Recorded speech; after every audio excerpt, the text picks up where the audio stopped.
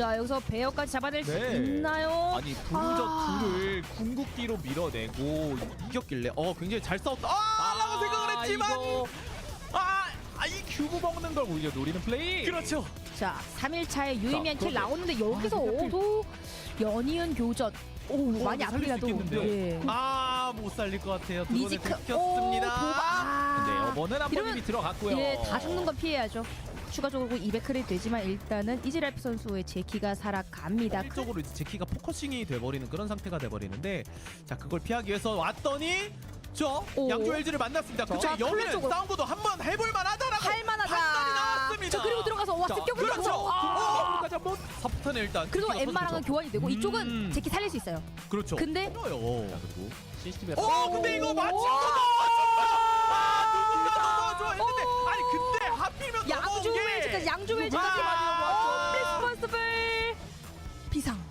자 근데 이거 샬럿이 점프패드 타면은 살 수 있는데 대박 여기 살렸고 해야 하는데 샬럿 살 수 있나요? 자 마무리됐네요. 양조 LG에게 흥미로워요.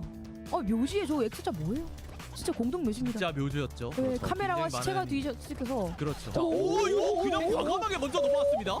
이거 넉백도 굉장히 잘 들어갔거든요. 네, 근데 변이 근데 이게 변이를 걸어버리면은 아스트라 버스를 못 쓰거든요. 자, 그래서 뭐 하나를 깔끔하게 마무리 양조 일즈. 따로 오지 않는다라는 거 보자마자 그대로 바로 비앙카 궁극기 들어갈 거고요. 자 여기는 어머리스폰스블 그리고 대전 오토함즈는 호텔 쪽 교전입니다. 그렇습니다. 와 이거거든요. 비앙카가 딱 포커싱한 거 거기서 이제 피에드 선수 에이든이 궁극기로 내려 찍으면서 마무리하는 그림 나왔고 자 여기 일단은 오턴즈 쪽에서 뭔가 데미지 딜링이 잘 들어가는 하트 와 로컨 여기서는 로컨 이거 정확하고 로컨 여기서도 한 번 타라고 이런 시네마가 앞으로 뚫을 수 있죠. 나가야죠. 자 여기서 잡히면 그대로 살것 같기는 한데 터미인데 역시 로컨은 로컨입니다. 그래서 거기서 이제 재료들이 많이 뜬 것 같아요. 네. 그런 밸류가 나온 것으로 보이고 자 제철 발랑크스와 럼블 이번에도 뒤쪽으로 궁극기를 쓰게 되면은 게다가 비앙카가 똑같아요. 괜찮아요. 자 오히려 위클라인 버프가 지금 2분 24초 남아있으면 이 상황에서 더 킬을 만들고 싶을 양조 웨일즈입니다.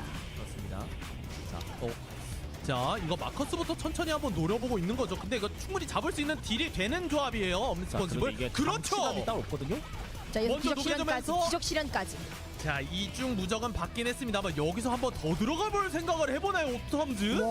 근데 이거 마커스가 없어도 안 뚫려요. 자 로콘과 시네마니까 한번 더 버텨보는데 여기서 시네마 뒤쪽까지는 이동하지 못하고 마무리가 됐고 로칸 여기서 피스킬 터지면 슬로우 들어가서 묻었어요. 마무리됩니다. 이게 자 그런데 이거 시설라가 나눠졌다는 거 한번 확인을 했거든요. 자 지금 타이밍에 하지만 나랑 놀자 본인에게 쓰면서 자 안으로 들어가서 금강 한번 해주면서 버텨줬고 엑스보이가 마무리할 수 있나요? 레볼로 하지만 카이팅 좋습니다. 그렇죠. 와 레볼로의 카이팅 근데 여기서 기절 맞췄고 엑스보이 기절이 당해버렸어요. 자 이러면 이번 교전은요 광주 슬래셔가 이기는데 그 문제는 엄밀스포츠로 내려오기 전까지 디나가 버틸 수가 있나. 디나가 버텨야 되는데 마무리가 됩니다. 할 수 있을지 모르겠지만 해내야 됩니다. 어쩔 수 없어요. 자 아니다. 치유 감소도 아주 약하게 있는 상황이다 보니까 이렇게 들어가서 일단은 하트 궁극기나 샬롯 궁극기를 먼저 빼내고 싶을 텐데 자 그래서 하트 궁 하나 빼냈어요. 그 다음 샬롯 궁 빼내서 하트 살아야 되는데 이게 무적 두 개가 너무 까다로운 그런 상성이 돼버렸습니다. 자 이어서 피올로도 위험합니다. 시간도 없고요. 니지카 자 아티팩트를 버티지만 그 이후가 없는 상태.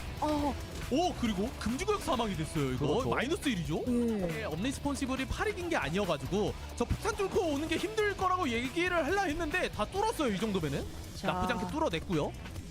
자 하지만 폭탄 계속해서 생성해 주면서 셀린이에요. 지역 장악에 강한 셀린이고요. 그렇죠. 야금야금. 네크로미콘도 셀린 가지고 있는데 자, 못 참았어요. 데미지. 자 하트 궁극기 이미 빼냈고 네. 자 이러면 샬롯 궁극기 살짝 애매한데 그래도 잘 사용이 됐어요. 근데 그 이후에 빼야죠. 그 위에 녹이는 걸 봐야 돼요. 자, 그 자, 이후에 그린애플. 그린애플 앞으로 들어가면서 1-8 마무리할 수 있나. 양성호목 스킬 다 빠졌고 이러면 변이 이제 넣을 수 있습니다. 그렇죠. NXA를 잡아내나요?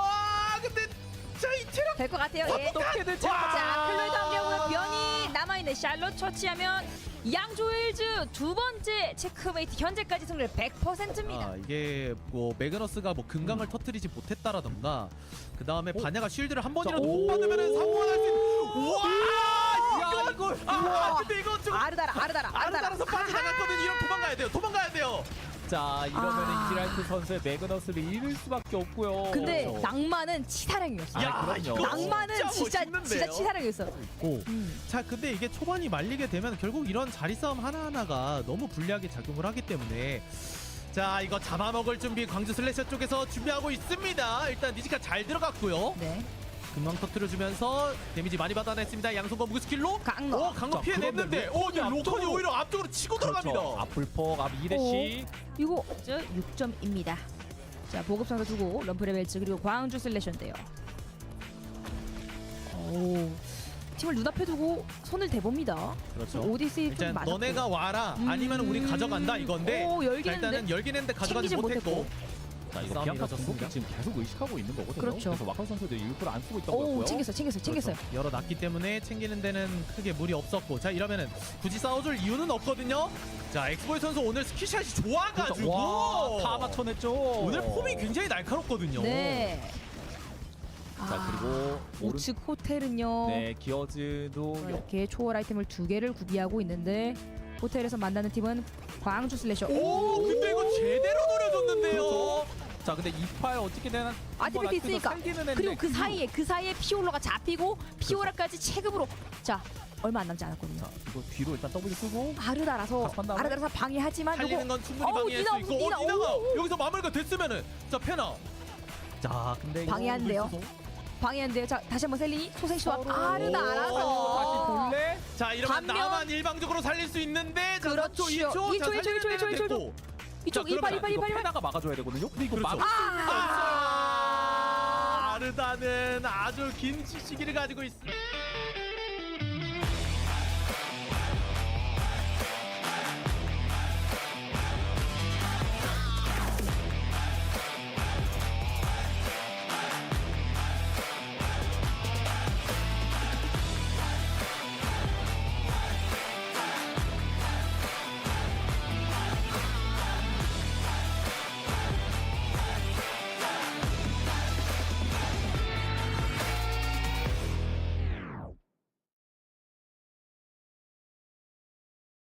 Hello, good morning everybody and welcome back to Eternal Return Masters. It's been about 24 hours and you know what that means. It's time for day number 3 of ERM Season 7 Phase number 2. Welcome back everybody. We are back to our original 2 casters for ERM. It's been a hot minute since it's been like this, but how are you doing today, Super? I am doing fantastic. It's good to be back, Shuvi. Took a little break yesterday, but I am feeling refreshed and ready to watch some Eternal Return Masters.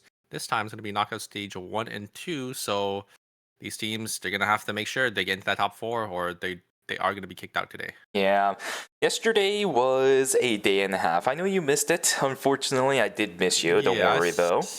I heard there's some technical difficulties. We had some 17 lobbies going on, some shenanigans going there, so definitely a more interesting dynamic. And I think we are going to have that today as well, just because, you know, the 8th place team that did get disqualified in one of the groups, obviously they did end up taking one of the slots, so we should have a 7-team lobby, I think, for knockout stage number 1 coming up. Yeah, but it shouldn't be that big of a problem once we start going into knockout stage 2 because we still have to take top 4, which in a way makes it a little bit easier for the teams that are in knockout stage 1. You have less teams to compete against. So let's take a look at what we were looking at for tonight. Over on the left side for the schedule, we've already finished day 1 and day number 2, which means we're going to start moving into our knockout stages. We are on day 3. Not that big of a deal, right? It's just a simple, casual way that we've done ERM in the past. Nothing too crazy, nothing too surprising. Yep, teams are going to start getting eliminated from today forward. All the teams that end up placing 7th and 8th are going to be playing in knockout stage 1. And then the top 4 teams from knockout stage 1 and the 6th place teams in the group stage are going to be playing in knockout stage 2. So we're just going to go towards our bottom half of the teams for today. And then next week we will have a lot more Eternal Return for you guys. Exactly. Phase number 2 has already shown us quite some funny business going on. I know you missed the games yesterday, but I will say, considering the fact that Group Stage C was the one where we had 7-team lobbies. It was probably by far one of the most chaotic lobbies, I will say. I do highly recommend you watch games 1 and 2 back super later down the road if you just want a fiesta. I'm kind of curious because I wasn't here yesterday. The dynamics for the bands, because I'm because you weren't here for the first day. Yeah, but And I there's did one see of the something. groups. Yeah, there's one of the groups where there's a lot of front to back teams in that one lobby, and every single ADC ended up getting banned out for Yep. the rest of the series. So that was really funny to watch. I don't know if there were any interesting dynamics in that sense yesterday. Not that much, I'll be honest with you. There weren't too many bans going around yesterday, but I mean, obviously for good reasons when it comes down to it, but still, it is what it is. Now, we didn't really talk about the teams that are going to be playing because we were talking about what happened yesterday, so let's take a look at it one more time. Today, we got the teams that are coming in from 8th place tonight. C2 Pathos, Golden Light, as well as Rump Rebels. Very interesting that this is what ended up happening, but this is what we've got. Wow. In 7th place for the group stages was Demian, Legacy, Kyungi, Innate, and Gear. Wow, Innate is down here in 7th place. Yeah. That is so surprising to me. See what I mean? But- You should watch the games from yesterday. At least games Wow. 1 and 2 of Group C. But let's get started immediately with the games. The KR side, they want to go to sleep early tonight too, or something. I don't know. They're just moving. Kyung Innate in 7th place. I mean, they're all the way down knockout stage 1. So I mean, this will probably be our team to look out for that miracle run. I would say in phase 2 here. It is gonna be only 7 teams for knockout stage number 1, so we're probably not gonna see any bans coming through to fruition. But I mean, who knows? Maybe there's gonna be some meta taking There place. is I think one. most teams are just gonna. There is stick one with what already, they're man. comfortable with. Ooh, I do see it. It is gonna be that Oh. Darko ban. Oh, is it a And- Darko ban? Yeah. 1, Darko 2. Oh, you're right. Darko should be off the table here. I don't think I see any other bans, but sort of makes sense. Darko, I think a fantastic character right now. He did end up getting buffed in the most recent patches, and if you ever check his or if you ever caught up with the statistics in ranked, I think he is sitting near the top. So not too surprised that a lot of these teams are going to be picking up that Darko as their frontline engager. Yeah, with the games that we saw yesterday as well, we did see Ink9 pulling off some really good performances, although we are getting 2 slight different variants of the Darko tonight from the looks of it. We've got a Stellar Charge version for 2 teams, and then a Healing Drone version for one of them. So it's probably still going to be a little bit more alongside that tankier / bruiser version of the Darko on both of them, but I think the sustainability is definitely going to be a bit of a difference, right? Healing Drone or not, it is Darko after all, and that Healing Drone helps. I think Team Gang is going for more of that solo frontline tank Darko, so that's why they're on that Healing Drone. Probably gonna make sure, or probably just utilize Darko's kit to maybe get in there, maybe kidnap maybe the frontline tank into the backliners, so Gang can easily clean that up. And then the other Darkos on that Stellar Charge, I think they're probably gonna be playing more of that Bruiser route. You could see, they already have another frontline Bruiser. They have that Sua in one of the teams, and they have that Leon in the other team. So definitely want to make sure you have that extra damage. Yeah, funny thing enough, I was actually looking at Demian right now. I think their Leon is running Glove, which is quite interesting because we haven't really seen too many Glove Leons as of late, right? That seems to be a team that came from Group A, so you might know a little bit more about that. But a lot of Season 7 has been mostly dictated by Tomfa Leon, so this one's going to be a little bit interesting, at least for me to take care of, and to see how it goes, at least for Team Demian. The composition itself looks fine. You do have the Cecilia for a little bit more of that pick potential, but it's that Glove Leon that's going to be a bit of an X factor to me today. Yeah, that Glove Leon having that, I would say, that solo carry potential, and in a team like Damien, having that engage potential and then having that extra damage, I think is going to be really helpful for them. They do have that Cecilia as well, to sort of round out their team comp, poking in the back. So really interested to see how it does end up working out for them here. It's kind of funny, you actually see the tournament score. All these teams are already guaranteed 1 point because there's no 8 teams. So here comes Engage. There is a Soul Stealer invested. That is another thing I want to talk about as well. I think most of these teams are going to be on that Soul Stealer. Such a great augment, especially when the meta kind of calls for it, because if other teams are running Soul Stealer, you kind of need one yourself as well. Here comes Ultimate coming out from the Nadine. Actually just going to jump on forward. Just going to be able to take down Piet there, so gonna be able to pick up a nice kill. Yeah, beautiful electric shift to dodge out of the electrostatic surge. He's able to get himself out and pick up the additional kill for themselves as well.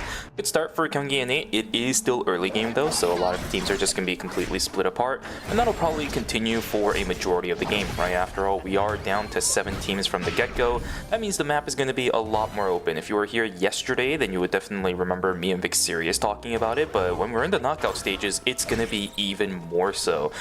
Just because of the amount of risk that is involved with separating yourself, I don't know if too many teams are going to continue doing this over and over again, most likely after night number 1. But if they do end up doing it and it actually pays off, the amount of value that you can get as a team that split farms is pretty high. Yeah. Seven team lobbies definitely change the whole dynamic of the lobby, just because it makes the map a lot more open.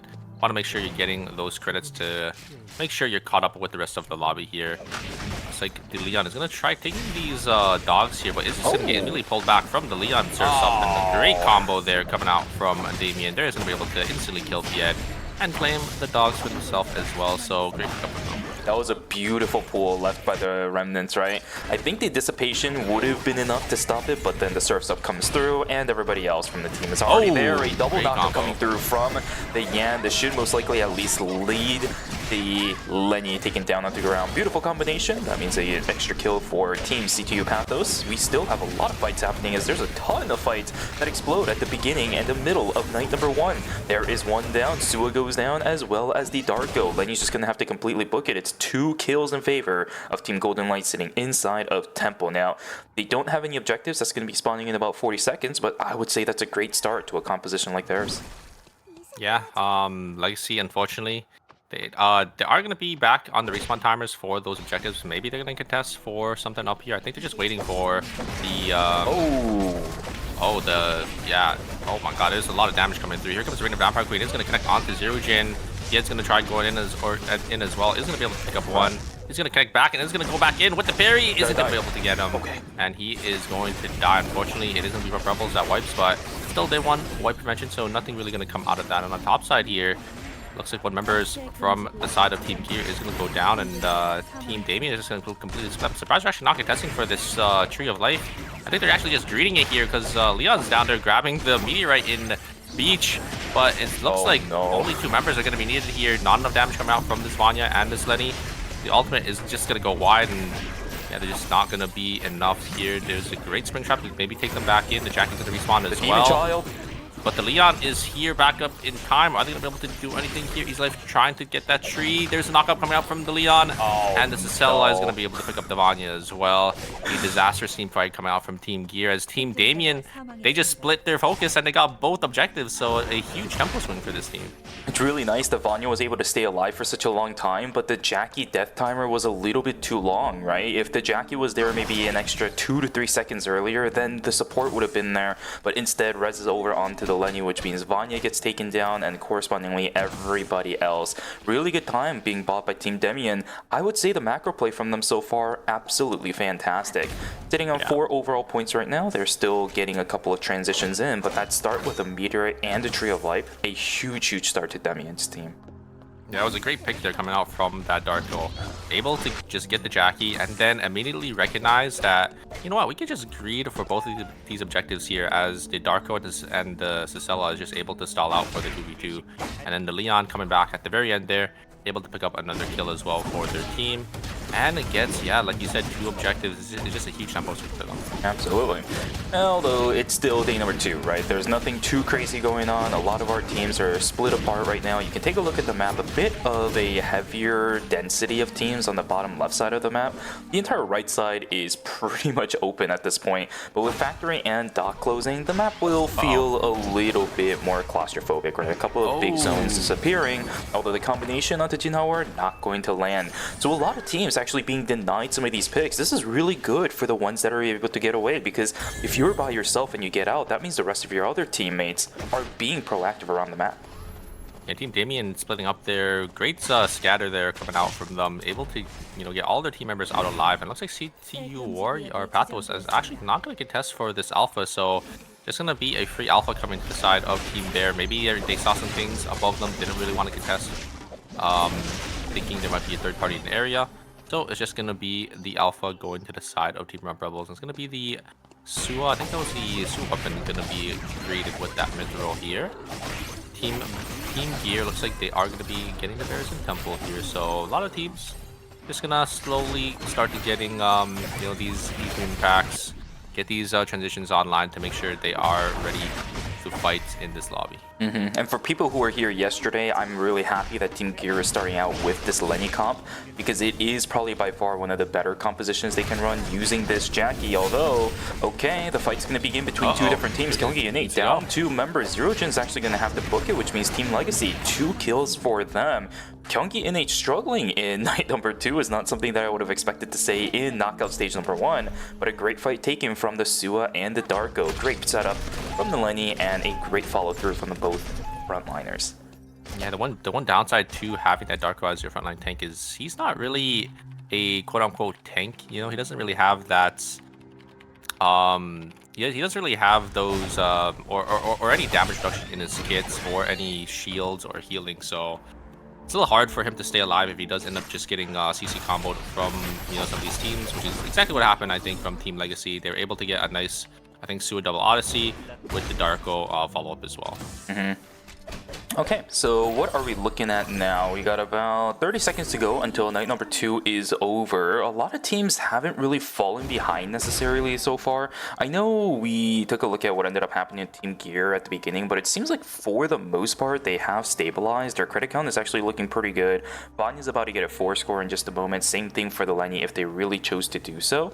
And the Jackie is just farming by themselves. It's not that bad of a situation for these players to be in, although I'm not exactly sure why she walked into that red for a second there. Nimrod's Gate being utilized by the Arda to get themselves out. It's going to be the northern side of Warehouse. They will try to leave from Rump Rebels, fighting for the Tree of Life. They will be able to get it. It's a pretty quiet start to day number 3. Fighting for the purple box though, Kyungi and 8, they will be joined up by Ing9. Can Team Gear fight this? I don't think so. The poke coming out from this haze is a little too much.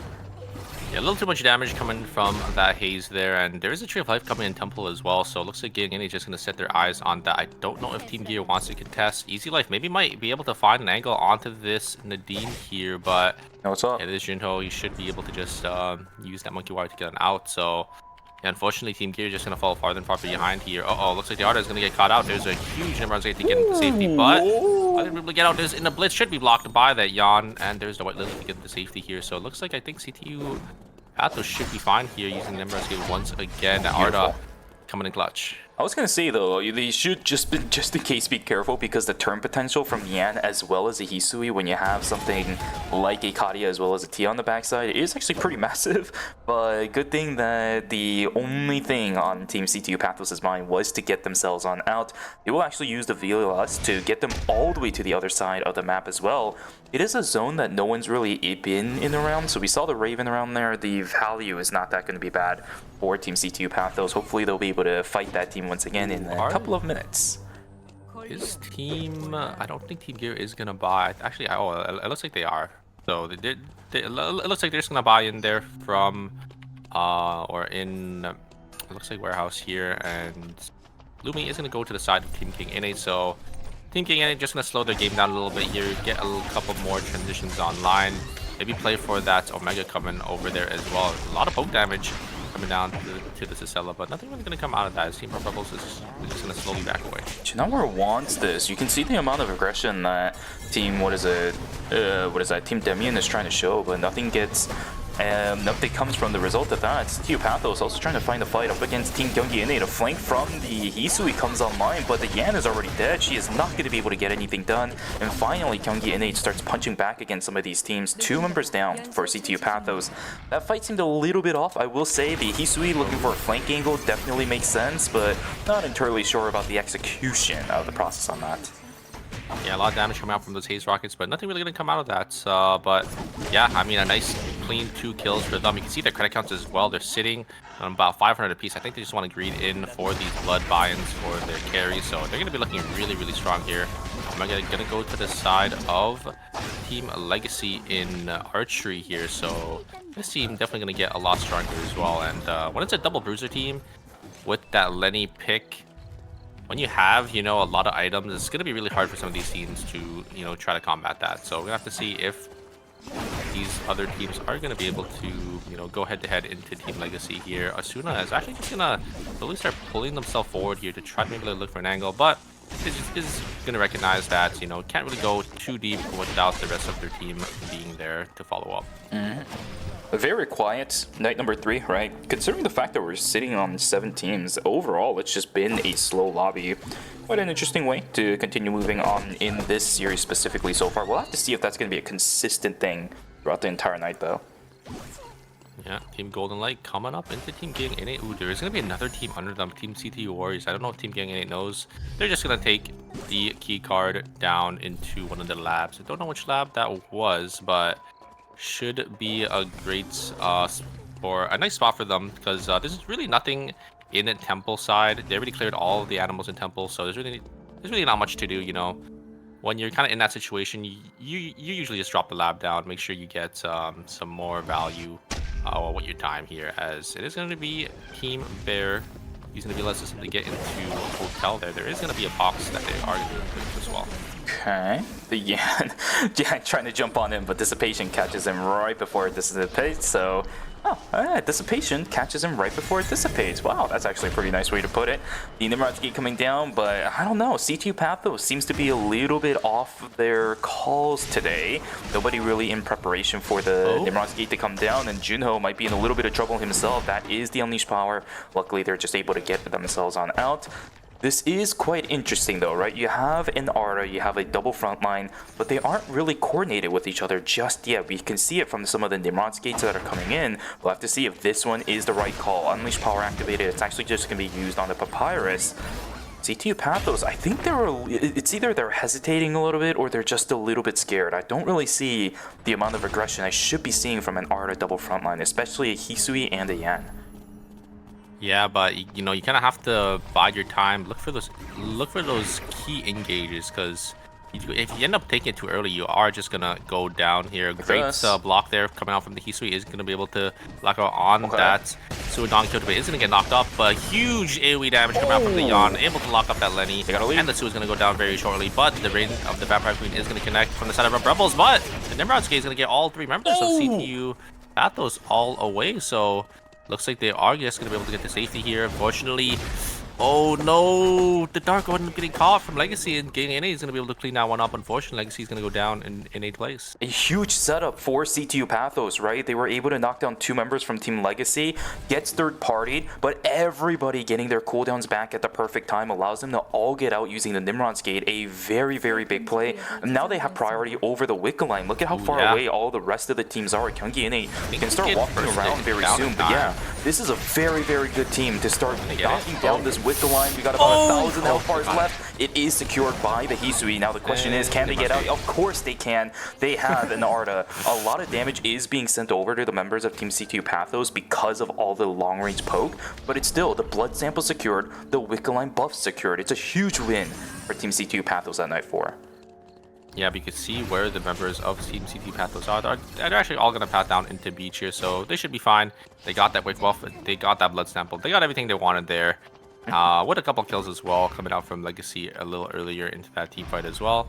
Oh, Team Bear or Team Gear actually going to teleport down into beach here. I wonder if Team CTU Warriors and hears this and maybe wants to take this team fight, because they should recognize, you know, a team just randomly TPing down into beach, they're probably not going to be as strong. And oh, they are going to be able to catch this Vanya. The Vanya, unfortunately, jump screen into the wall. Check. No. And that is going to be it. A great parry coming out from Pied to block out on that Darko R, but it's not going to be enough. Rebels, unfortunately, that's a minus 400. You can see that their items, they want to get those blood buy-ins. They're greeding a little too much, and I think that's going to cost them dearly. Yeah, something that I'm noticing from Knockout Stage 1 so far is that some of these teams just don't have gadgets readily available when they want it, right? Some of these teams' solutions would have been to just have that mobile kiosk, but they do not have it. Bear getting pumped down with these rocket launchers and eating a bullseye themselves as well.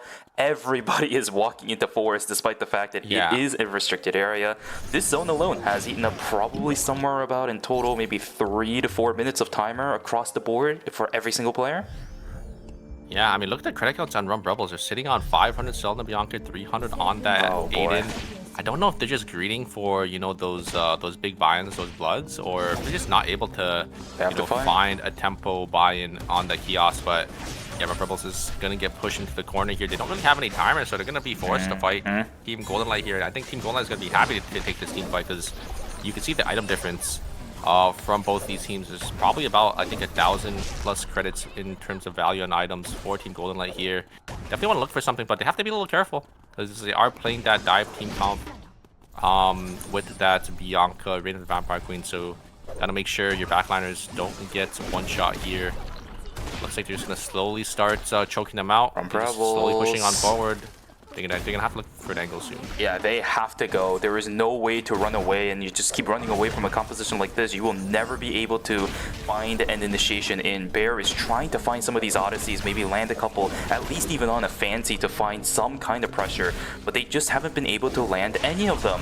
Youngman still pumping out the yellows, and the colors have been coming through. HD2 getting poked out on the backside. Will end up not getting taken down. Yes, they do, but the trade comes in. It's a 1-for-1. Fancy taken down. They're below half HP. Piet trying to find a little bit of pressure on the backside, but the colors and the CC rotation comes in. Parry is good. Double stun coming from the Bear. It's going to help them just a little bit. HD2 will end up securing their body. Piet does end up getting found out. They get the body. Fancy. No, they do end up getting the body. Now it's down to a 2v2. Bear is still a Sua, but the color rotations from the Tia is way too good, and the Bear denies Bear. What the heck is that? The blue lands over onto Piet. This should be it. Yellow in. There it is. Yellow-blue combination down onto Piet. Rump Rebels will take the fall. That Bear did way too much against Team Rump Rebels. Yeah, I mean, Bear, Oman there, just able to get so much value there on the side of Team Rump Rebels. Team Rump Rebels, despite the item difference, made the fight really close here. They had a huge engage onto that Kadia, but unfortunately, just wasn't enough. That Tia just providing so much damage, was able to trade the Bianca right after.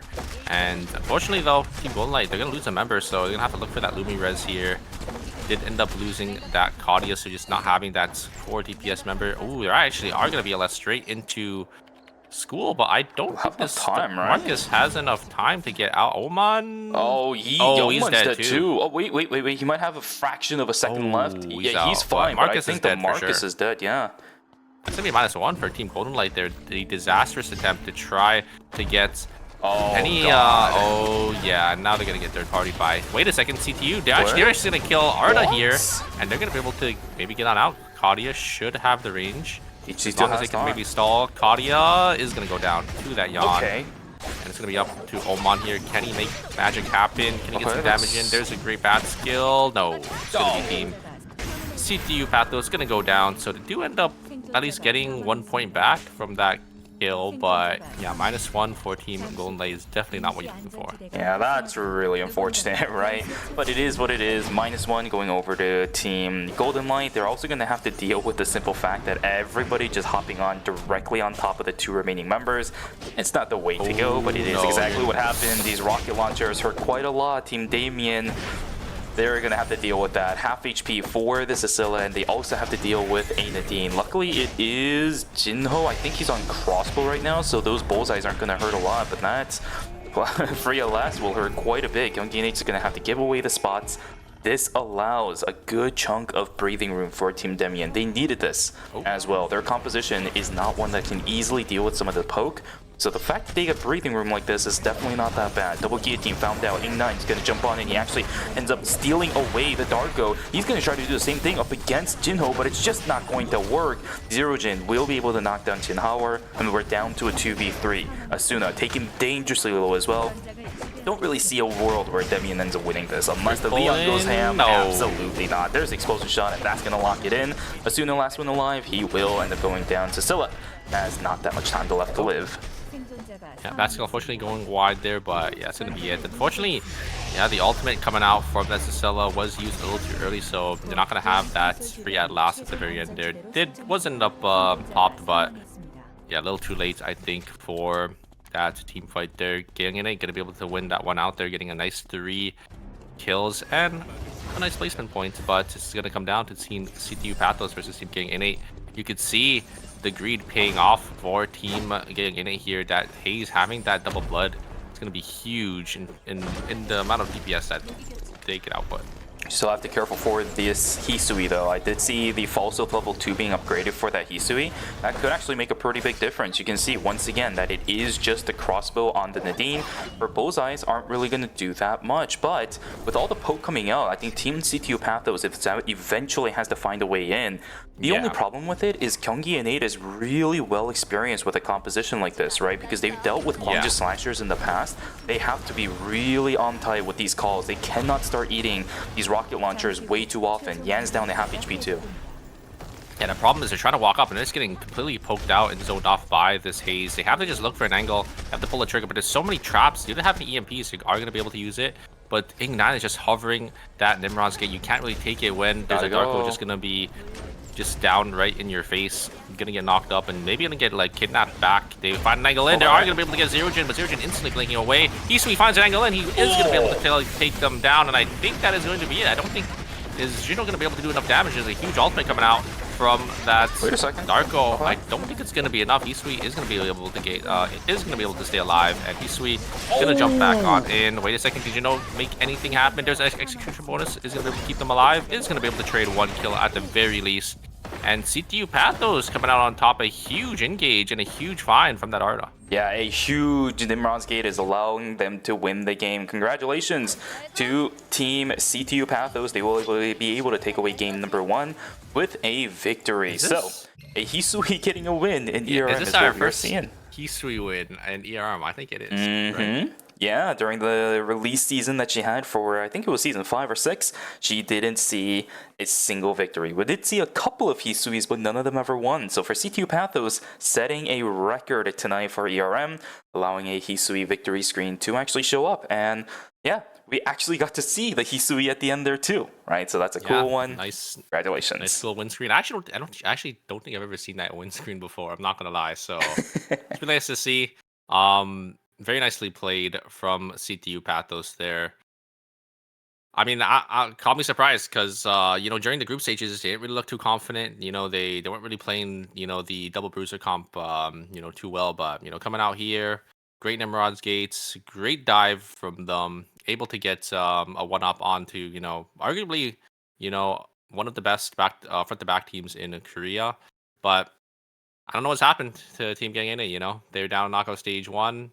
But we're going to have to see if they are going to be able to bounce back. Yeah, either way, I think they'll be okay, right? The fight at the end there was more Team CTU Pathos being a little bit more proactive than Gyeonggi and it making a mistake.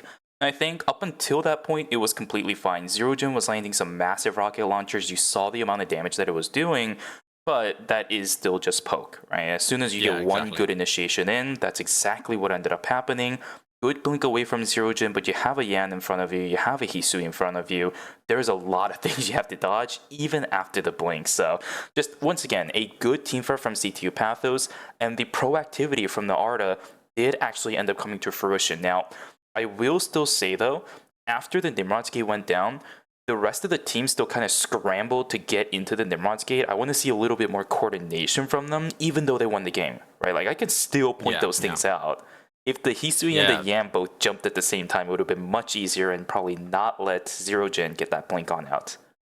Yeah, there were a couple, I think, of, you know, questionable, I would say Nimrod's Gates, or I guess they're basically just buying their time, you know, to find that perfect engage there. Sending the Yan in first, getting the combo off, and then Hisui. You know, one of those characters that is actually able to follow up even if you do end up blinking away, right? With that W2, that's extra dash. Basically has like about 2 dashes in her kit if she is going to be able to connect, you know, her skills. So gotta be a little careful. Her effective range is quite long, so yeah, definitely have to watch out for that, especially. I think you know, Jinho just thought they were safe, right? Walked up to poke down with those rockets, but yeah, just end up getting caught there. Exactly. It's all good and dandy though. You can see where Team Gyeonggi NA is right now. They were still extremely proactive throughout the entire game, meaning they're only 1.5, I'm sorry, points behind Team CTU Pathos, who'll be sitting in first place with 18.5. Damien with 13, they were also pretty proactive, and it just goes down from there. But this is still game number 1. Not that big of a deal for a majority of these teams. We did see a few really good fights from a majority of them. plus. At the bottom is Gear and Legacy. I'm pretty sure they'll be able to get some pop-off games, assuming their entire team composition is allowed to do what they want to do. Yeah, 4 and 3 points. Not too good of a game from them, but this is just game number 1, so they're going to have a lot more Eternal Return to be played here. Remember, it's the top 4. Just have to make it 4 out of 7. So I think your odds are pretty good to make it into Knockout Stage 2. Yeah, it'll be completely fine. No real worries at this point. After all, you only just need to beat 3 other teams today, more so than 4, like the usual. So yeah, the real trouble is going to start coming through during Knockout Stage 2. That's where the real problems will start coming in, because we're back to our usual Knockout Stage format with 8 teams. Yeah, and all these teams, I think usually on the lower ends of Knockout Stage, you're probably going to see most of these teams just stick with, their team comp that they're comfortable with. We're not going to really have too many, I would say, meta calls for these lobbies, but who knows? Maybe we might see a ban in. Oh no, wait, we do have a ban actually already coming out in Knockout Stage 1, which is going to be that Darko ban. I wonder what these players are going to be end up swapping to. I think Ing9 probably just going to play another tank. Maybe that Mai going to be coming out for him. I'm not too sure though. Yeah, there's not really that many characters that do what Darko does, but I think the main purpose of what a lot of people think Darko should be doing, it wasn't really accomplished here. There was no kidnapping people this time around. It was just classic Darko frontline being annoying. His rotations are pretty good. His slows are pretty common. His damage is also not that bad. You could definitely substitute that with some other people. Yeah. I think Mai should definitely start being a factor here. You could even look for a Lennox, even an Estelle, if you want to come down to it like honestly, that. It's probably going to be Shukai. Because That's Shukai, what I think too. We saw a lot, and Shukai was actually banned in the first group. I think Shukai is going to be the premier tank for this phase because of, if you guys don't know about the mid-season change for Shukai, he was able to get 2 charges on his W now, which is like the heal and the extra tankiness. You get defense as well. So having 2 charges on that is actually really big for a character like Shukai, just because usually what happens in team fights on Shukai is you go in, you're forced to use that ability on yourself, and then you're not going to really have, another one to give to your teammate. But now that you have 2 charges, you could give one to your teammate, and you can have one for yourself as well. You get best of both worlds. So we're probably going to be seeing, I would say, him being picked, just because I do think he's going to be the premier tank for phase 2. Yeah, and plus he is a very good candidate to bring either a protocol violation or even the Soul Stealer, right? Very easy to bring a resource like that to your table, which means everything else on your team can start bringing things that are a little bit more important to them, like the Blink or even the Electric Shift. It's just a really good resource. Shukai is really being, as you said, the best of both worlds right now.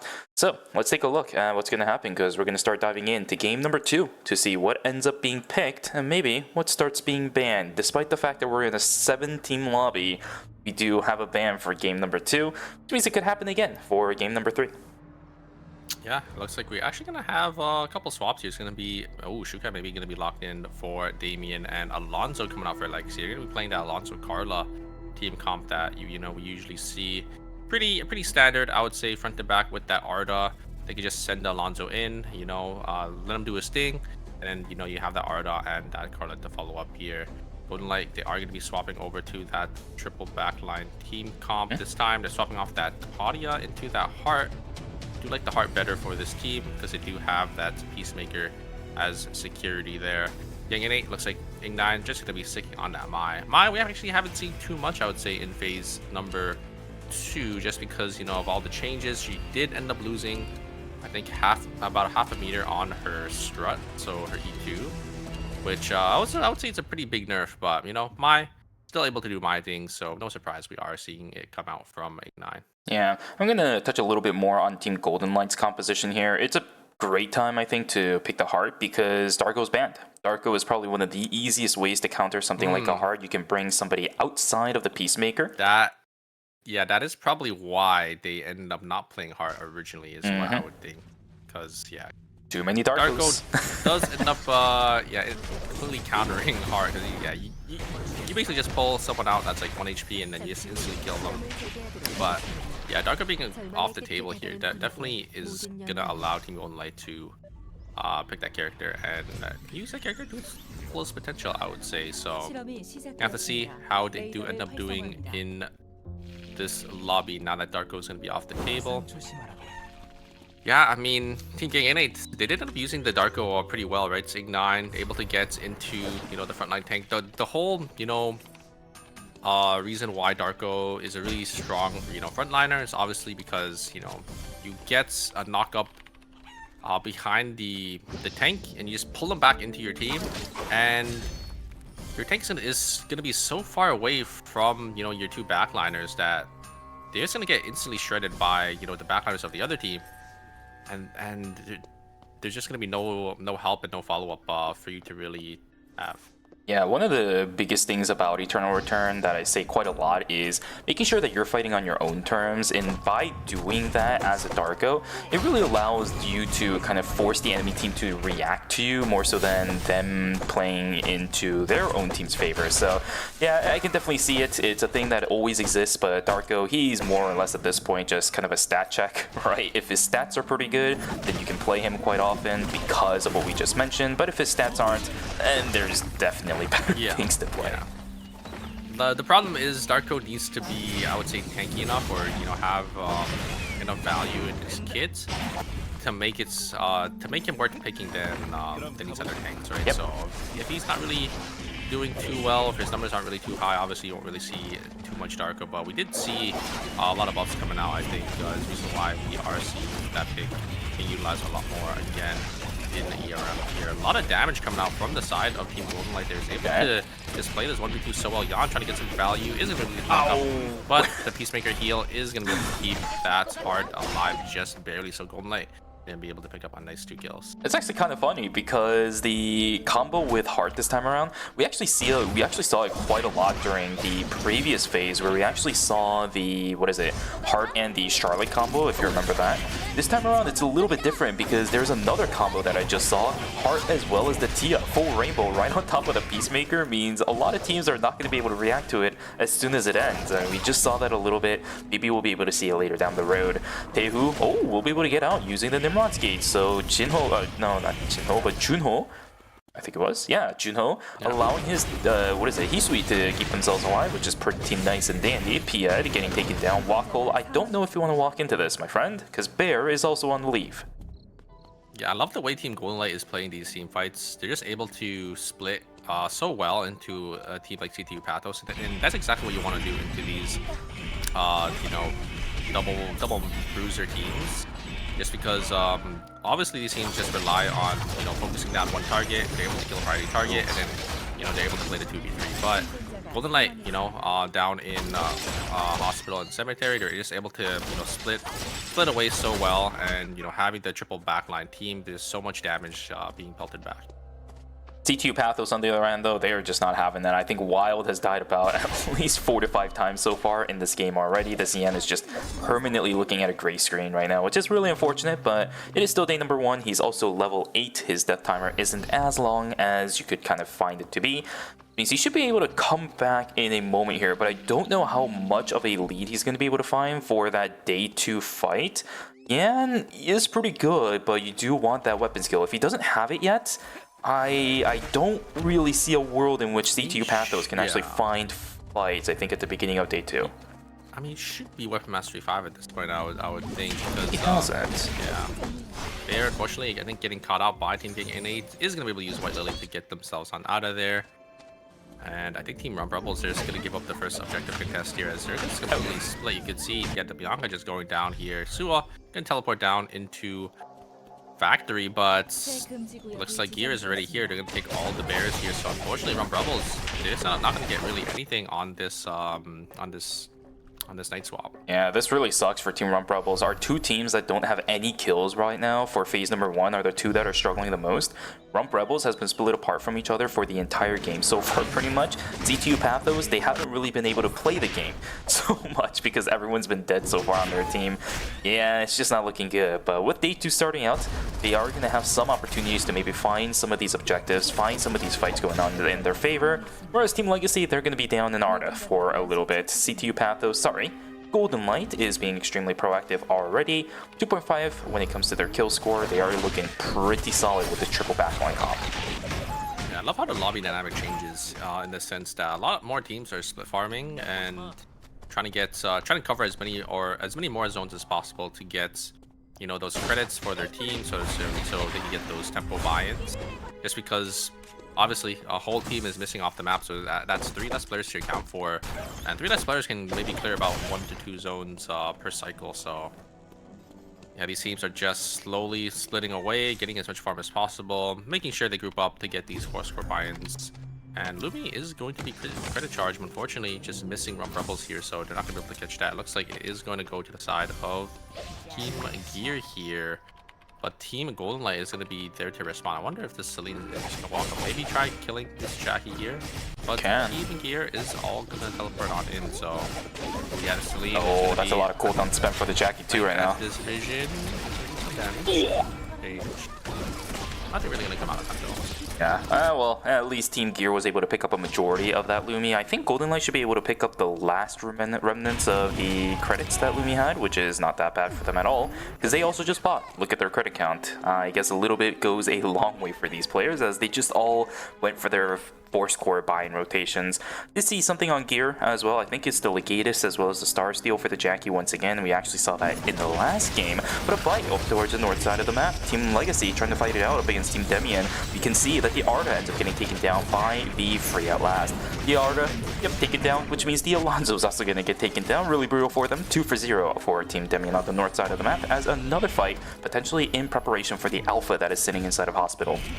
And you can see in Dock as well. Looks like Team CT Warriors was able to get the one up onto Bear. Gear losing 2 members. A little unfortunate for them. They're gonna try moving on forward. Gear's very invested. No, nothing going to come out of Team Rump Rebels just yet.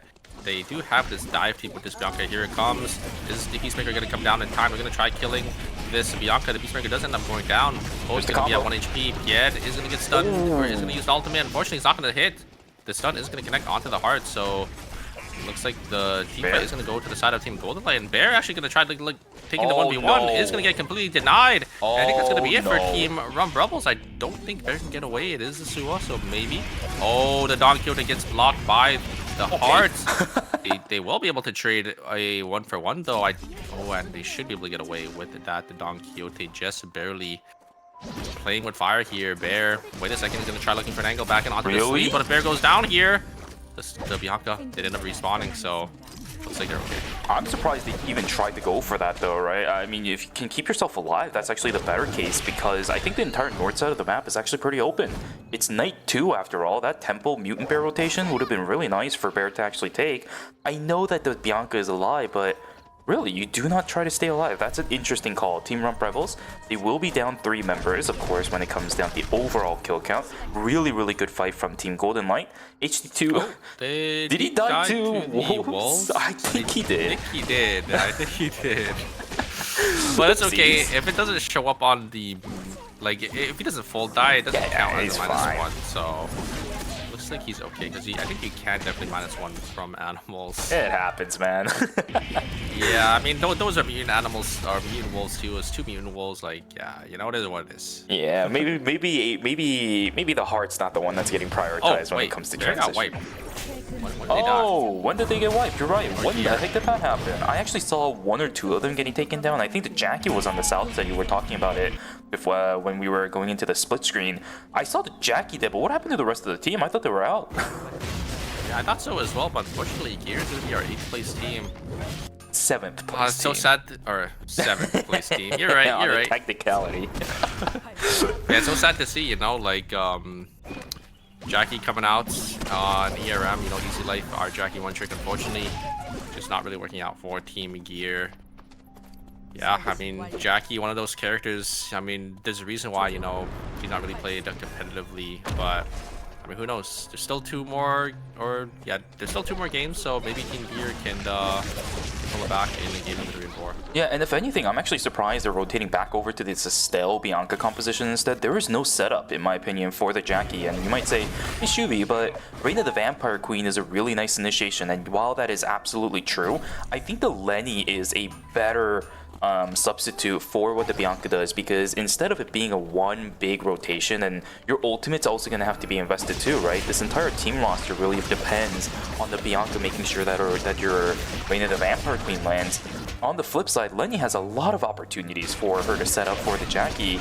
I think that's just a lot better in a situation like this, especially in ERM, because we talk about this all this time in Super.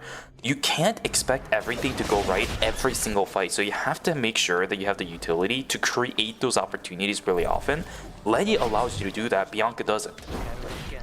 Yeah, I mean, I really like their double frontline team, but yeah, I think it's just because, you know, they were playing that Lenny. I think they were playing Lenny, Vanya, Jackie, and like Yeah, Vanya, it's Jackie the Vanya together. that's also weird.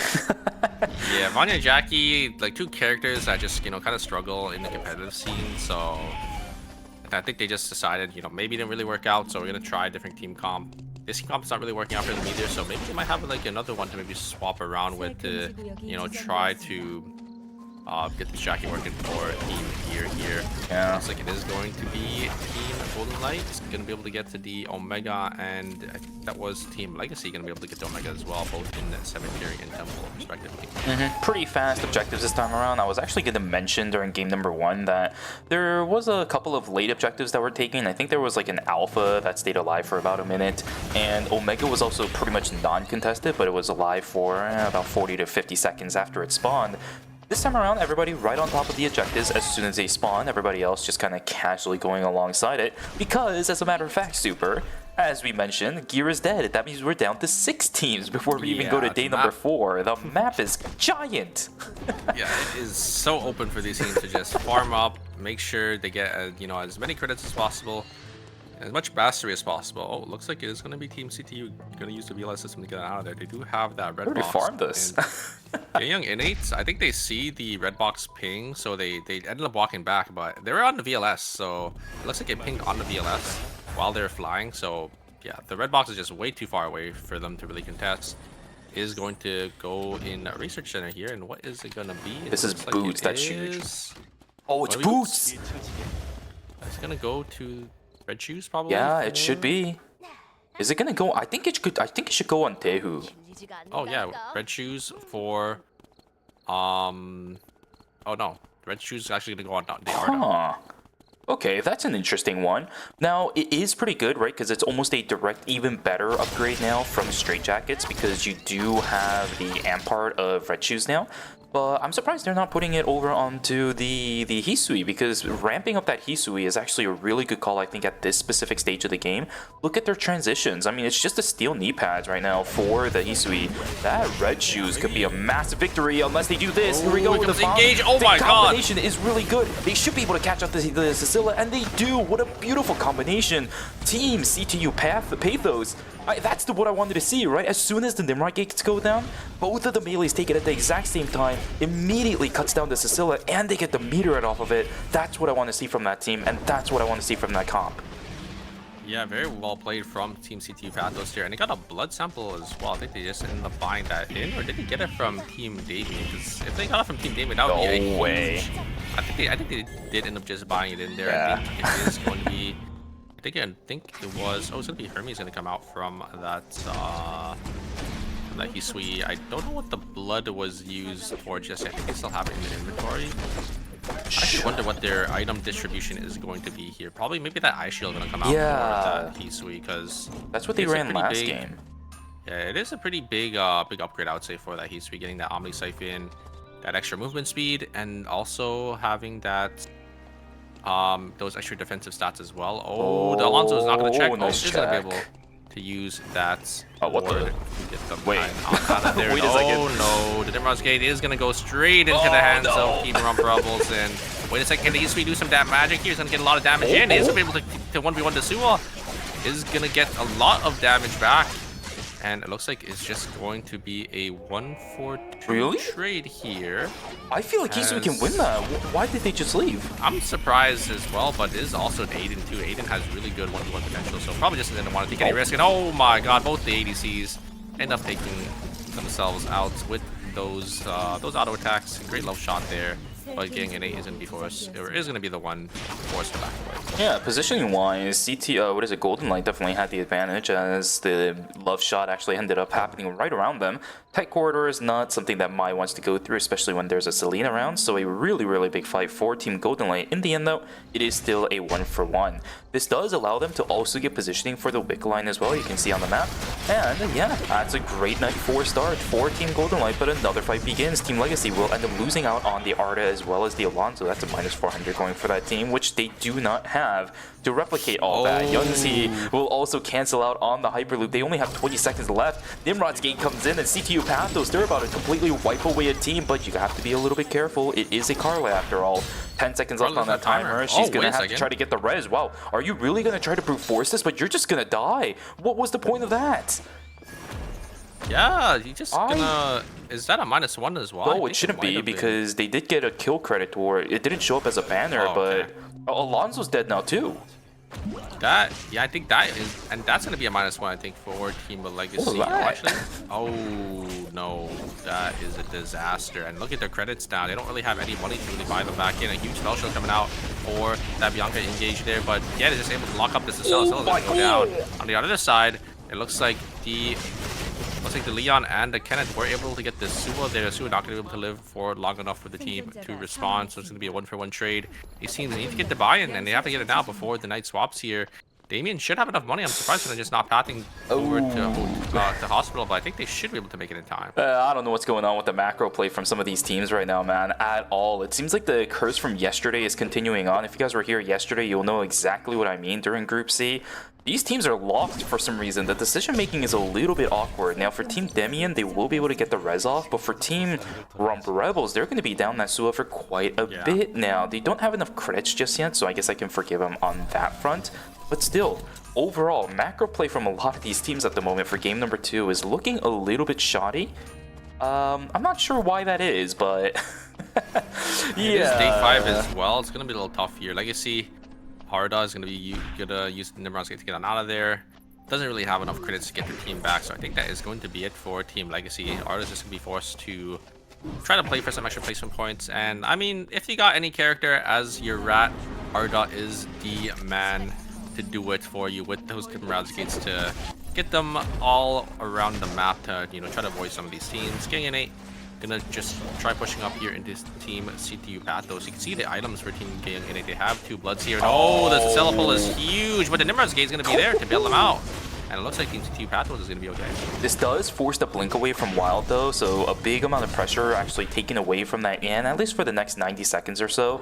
This is going to allow Team Demian to at least hold control over Chapel for the time being. I think Asuna on that Sicilla, especially without the blink on Yan, should be able to keep themselves alive for quite a bit, so it's not that bad. But Legacy, they're trying to get themselves on out. HG2 is going to blink on in, respond in kind by 300. The Arda somehow remains alive. Can he get out is the question though. What is this routing? What is this pathing? What are we doing, man? Legacy, I mean, yeah, you don't have timer, but what? Yeah, no timer, and then pawns turning red. They were basically forced to make that play, I think. A little unfortunate, but Legacy going down in 6th place with only 2.5 field or kill score, so not too much points for them, only 4.5 points. Oh, somebody's got to stop it. Piet's got to stop this. Oh, no! Caught. Yeah, I mean, you can't really stop it there anyways because you are getting chased, so Team Damien is just going to be there to respond. It's so unfortunate for Team Rebels. They're not going to be able to get the res. Lumi's getting completely guarded off and completely gate-kept by Team Damien here, so they're just going to be forced to play as a 2-man coming into the end here. I don't know. Nimrod's Gate was put down, but definitely don't want to take that because there's nowhere near any of the members of the side of Team Damien for the engage there. Piet, he's the one with the last amount of time. Oh, they don't see him. They don't see him. Oh, there we go. Now they see him. Oh, get out, get out, get out, get out, get out, get out. Oh, God, Electrostatic Surge invested. He does end up using the parry to get himself out. Yeah, he's sitting on 7 seconds of timer. Now, the question is, right, Rump Rebels have both made it across the wall. Is there enough time for Lumi to actually loop around? Because it's been in red for quite a long time. Unfortunately, Golden Light, though, is kind of gatekeeping this. I don't think it's happening for Rump Rebels. They are going to be stuck on Golden Light is here, and it just went into Forest as well, so I don't think they're going to be able to get it. Lumi should be leaving off the island very shortly here. Oh man, I thought it was way further in. Yeah, because it was in Chapel and then it just looped in, I think. Oh, that's weird. When it ran around. So Rump Rubbles. Oh yeah, it looks like it is gonna get caught by getting gate capped.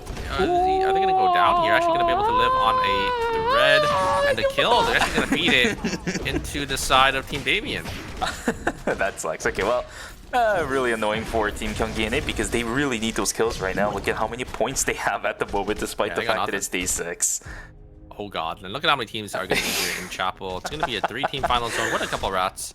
Team Rump Rebels, that Bianca is going to be devastating for any team that ends up walking into the rim, the Vampire Queen. Walker can basically play a Kingmaker here with that. The Bianca are they going to be able to use it? Or who are they actually going to send it on here? Because they're going to be forced to pull the trigger very shortly. Getting an 8. Oh, it's looking like it's Team CTU Pathos, but look at this. Team CTU Pathos is going to full send it onto Team King in, and they find the perfect angle onto Jinhu, and they are going to go down. Here's a third party. They've been going to be able to collect their dues and have a great third party here, able to clean up a couple members from each team. And it should be Team Damien going to be the one to come out on top. Wait, I mean, look at this though. Look at the way that Daewoo is playing. No, he's not going to be able to find it, which means down goes the Hisui. And I think the Yan actually is going to -1 in a few seconds here. Look at him. He's going to fall down in 3 seconds unless Team Damien can find him. Wait a second. What are you doing, bro?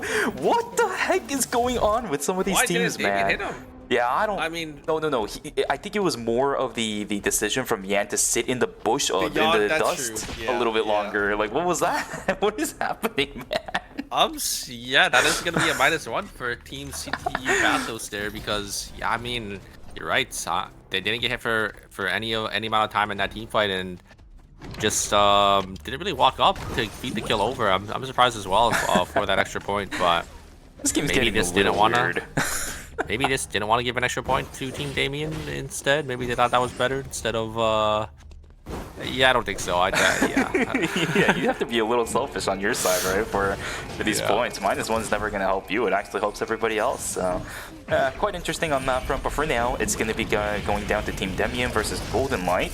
The initial zone control will go over in hand to the triple backliners. It's going to be a little bit difficult. Nice reaction from HT2 to get away from the duck dive. This actually puts a lot of pressure on them. The full rainbow goes down, but it's just going to get completely dodged out by Asuna. Now, pulled in is going to be Fancy. Luckily has the blast wave to get out, but look at the corridor. Look at where they are. And they know exactly where they are too. Cecilia is going to be able to pull her in, and the Celine goes down. A beautiful, beautiful setup, and Asuna, really good map sense, is going to be able to take that down. And a full reset's going to come online. Jinhua jumping on in, HD2 on the backside trying to get themselves away. Will they be able to do so? Absolutely not. You get away from one, you dodge another, you have to dodge another, and you're just dead. GG's called out to Team Damien. 13.5 kill score, 23.5 for the team score. GG's. Yeah, Team Damien just looking so dominant in this lobby here. Great CC combo there, and great recognition to catch out on that Celine. And then also Asuna just able to get the perfect bubble there to block out on all that damage coming out from that Tia.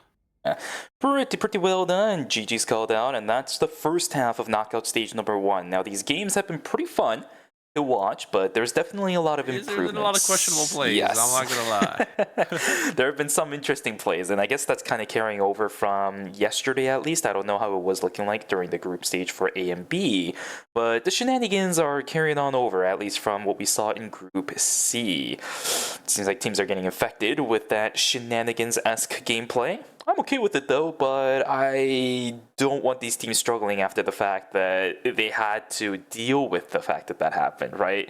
Us, it's funny to watch, but for the teams, they have to deal with the fact that it happened.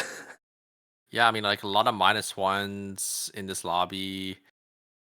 I mean, the macro play just isn't there, but you know, on the lower ends of the knockout stages, it's probably what you're gonna see. But I mean, these teams, they're still really solid, right? They made it all the way to Era Masters. Maybe just the pressure is getting to them because this is their elimination stage, so they have to make sure they get into that top 4. Well, I wonder what the scores are going to look like. There are a few teams that are still going to be struggling on the bottom side, but I did see, it wasn't Team Gear, I forget which team I was looking at, but they did actually manage to get a few. It was, it's not even CTU Pathos because they won game number 1. They actually had a really successful game number 2 as well. right? Even if they didn't win the game and the -1 actually ended up happening, they got a lot of kill score before even the Chapel temporary zone popped, so they're going to be fine.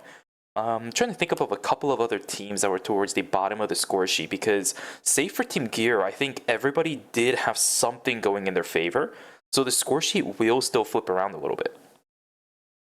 Yeah, I think I don't know where Team Legacy was, but that was the team that I think -2. Yes. Oh no, I don't think they -2, but they -1 with that Alonzo, and then they just like lost 400 credits early. That was yeah, that was a little tough to watch, but I wonder if they are gonna swap up their team comp, maybe go back to that Darko that is gonna be back on the table. I think they were playing that originally. Yeah. I think we should be able to see that coming back with a lot of the teams heavily prioritizing that kind of character. It's definitely not going to be too uncommon for us to be able to see it once again in game number 3, but that'll come after the break. Let's take a look at what the scores are looking like before we send it over there. Now this looks a little bit like a leaderboard, right? That's a bit more standard. We have the cascading score sheet going down from the top down. Yeah, everyone's got some 0.5s here. Looks like everyone's got a little love, but so this is gonna be Team Damien coming out in first place with 36.5 points. A huge game 2 for them is gonna put them all the way up there. CTU Pathos in second with 32.5. in third with 22.5, and Golden Light in fourth with 21.5. Yeah, it's looking pretty decent for the teams in the top 4 at the moment, but that can always change because we got 2 more games left. But guys, that was an even number of games. That was game number 2. You know what that means? We're going to go on a break, so grab some water, go grab a snack, and go take a stretch. We'll see you guys back here for the latter half of Knockout Stage 1. Take care.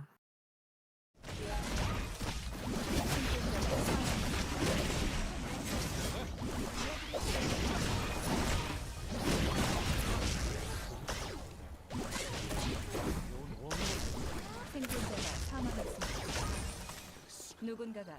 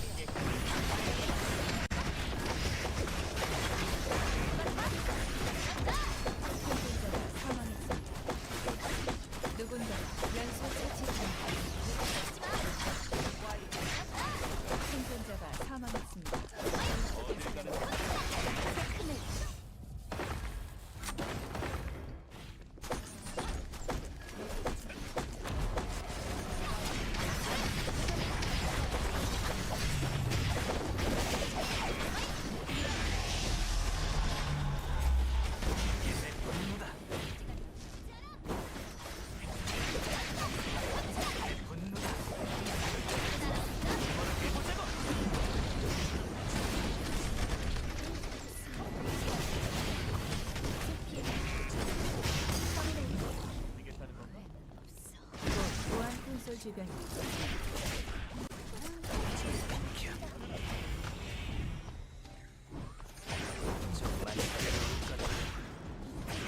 건설이 탄생하고 있습니다.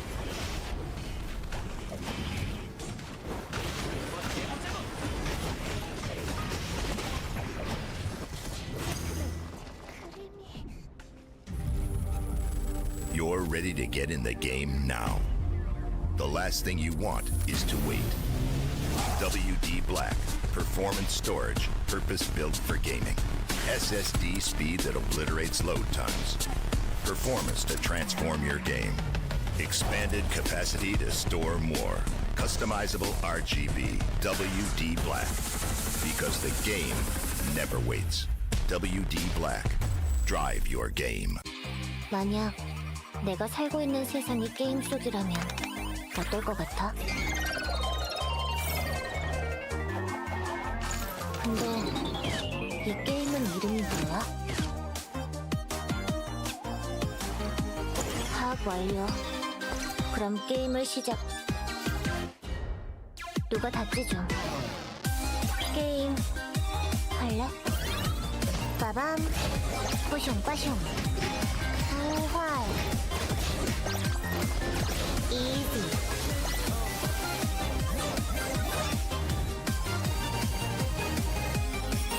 덤벼라, 이 허약한 허저가. 빰빠바밤. It's just a game.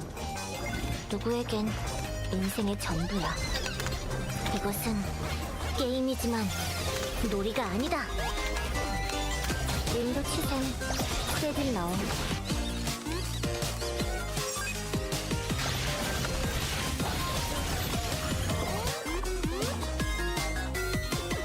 승패에 집착해.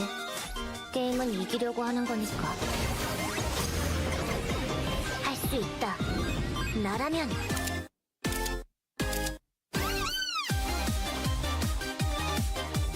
빡겜 모드 온.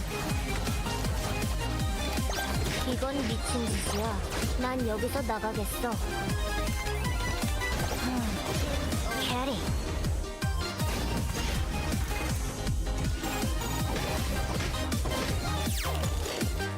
근데 이제 뭐함?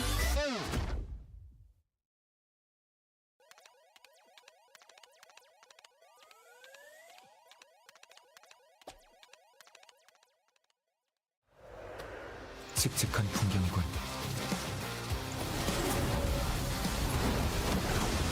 사람들은 없는 건가? 공을 잃어버리지 않도록 조심해야겠어. 불길한 기분이 드는데 좀 서두르는 게 좋겠군. 투수의 진가를 보여주마.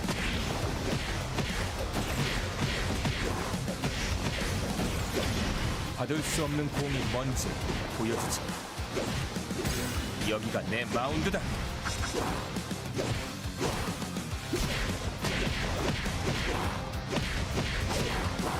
네 경기는 여기까지다.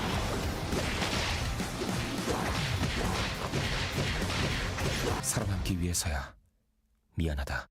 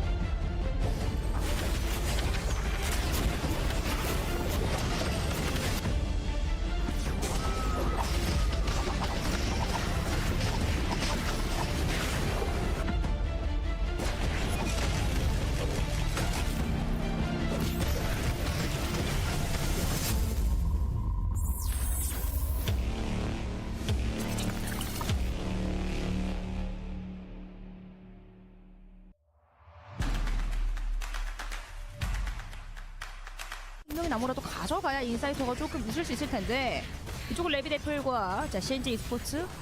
자, CNJ 스포츠 일단은 활라딘이기 때문에 이게 탱커를 때려서는 데미지가 생각보다 잘 안 나오거든요. 그래서 네. 어떻게든 뒷라인을 조금 이 우상커 선수가 뒤쪽을 때려줘야 되는데 지금 극악이 잘 안 나오고 있습니다. 자, 결국 환란이다 보니까 궁극기를 통해서 딜링이 좀 많이 메모리 되어 있다 보니까 그 점도 신경을 쓸 KW. 와! 아니 강화 펀치를 여기서 3명을. 자, 이쪽은 레비데플과 아리랑 파이터즈입니다. 자, 샬롯. Alright, everybody, welcome back from the break. Hope you guys had a good one. We are just coming out of games 1 and 2 for knockout stage number 1. We're going to send it straight into game number 3 because we want to go to sleep early from the looks of it from the KR side of things. Yeah, we're just gonna jump straight into it here. Are we gonna see some team swaps? It looks like, oh my god, we have the 11 login. News. We saw this yesterday coming in from Team Gear. It didn't do really too well, but this is a pretty good way to set up for the Jackie, right? I think that's the one thing that I do want to see the most from this team at the moment. Are there good ways to set up for the Jackie? Am I seeing what I think I'm seeing from Team Legacy? I'm seeing it. Oh my god. It's a team comp I'm all too familiar with. I'm gonna lock in the Alita here. Looks like they are. It is going to be the Alita Sua and the Sylvia, so... Where have I seen that one before? I wonder. Yeah, it's gonna be happening. We got the No Flame team comp over in KR. Legacy is gonna try to run it this time around. Although I will say it seems like that diamond shard is looking a little fake. What do you think? D shard. I mean, it's for the engage. I think. Yeah, but Frankie wouldn't. You know what I mean? Yeah. The spirit is usually, broken. He usually plays Sentinel for us, I think. Yeah. But D shard is fine just because it's like a secondary, like Sylvia. Can, Oh, for sure. just Yeah. can be in your secondary engages. It's not definitely not too bad of an argument. But I think Alina, we haven't really seen too much Alina, I would say, or even at all in phase 2, just because of the most recent nerf to her passive, where it takes a little bit more freeze or a little more gauge to hit the freeze. So I think Alina is in a pretty rough shape. We're gonna have to see if Team Legacy is gonna be able to use his team comp, because it is a team comp that is close to my heart. So yeah, it definitely throws you off a little bit, right? You're so used to fighting with Elena, you know when the freeze timers are going to be, but then they just hike it up and you say, oh, okay, well, I guess I'll just cry. But yeah, Team Legacy, good luck to you. No Flame is watching, or at least a member of No Flame is. I did see Frankie hopping into the stream earlier. I don't know if he's still awake, but yeah, let's see how it goes. Game number 3 is a go. After 2 more games, including this one, we will know which 4 teams are going to be moving along and which 3 is not going to be continue on. Their story for ERM is going to be over, at least for phase number 2. If we want to continue seeing them later down the road, it's going to be LCQ for those players to determine whether or not they make it to season finals. yeah, Team Rum Rebel is also going to be playing that double front line with that Lenny. We did see, I think it was Team Gear that did end up playing it earlier, but didn't really work out too well for them. I mean, this lobby is a lot different than the normal lobbies we usually see. Everyone's just playing their comfort picks. We have a lot of, double melee or double or even triple melee teams here. Actually, I guess no real triple melee team, is just Team Gear, but a lot of these double melee teams, no real, front to back teams. Everyone's just doing their own thing. Aside from Team KNA, obviously, because we do know they are, one of the standard teams for that front to back in Korea. Now, it's not too surprising to see something like these over and over again, although... Here is on the Vanya, so they're playing Vanya, 11, and Jack. 3 characters that you don't really see too often in ERM, so we're gonna have to see if they are gonna be able to utilize this team comp here, because all these characters, they're just really one-dimensional. Yeah. And it's really easy for teams to sort of outplay you on those characters, but maybe if you pair them together, maybe they can make some magic happen here. Looks like the Heart is going to use the Peacemaker, is going to get completely eviscerated. Fancy going to try getting some damage back in, going to use that blast to get him on board, but the Executioner bonus is going to be able to keep that Ardor alive with that heal plant as well. Wait a second, Juan is actually going to be able to connect the dash. Runs him down with the red Get a nice yellow and red there to finish off that Ardor, and it's going to be Team Golden Knight going to be the one to actually come on top in this team fight. That sucks. CTU Pathos will unfortunately not be able to stay alive, which means Dehu goes down and brings the rest of his team down with him. 15 seconds of timer is what they're going to have to deal with on the northern side. Yeah, imagine trying to play the game.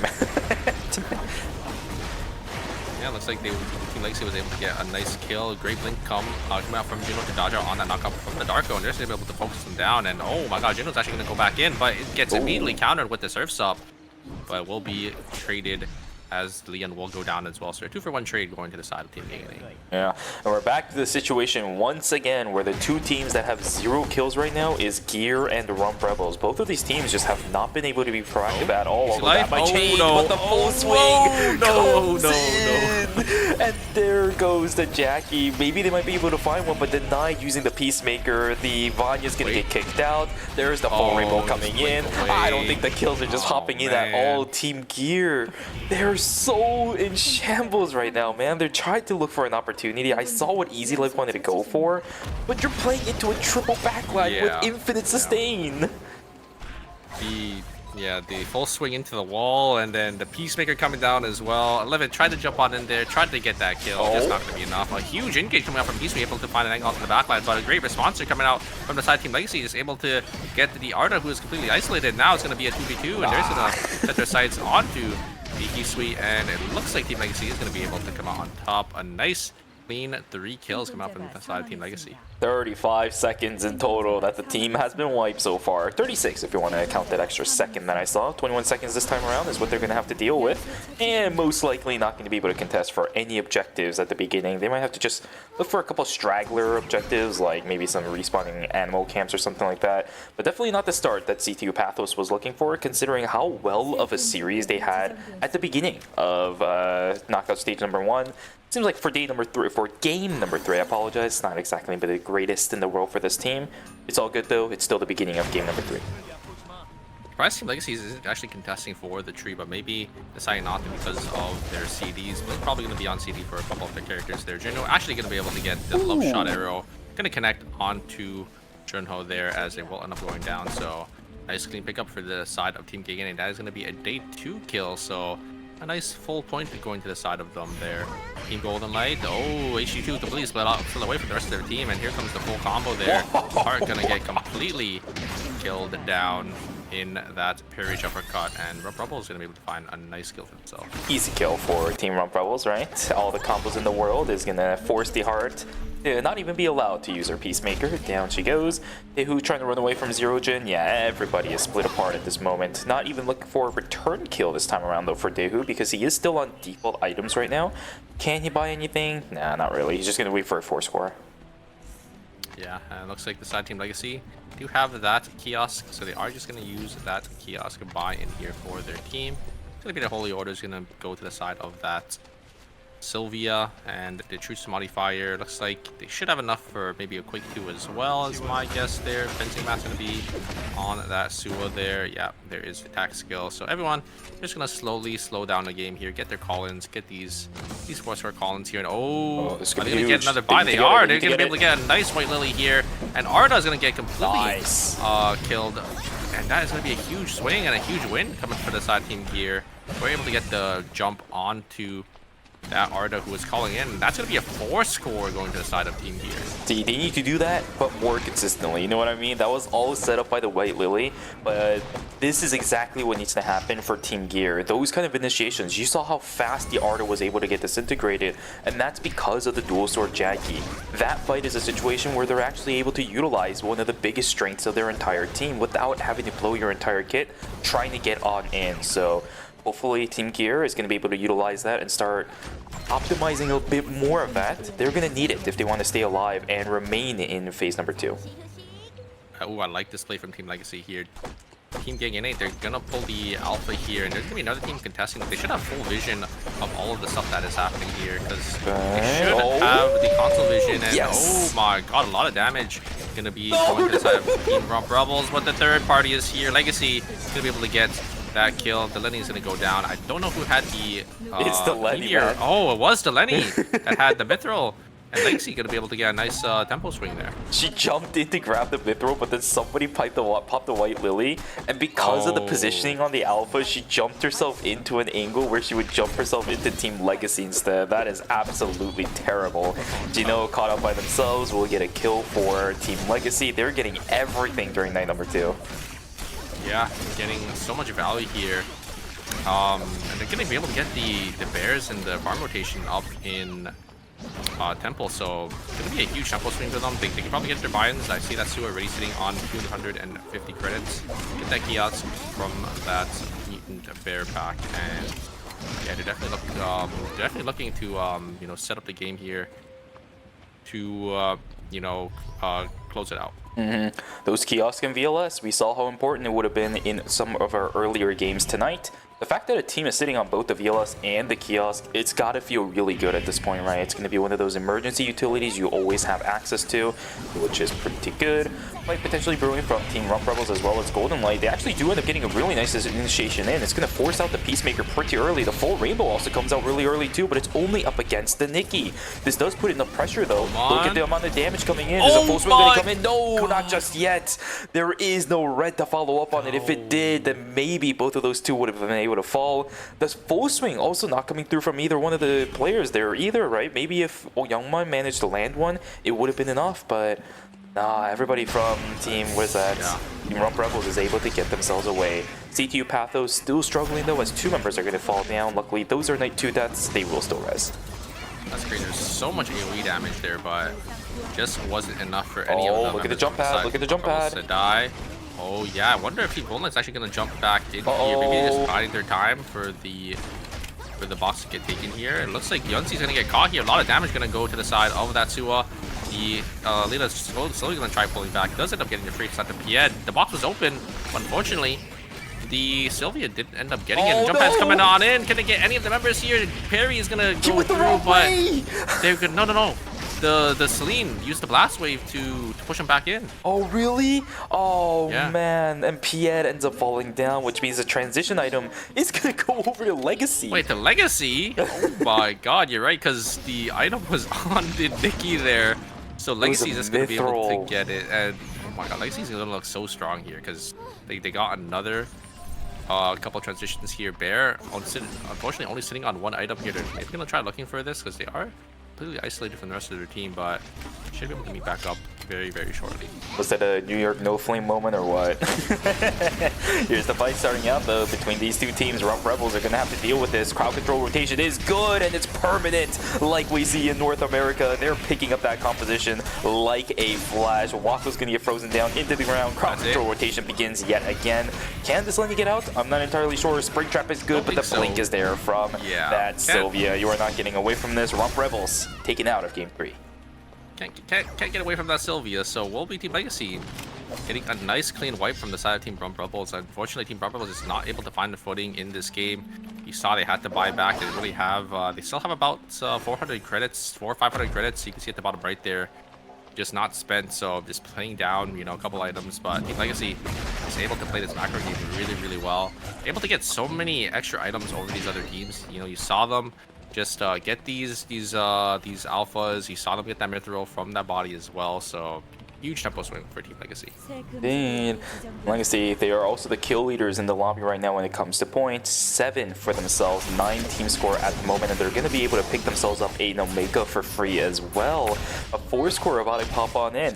I saw the items on the Sylvia. She still has a lot that she can improve on. The fact that we're pushing a 4 score onto that team is absolutely insane. It's going to go over into the solar system miniature, but dude, this Elena is going to be nigh unkillable for the next few minutes because of how much crowd control this team has. They are insanely accelerated. Yeah, they have a lot of items, but you can see the items on the bottom side now, all the gold items, and all these other teams, they got about the same. So they're actually not as much accelerated as we actually think, just because, you know, these other teams, they've just been, you know, playing this quiet game. They've been slowly farming up, getting these credits, getting these buy-ins. So Team Legacy, that's have to be a little careful, you know, when fighting some of these teams here. There's the Nimrod's Gate coming out from the side of Team CTU Pathos, but nothing gonna really come to fruition there. They're actually not gonna take it, as they're actually gonna use the VLS system to get out of there. Really? Recognizing there's a team in the zone. They already got all the farm here. It's really not much else in the zone to really contest for, so they're actually gonna VLS system down. The engage is going to go into the side of Team Golden Light, but well, you're already getting chunked down half HP. Same thing with the Heart, and there's going to be forced to back away. Not too bad of a situation for either one of the two teams. 11 not going to take the jump out. There's still a good amount of time before the objectives are going to start falling down. I did see one in fire stations, so those two teams might actually end up staying for quite a bit. I actually think Team Gears, Team Comp is not the worst in this lobby, just because there's so many melees. Yeah, there's so many melee teams here, and Vanya does really, really good into these like double melee bruisery comps, and there's like, I think almost every other team except for Team KNA is playing. Well, I guess Team Golden Light as well. Team Golden Light they might like struggle with, but you know, the other three teams here, like Damien, Legacy, and CTU Pathos, yeah, you're gonna have to play into this 11 and Vanya, so it's gonna be a little tough. Is that? Oh, it's that's out of the bush. Oh, the Black Flame helmet. Oh, no, we're not checking the bush. We're not checking the bush. Oh, disastrous. Dude, we were just talking about how this would have been one of the good teams to fight. Yeah, just a disastrous face check from the Vanya, and the Vanya just not able to have any access there. Can this 11 get away is the question. I think their jump is going to get cancelled there. They were able to channel the taunt. Oh wait, they actually got the res off as well. They're actually going to full send it here, as the R is going to be completely isolated now. They can just send it onto the Yawn, and they should get one kill back What? Not too bad for the side of Team Gear. They will be able to claim a kill back, and you can see, you can look at the items as well. The item difference on the side of Team C2 Pathos. They didn't really got anything to the name. Only sitting 2 items on that Arda and 3 on that Hisui. So definitely pretty far behind, I would say, in this lobby. I really need to hear the comms from C2 Pathos. The Yam walked away from the Nimrod's gate. He had 5 unyielding stacks. He would have been able to rotate, bob, and weave back and forth. But yeah, I don't know. I mean, maybe are there just no thought. comms? I mean, maybe he just thought he was going to get bursted down and wasn't going to be able to make the Nimrod's gate. But I feel like he definitely, I feel like he definitely could have, you know, just jumped on, dash on forward, maybe tried getting on in there. There's gonna be a lot of teams though contesting forward this wick line in Cemetery. About the 3 teams here, and actually 1 hovering on that pond jump pad. So I don't know if they're actually gonna come on forward here. The Team Gear is gonna try looking to posture, but there's a team behind them. They're actually gonna full send it here. I think the third party is probably gonna come to fruition. They're getting a lot of damage. So everybody getting jumped down. Having 3 easy life should be able to clean this one up. The Scylla should go down here, but the Volume's gonna go down. They're actually gonna set their sights on the wick line, and Gayangene gonna get the easiest third party of their life. Gonna be able to clean up a couple kills. Gonna get the wick line and get out in time. No! The Haze ended up getting it, and easy life I think should go down here. No. Oh. They should be okay. Looks like Gear is gonna be able to get out, but not gonna be able to. I mean, at least they got 1 kill. They got the Scylla there, but Gayangene gonna be able to reap all the rewards and claim everything for themselves. Come on, man. What is going on? Kiko's gonna get brought back minus 200 yet again for Team Gear. I do see the blood sample being handed over to the Nadine. That should be the blood half moon. There we go. It'll be upgraded in just a second. Yep, there it is. Okay, we are still running it. I still know what I'm talking about. Look at that, chat. Please congratulate me by typing clap in the chat with a capital C, by the way, so I see the emote. Yay. Yep, I feel good about myself, you know what I mean? yeah, no, I get you. Thank you, everyone. Oh, Leon gonna get caught out. There's the ultimate coming off Where is he? Darko. What? Yeah, just walking in. I think it's just nighttime vision. The Cella's already dead, so a little unfortunate for the side of Team Damien. And look at their credit counts. Unfortunately, shambles, man. They won't be able to get back into this game, so I think that's gonna be it for Team Damien. I mean, they're in first place, so they just need to get a couple more placement points to maybe secure their spot in the top 4 here. Team Gayangene, though, they're looking to close out the series. You can see the carries once again having those 2 blood items. Team Gayangene, they're always they're always greeting, I would say, for these max cap outs, and they're always able to get it online. Yeah. Also, by the way, we actually didn't talk about this. The Darko's going to be available for game number 4. Yeah, Darko's not going to be banned because it's only going to be 2, because I think it was Team Legacy that did end up playing it, or actually it might have been Team Gear. No, I think it was Team Legacy that ended up playing it in game 1, but they're just swapping over to this Sua Sylvia Alina comp. So what did Golden Light run for their front line? Was it Marcus? I no, forgot what they ran in game 1. I don't think they were playing Kadia game 1. Oh wait, then it means yeah, it was a Marcus. So okay, so. Yes, you're correct. I think it was Team Legacy that was running it, which means with a objectively better comp, North America bias, yeah, Darko is available for game number 4. Look at that. Yeah, I mean, Team Legacy's comp is pretty good into these triple melee teams as well. Just because you know you have the Alina getting all these freezes. Sua is great into these bruises as well. Ooh, I don't think they're gonna sniff out this 11, but this 11 might look for an engage here. Not actually gonna send it, so. Team Legacy just gonna slowly back away. I think I agree with them. Definitely, I don't think you actually can beat Team Gear unless you get the one-shot freeze combo onto that Jackie. But not just Freeze Life just plays it a little safe. Permanently? Yeah, it's just and you just no. It's because the Vanya can I don't think you could ever kill the Vanya. That is true. All right, look at this. Oh no, is not gonna be able to take the jump pad over and.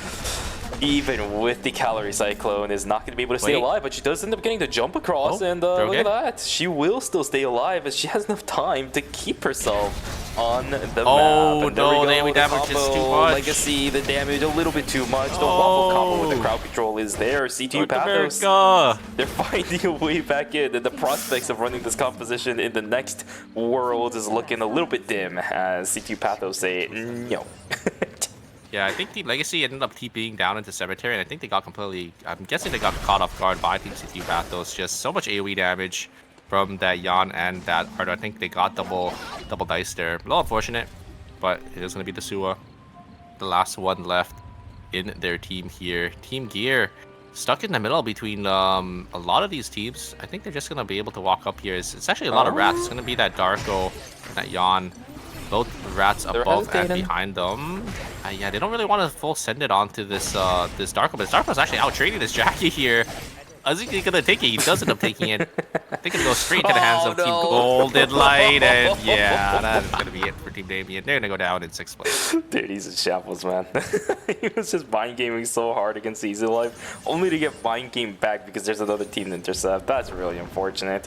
This does actually open up a little bit more breathing room for Team Gear because of the amount of time that Golden Light spent. They're actually going to be able to find an angle in. There's only 10 seconds on Wild. They gotta fight this now, but that means fighting into a Jackie. Are you gonna go? Because you don't have any time left. Yeah, this Vanya is gonna get so much value in this team. Like, I don't think they have enough damage to really kill this Vanya. And you can see the item difference as well going to the side of Team Gear here. It's just gonna be the Suwa gonna try rally, but Gay is gonna be here. They're just gonna full send it onto the side of Team CT Warriors here. The Hisui is gonna get chunked down to 1 HP and will end up going down. Wild's gonna try getting on out of there. Arda is gonna be able to get out, but look at the timer. Not enough timer. He's gonna have to use the white lily to get back in. But this minus his team. It's actually gonna sneak behind Team Gear, but the Team Gear is gonna recognize that instantly.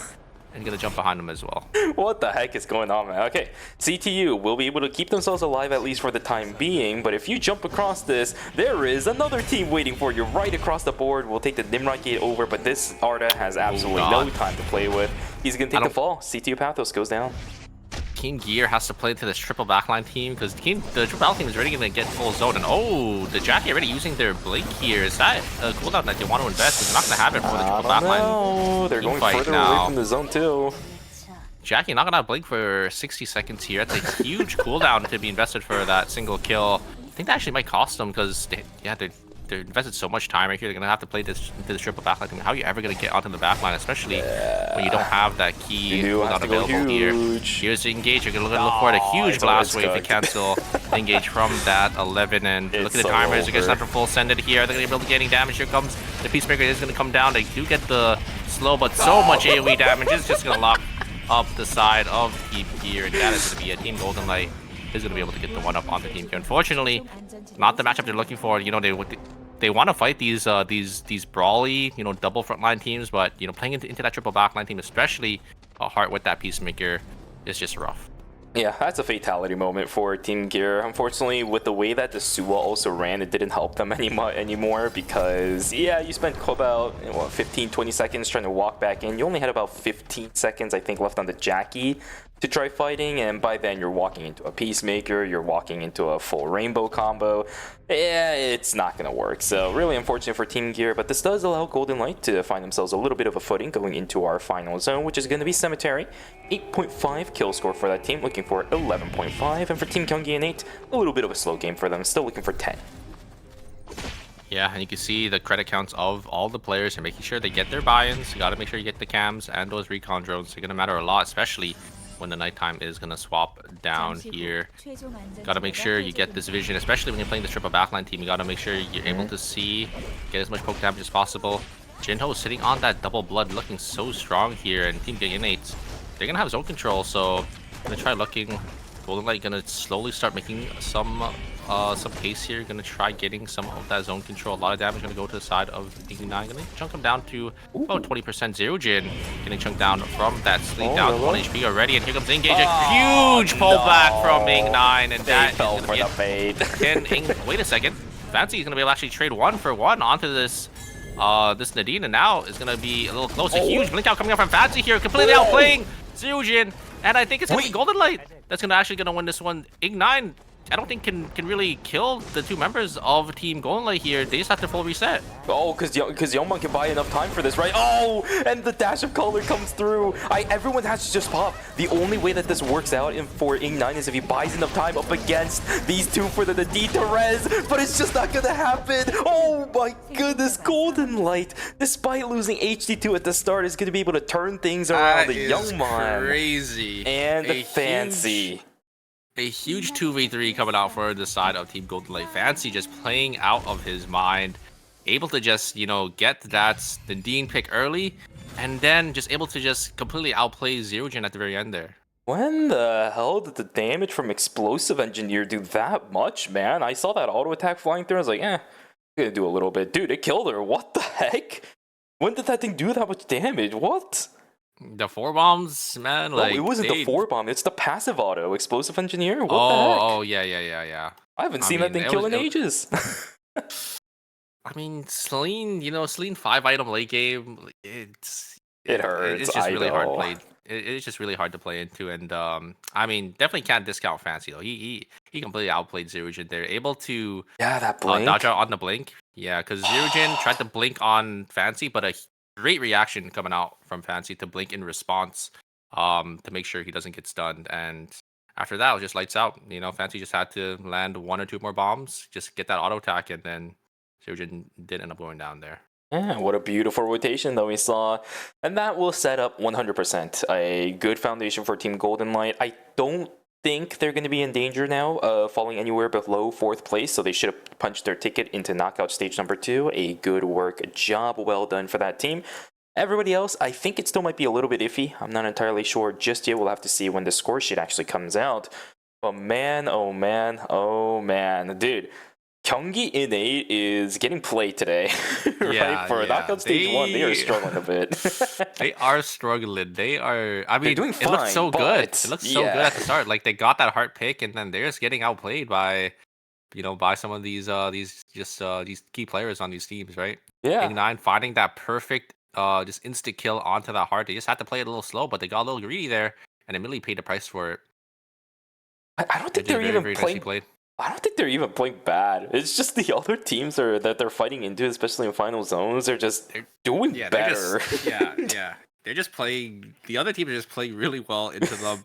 Because I think what happened, Jinho ended up jumping forward, but Oman ended up dashing on back, and it actually bat skilling Jinho into this little. I think it was like a tombstone that's just randomly there in Cemetery, and it actually ended up stunning him, and then it gave Fancy the opportunity to actually kill him. What a way that these games are starting to move on. Let's take a look at the scores after game number 3 to see where we are standing right now. Never mind, it is an absolute canyon between the top 4 and 5th place. 20-point difference between Gyeonggi Innate and Legacy. We may have ourselves a bit of a farewell pretty early on. I think our top 4 is already secured here. It looks like 20 points in one game. It's a little hard, especially, when these teams are also just not doing good as well, right? They're all sitting on about 17.5, 15 points.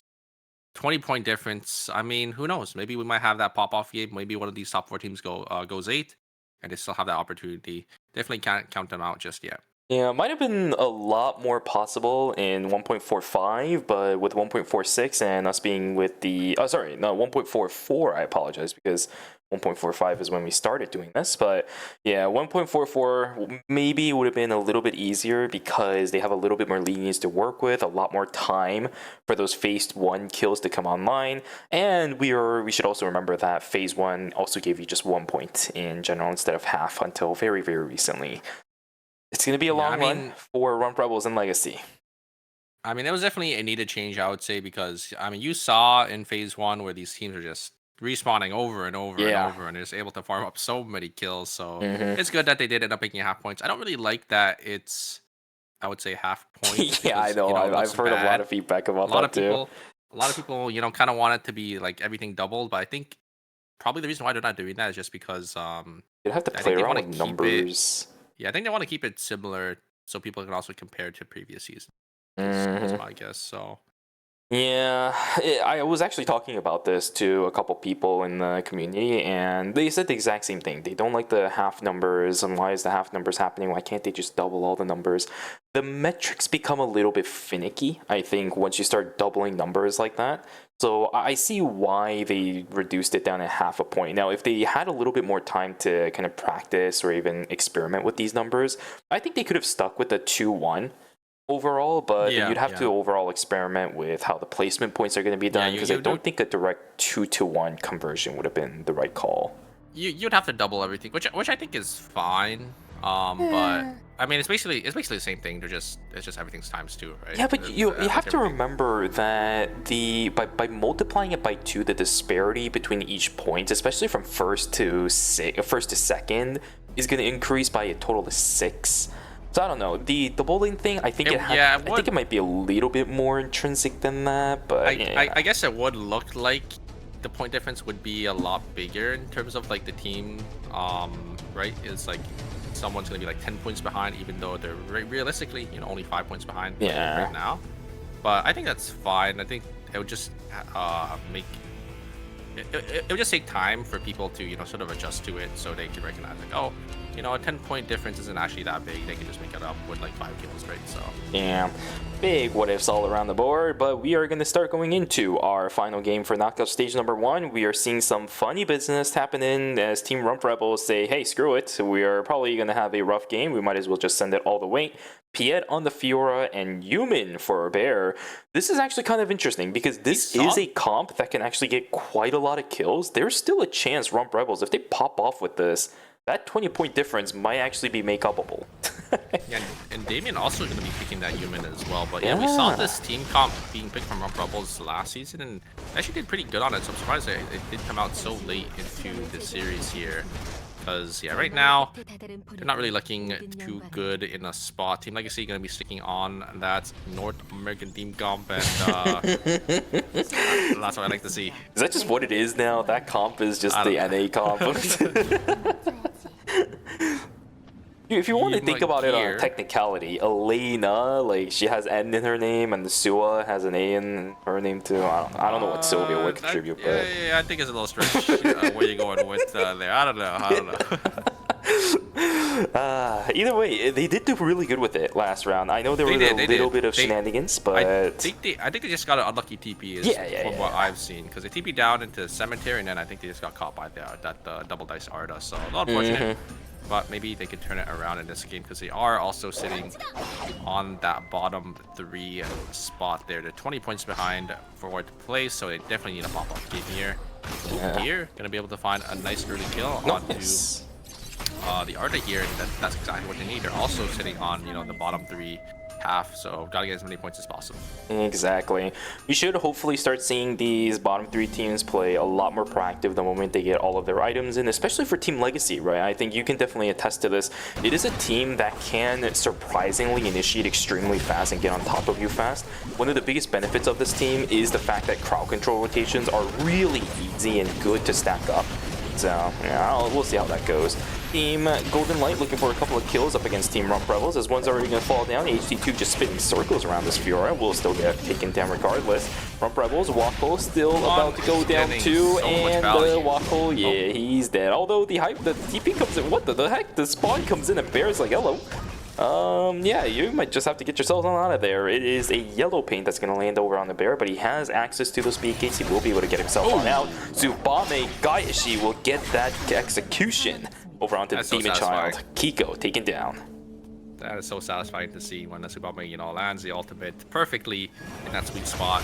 But yeah, I mean, Golden Light, Oman just playing and just getting so much value on that tier, just getting so much AoE damage, because, right, it is, it was, I think Team Rump Rebels are playing that triple melee comp right there, or I wouldn't really consider Yumin a melee, but he's like close enough. Close enough, yeah. He's like in the short mid-range mage category. So it's like the really annoying fly that is always pestering you and is always around you.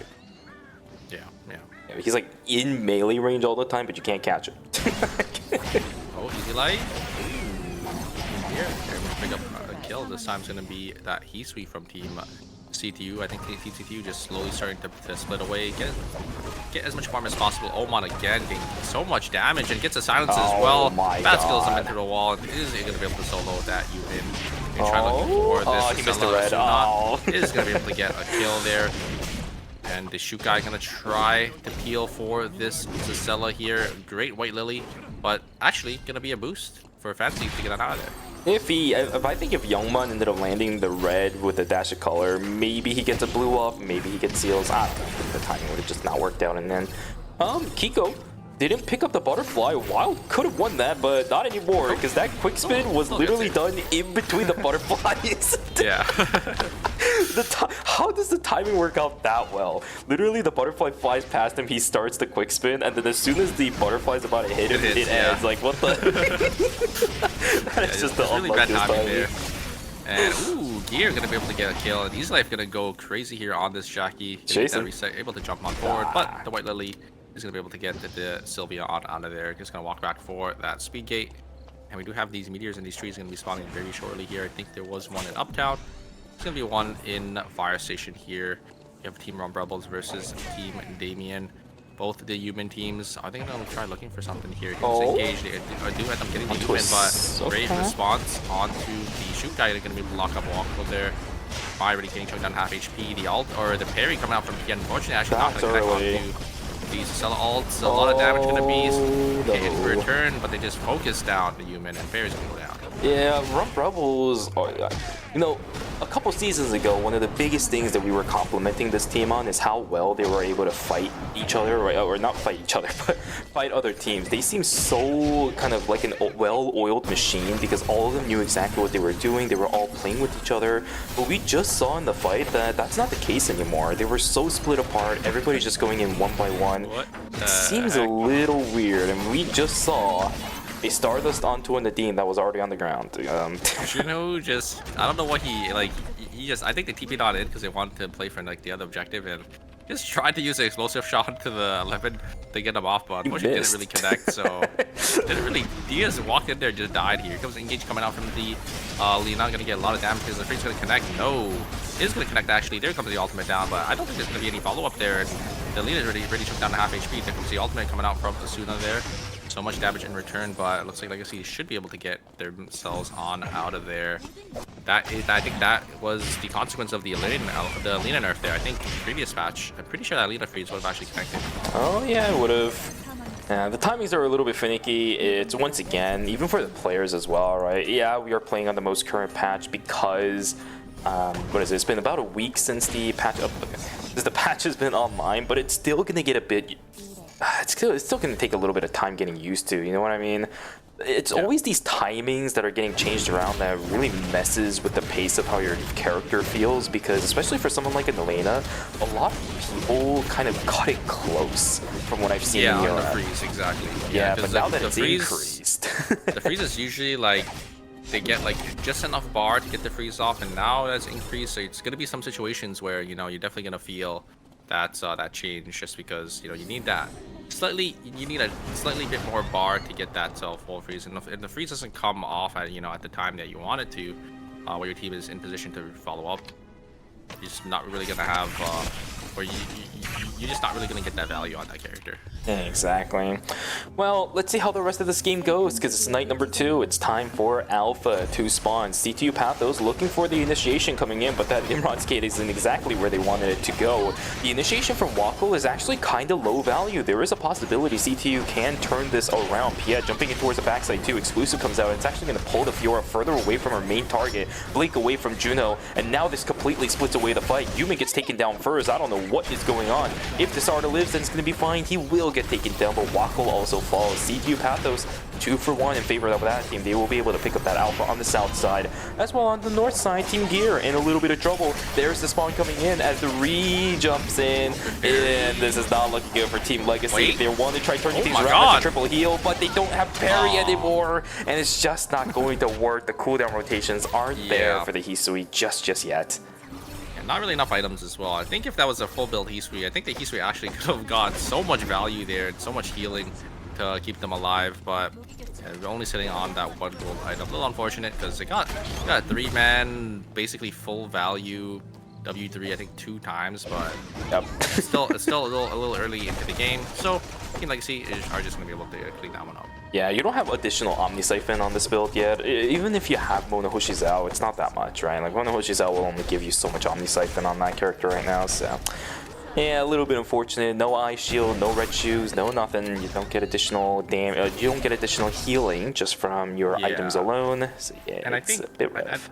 I think there's still also since they just took that team fight as well. I think that Her cooldowns. Monohoshi's that out false hold- especially. yeah, I think that false hold was on CD as well because false hold definitely matters. And here's the full combo. They actually get the taunt off, and Sylvia's gonna be forced to get out in the fight. They actually just focus on the Suwa. His life is gonna be able to jump on forward, and he's Gear gonna be the one to come out on top. A nice clean kill for the side of Team Gear.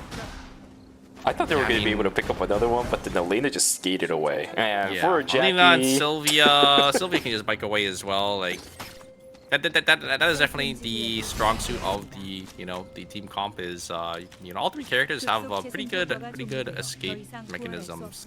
Elena can just get out of there. Sylvia has got that bike, and the Suwa has those knockout days. So yeah, it looks like Legacy not gonna lose anything though, because it was a day 2 death, but unfortunately not gonna be able to contest for any objectives on this rotation. Yeah, and this actually really sucks for Team Legacy right now too, right? This is a team that really wants kills. This is a team that really wants points. Is being denied all of that at the moment, especially with the fact that the team that is gatekeeping 4th place right now is Gyeonggi NA. These guys are slowly scaling. They've been pretty quiet throughout the entire course of the game. You know exactly what happens for a team of this caliber if that actually ends up happening, right? We're gonna see them. What the heck is this? Easy life. Everybody's split apart right now, so even 300's like, no, get away from me. Oh, wait a second. He's like gonna try going on forward. I think should be able to get on in there. Vanya's gonna start to look for the engage as well. As damage to be sent in return. What is the Elena go doing? onto the Jackie, and I think the Jackie should just die here. Oh, wait a second. A great blink coming out from Easy Life, and the Alita is gonna go down. Healing is gonna come into fruition from the Jackie. So much life steal there. Great spell shield though from the Suwa. Is it going to be enough? Bro. No, and the Suwa should go down here to this Vanya Jackie. Here coming out, getting another 2 kills. A huge swing from them. Legacy, unfortunately, minus 400, and oh no, they're going to get full sent on by Team Rumbrubbles, and Team Gear is also in the zone as well, but they should recognize the team under them. We can't really look for anything. Legacy. Look at their credit counts. They just spent 400 credits and have to spend another 200. You have to crawl the way back into this game. I mean, that fight, let's be real here, one of the biggest strengths of running a team composition like Team Legacy is that everyone, as soon as the fight begins, it has to be on top of each other, right? Like, everybody on Team Legacy has to stack their crowd controls, but none of that happened. All of them were way too split apart. That blue lands over onto Jinha where the yellow is being prepared. It does end up landing onto it eventually, but a little bit too far away for the human to actually take advantage of that. AG2 is going to have to use everything to get himself on now, which means the disengage will come through at least for the time being. Omega is still being contested over. Youngman, will have to just dash away. Yeah, so we're getting so much value on this Cell. He's able to get so much damage onto these backliners and even onto the tank as well there. I think most of the damage was just that Cell damage.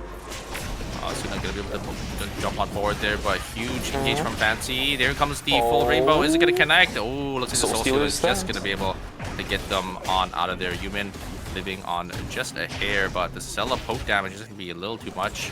You can see the HP bar is slowly going down on the side of Team Golden Light here as Team Damien just gonna slowly buy their time. They are playing that double mage. Here comes the engage though. Fancy gonna look for an angle. Is gonna be able to pull the human back in, and there is. And that is going to be it for this team fight. A huge find from Fancy. But they made that look easy. What? Yeah. Huh, interesting. Usually when that happens, because there was a bit of a delay between the Smash to Smithereens and the Burger Flip this time around, and actually, usually you have to send it as soon as possible, right? Like the Smash to Smithereen comes down and then you Burger Flip them over. But this time there was a bit of a delay. Usually when that happens, a human should be able to get himself on out, but he let it happen. And then he also didn't have his cooldowns to get out of the combo after he landed. I'm not sure what it was. Usually a human is really good at rotating through his dashes over and over again to make sure that he can get out of those immediate dangers. I guess it just wasn't the case for that fight, which is going to allow overall Team Golden Light to get the objective up on the northern side of the map. Omega is going to go in their favor and pretty much the entirety of Temple. Rump Rebels. What's up? Why does this 11 always have a red item? Like every time, they always have one red item. This time it's gonna be the chess piece. I think it's just because I'm pretty sure it's just because they always kit out their carries first, and then they probably just get a random red box. Oh, unfortunately, if they got Gear is not that. gonna be able to connect any CC, and here comes the Soul Stealer. Is gonna be able to get them on out of there. Team Gang ain't gonna zone off and take control of this hotel zone. WickLine gonna be spotting in about 1 minute 40 seconds. It's either gonna be school or fire station here, so these teams should definitely prepare for this top side pit. Beyond that blood weapon, looks like Gang ain't gonna be calling their bloods as well. Gonna be on that hellfire. I think that blood. Actually, I don't think they have enough for that crossbow just yet. Yeah, not just yet. A potential fight brewing between Team Legacy as well as Team Rump Rebels. Rump Rebels want kills, Legacy wants kills, but Legacy wants to run. From the looks of it, I think keeping their lives intact seems to be the prio, although they need the points, so I'm not sure what they're trying to go for here. But yeah, for Team Rump Rebels, they're going to be denied all that. Yeah, I mean, these teams here's just something low here. But wait a second, there's a sniper skill. They should recognize there's another team, and yes, Team here is just gonna slowly back away. You know, there's going to be Team Goldenlight gonna be in the area using that sniper skill on that Kadia. So Team Damien gonna be forced to get out of their Team Gear. I think they're getting desperate. They know they need these points. Yep. They need to look for these team fights, but I mean, there has to be a clean team fight because if they just get third parties, there's really not much they can do. Yeah, the thing is, though, I think they're the ones playing the game right. No. Nunu is still an 11. She's pretty healthy right now, but gets tagged by the human towards the end. The sandstorm is there, will carry the Jackie over the wall. Kiko actually is able to get themselves on out. Actually, funnily enough, this might still work out in favor. What's going on here? The 11 might actually end up getting res. She's inside the bush. If this Vanya can live. No, the 11 gets found out. It's a minus 200 credits for Team Gear. They do have enough in order to get the res, but Rump Rebels getting completely wiped out by CTU Pathos. And that's it. Yeah, Rump Rebels relegated for round number 1 of the knockout stages. They're not going to be seen anymore for the remainder of phase number 2. Goodbye to them. All thanks to the work of CTU Pathos, who has been definitely a standout for knockout stage number 1. We have a team fight again, and Team Gear they are going to be able to pick up that heat sweep from CTU. Their WickLine is going to go to the side of. Oh, wait a second. This is Asuna. What? Did end up just getting at the very end there. Here comes the engage from the side of Team Legacy. They're actually going to be able to trade 1 for 1. I think the item difference is just way too big. But wait a second, actually kill 2. Legacy, I think they actually are going to be able to get Ing9 here. No, Ing9 is going to be able to get out of there. Oh, but he does have the creds, but huge. Oh, wait a second. They're not going to let him do it. Was chasing. You know what? I kind of am okay with this in a way because look at Ing9's items though. He got everything. Oh, you're right. They did get everything. There's a mithril, the meteorites. A mithril, a meteor, and a blood sample. Oh my god, they're gonna be looking really strong. Team Legacy, they really needed those items because you can see the items there. They just caught Team Gang by surprise on that WickLine. Yeah. I don't think that's gonna happen again. Because the item difference is just way too big, especially when Gang N8 just has an extra 3 item swing there. And this is really unfortunate for Team Gear, right? Remember what I mentioned earlier. The team that is actually gatekeeping Gear at the moment is Gyeonggi N8. They are about, what is that? Let's see. So Gyeonggi N8 is currently at 41.5. And Team Gear is sitting at 24.5. So there's still a decent amount of time and a decent amount of points that they still have to make up in order to get back. Gyeonggi N8 picking up those is not good at all because at this point, with the blood sample in line, they're going to be either confident enough to stay alive a lot longer, or they're just going to pick up kills left and right. And all these other teams that are in the top 4, they already have a lot of points, so it's really only Gang N8 that they have to maybe look and try to hunt, because if they could stop Gang N8 right now, maybe send them in 6th place, they could definitely still make it in, but they would have to win out the lobby and get like almost every single kill. So it is looking a little rough for Gear. Maybe, oh wait a second, they're gonna find an angle onto, oh man, a huge blink instantly in response, but easily should be able to just pick this one up. And there goes the Tia. They're gonna be able to look for this Marcus as well. The Marcus should be able to get away here, as the Jackie should be able to clean this one up. And a nice 2 kills coming out for the side of Team Gear. That's exactly what they need. Yeah, that's exactly what they need indeed. Now it's a 9-point difference between Gyeonggi N8 and Team Gear. Imagine a world where Gyeonggi N8 gets knocked out by a Taiwanese team, man. Yeah, knockout stage 1. This is going to be a story of a lifetime. Gear is very much well on their way of making it out if they get a few more kills or maybe even rat out a little bit. But the precondition is Team Gyeonggi N8 needs to go out literally like now, right? That's the precondition that needs to be met. Otherwise, the point difference could still be massive. They still have a lot of chances to get kills for themselves as well. Gyeonggi N8, they are fighting for their tournament lives, whether or not they know it. That would be crazy, and that would be such a crazy storyline as well. Gyeonggi N8 getting knocked out stage 1, 2. You know, a Jackie 11 and a Vanya team. Easy Life gonna try looking for any damage here. Does end up using the ultimate, but it's also looking to be invested as well. They know they need these kills, but Team Legacy, they just have so much leeway what happened there? to get on out. Golden Knight actually was, I think they were able to get one res off Lumi, but ended up getting caught by Team GNA, and GNA going to be able to pick up a kill for themselves. Okay. Now it's a 12-point difference between Gear and GNA. They're looking for initiation in. That's a perfect spot for the 11, but look right behind them. The third party's coming in. The kill doesn't... Oh, wait, did it go in favor of Gear? I can't tell. I think... No, it did not. It's a 12-point difference still, but this one, no, it's not going to happen. Dead. Jackie's going to end up getting taken down. But the res will end up happening. The third party from the north side not going to be found in time, which means now we're back down to 9. Yeah, they got 2 extra points here. They're going to try looking for the Sylvia. Are they going to be able to find the Sylvia sitting in the corner here? Nighttime vision is online, so they should be able to see. Oh my god. That camera just barely not spotting that little crevice there, and yeah, it's possible. Gear can still make it in here. They're getting so much value in so many of these kills. Are they going to spot out the... Oh, they do. They do. The timer is looking pretty good for the Sylvia. Don't think you can chase a Sylvia here. I think the Sylvia should be okay. Just going to be able to use their bike to get themselves on out of there. Gear, unfortunately, investing some timer here. They have to... Like getting in it needs to die here in 6th place, or I think even the placement point is just going to be enough to, you know, qualify them into knockout stage 2. Here comes the engage from Gear though. They're going to look to send it in. They're going to get a lot of value. The ultimate was missing from the Jackie, but nothing really going to come out of that. The damage back. The Yumin. Easy Life going to try getting some damage back in. The ultimate, they're going to try sustaining on the shoot guy, but Easy Life goes down. Oh no, I think that's it. Asuna just able to play it so well. A great pull to stop Devanya from going on in. So much mage AoE damage, and that should be it. I think that is going to be it for Gear's chances, unfortunately.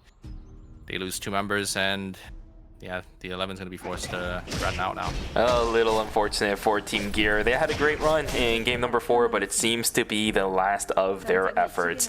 Team Gear taking down 2 members, which means Nunus by themselves is going to be in an absolute shamble. The team that they're trying to fight up against is denying them entry back into the zone.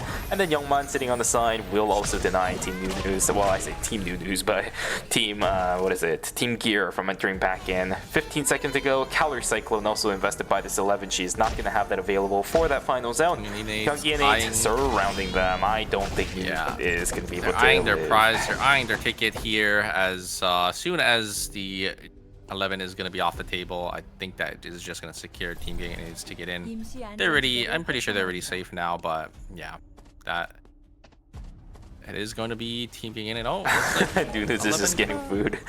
Get some food here. Maybe take that 1v1 into Tia, but I think Tia should be able to just finish them off. The timer difference is way too big, and there it goes. GNA gonna try looking for an angle onto Team Damien here. Here comes the Yuman not gonna connect onto anyone. Ignite is able to get the ultimate onto the Suna. Are they gonna be able to finish them off?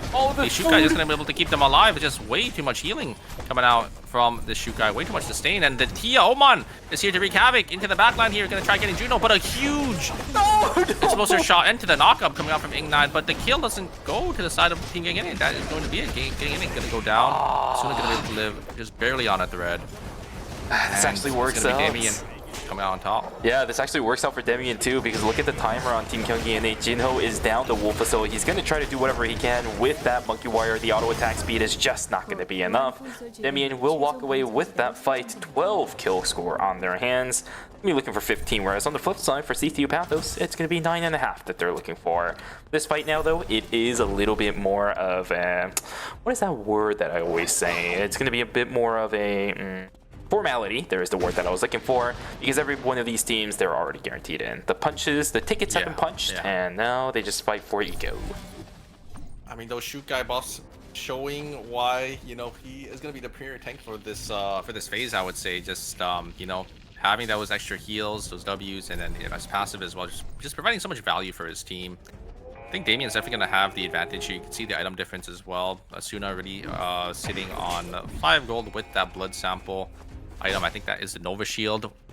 I mean, actually, CTU Warriors honestly looking pretty strong for themselves as well, but they are going to have to play into that Yumin. They just have to look for an angle onto the backline here. Yumin, one of those mid-range mages that just is able to just shred these double melee teams, but yeah, there is the double dice. Not going to really connect onto anything here.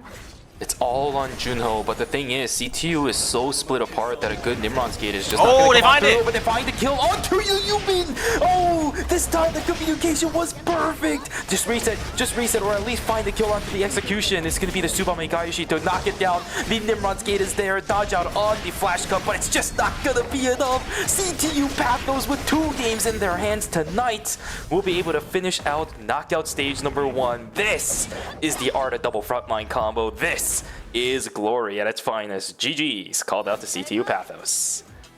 Huge find from the Yarda, but I think it was also, you know, the Yumin, unfortunately, I think they dashed the wrong way into the dice, because tried to make enough distance to get on out of the dice, but just wasn't enough to get with his team there, and just ends up getting caught. You know, the second the double dice comes down, you're CC'd for about, you know, 1 to 2 seconds. Just easy follow-up coming in from the Yan, and, you know, it's lights out from there. Yeah, quite funnily enough, we got to see the Hisui MVP screen once again, but realistically speaking, that fight was basically everyone but the Hisui, right? Arda finds the pick with the double dice and cube combo, and then Yan blinks in with his initial combination. Yeah. Yeah, unfortunately, Hisui didn't do anything there. Yeah, the Yan and the auto was basically enough to just secure that win. The Yumin getting caught, yeah, I mean, he dashed into the wall too, of all things. Yeah, he dashed into the wrong way out of the dice, right? Because the dice is obviously like a cube, and he was at the edge of it, and then he dashed down inside, trying to make enough distance, but it just wasn't enough. And then once you get locked up on or in that dice from Arda, yeah, Yan can just follow up with that combo, you know, playing the Tonfa amp there, just so much burst damage, and once a human goes down, it's just a quick, easy 2v3 for the side of team CTU Pathos. Indeed. All right. Well, that is going to be the end of knockout stage number 1, everybody. We do know the 4 teams that are going to be moving on, because as soon as Team Gear fell down, everybody else was pretty much punched in to go into knockout stage number 2. Although, okay, so now that we know which teams are going to go in, right? Do you think they're going to be well prepared for stage 2? At least we know a couple of the teams are going to be. Like, for example, I think Demian had a really good run today. Golden Light also had a really good run today. Team Gyeonggi Innate looks a little bit shaky, which is worrying for me. Yeah. I think they just needed maybe to warm up in knockout stage 1. Hopefully, because I don't know. They're just staying on their comfort picks, right, with the Nadine, Hayes, and Darko. I mean, I guess, you know, Ing9 is usually always flexing on what's the meta frontliner at the time, but yeah, you're right, just not looking really comfortable today in these lobbies. But we'll have to see, you know, how the lobby dynamic does end up changing, because I would say in this lobby there's a lot more of the, you know, double bruiser, you know, dive-esque team comps. Maybe we'll see a lot less of that coming into knockout stage number 2. Yeah, let's take a look at what the scores are looking like. Once again, we know which teams are moving on, but just for the statistics, 61.5 for Team Demian, 8.5 for CTU Pathos, 51 for Golden Light, and 46, I apologize, 0.5 for Gyeonggi Innate. Those are our 4 teams that are going to be moving on, which means, unfortunately for us, we will be missing out on Gear, Legacy, and Rump Rebels for the remainder of phase number 2. Yeah, and technically Affirmation, but yeah, they got DQ'd. Unfortunately, they're late, so yeah, can't really be late for these competitive tournaments. So KR takes it for realsies over there. Yep, gonna get punished. Realistically speaking, even in NA, I'm pretty sure if somebody was that late into ERCS tournament, they'd probably just get booted. Yeah. It is what it is. Guys, that's the end of knockout stage number 1, which means we're going to take a bit of a break here to get ready for knockout stage number 2. So don't go anywhere. Grab some water, go grab a snack, and go take a stretch too, because we'll see you guys back here after a 10-minute break for games 1 and 2 of knockout stage number 2. Take care.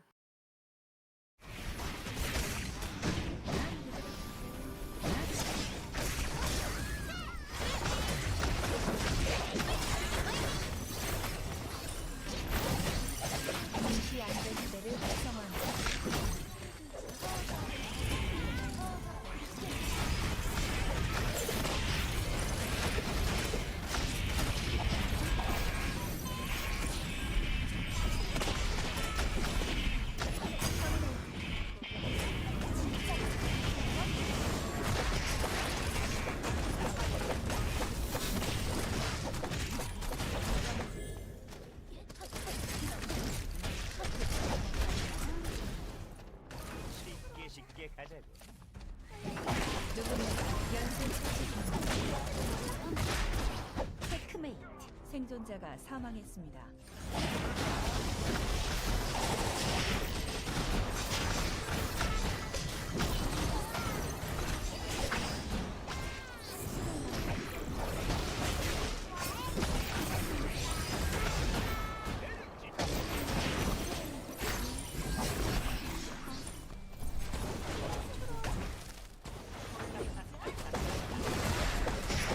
생존자가 사망했습니다.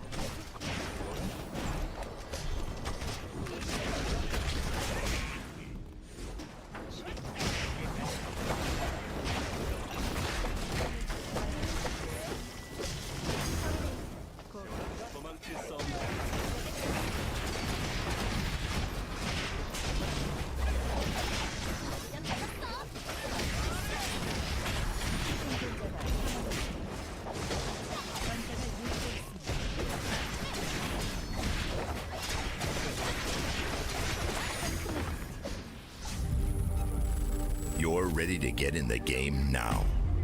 The last thing you want is to wait. WD Black, performance storage, purpose-built for gaming. SSD speed that obliterates load times. Performance to transform your game. Expanded capacity to store more. Customizable RGB. WD Black. Because the game never waits. WD Black. Drive your game. 만약 내가 살고 있는 세상이 게임 속이라면 어떨 것 같아? 근데 이 게임은 이름이 뭐야? 파악 완료. 그럼 게임을 시작. 누가 닫지 좀. 게임 할래? 빠밤. 뿌숑 부활. 이지.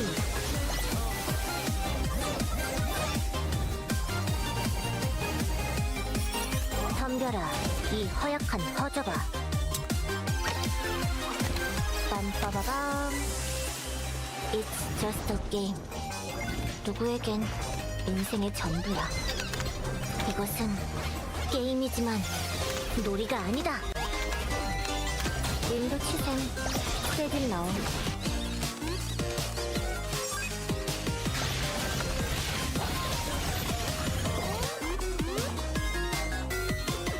승패에 집착해.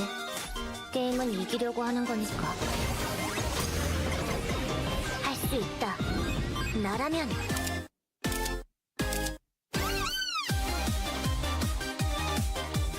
빡겜 모드 온. 이건 미친 짓이야. 난 여기서 나가겠어. 캐리.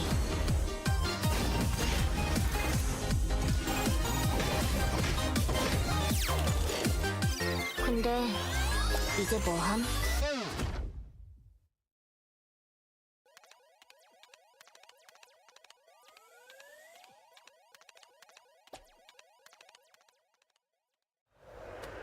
칙칙한 풍경이군.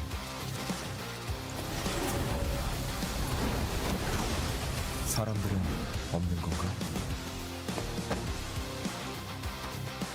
공을 잃어버리지 않도록 조심해야겠어. 불길한 기분이 드는데 좀 서두르는 게 좋겠군. 투수의 진가를 보여주마.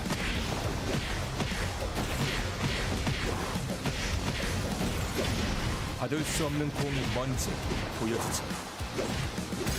여기가 내 마운드다.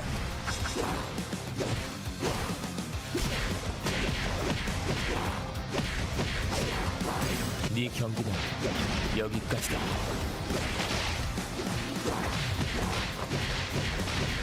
살아남기 위해서야. 미안하다.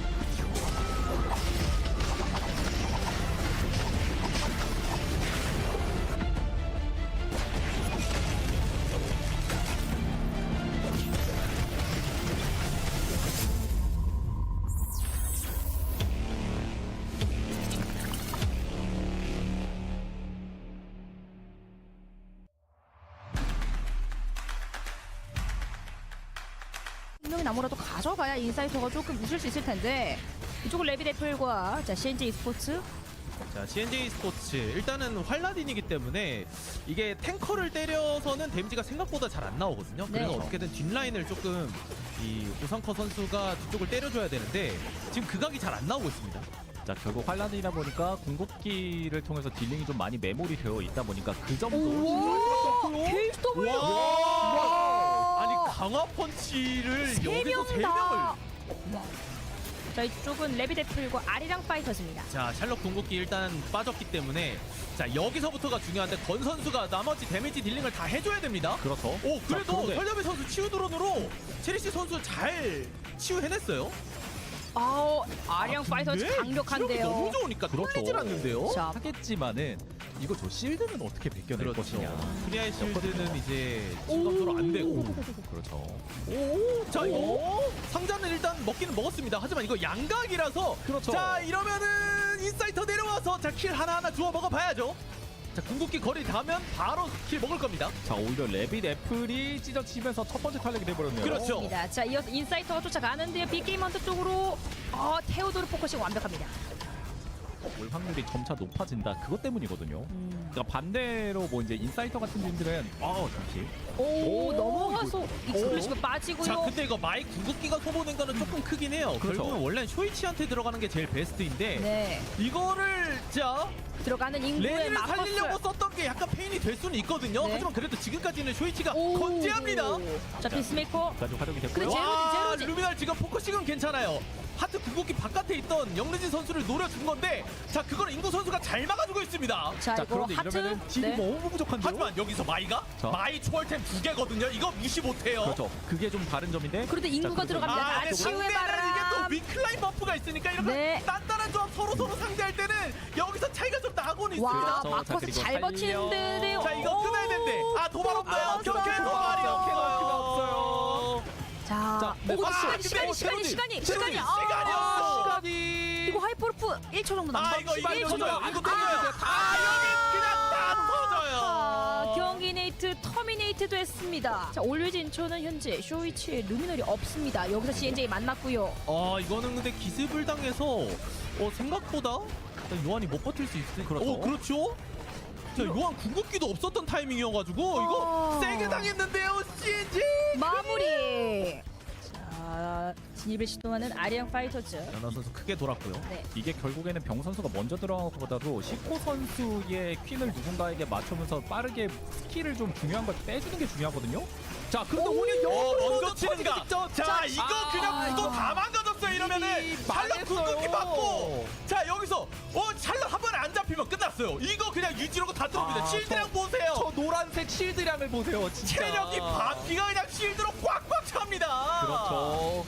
자, 이러면 나머지 병 선수까지 마무리하고 아리랑 파이터즈가 첫 번째 라운드. 물론은 하트 그리고 성당시아 가져간 올웨이즈 자 인천. 근데 스프링트를 반응했어요. 예. 자, 다행히도 이제 가져간다. 카메라에 일단 잡혔기 가져갔어요. 때문에. 챙기긴 했어요. 자, 이거 그렇죠. 아이템 쓰고 싸워야 됩니다. 경기 네이트. 근데 어레이즈 인천은 지금 아이템 안 불렀거든요 아직. 그래서 지금 체급적으로는 살짝 더 불리한 상태. 네. 어레이즈 인천 하지만 요거 싸워 보려고 합니다. 자, 인구 선수가 버텨주고 있는 가운데 자, 일단 페르소나 장착이 완료가 된 경기 네이트고요. 그렇죠. 그리고 하트 궁극기 먼저 안에서. 확인이 됐어요.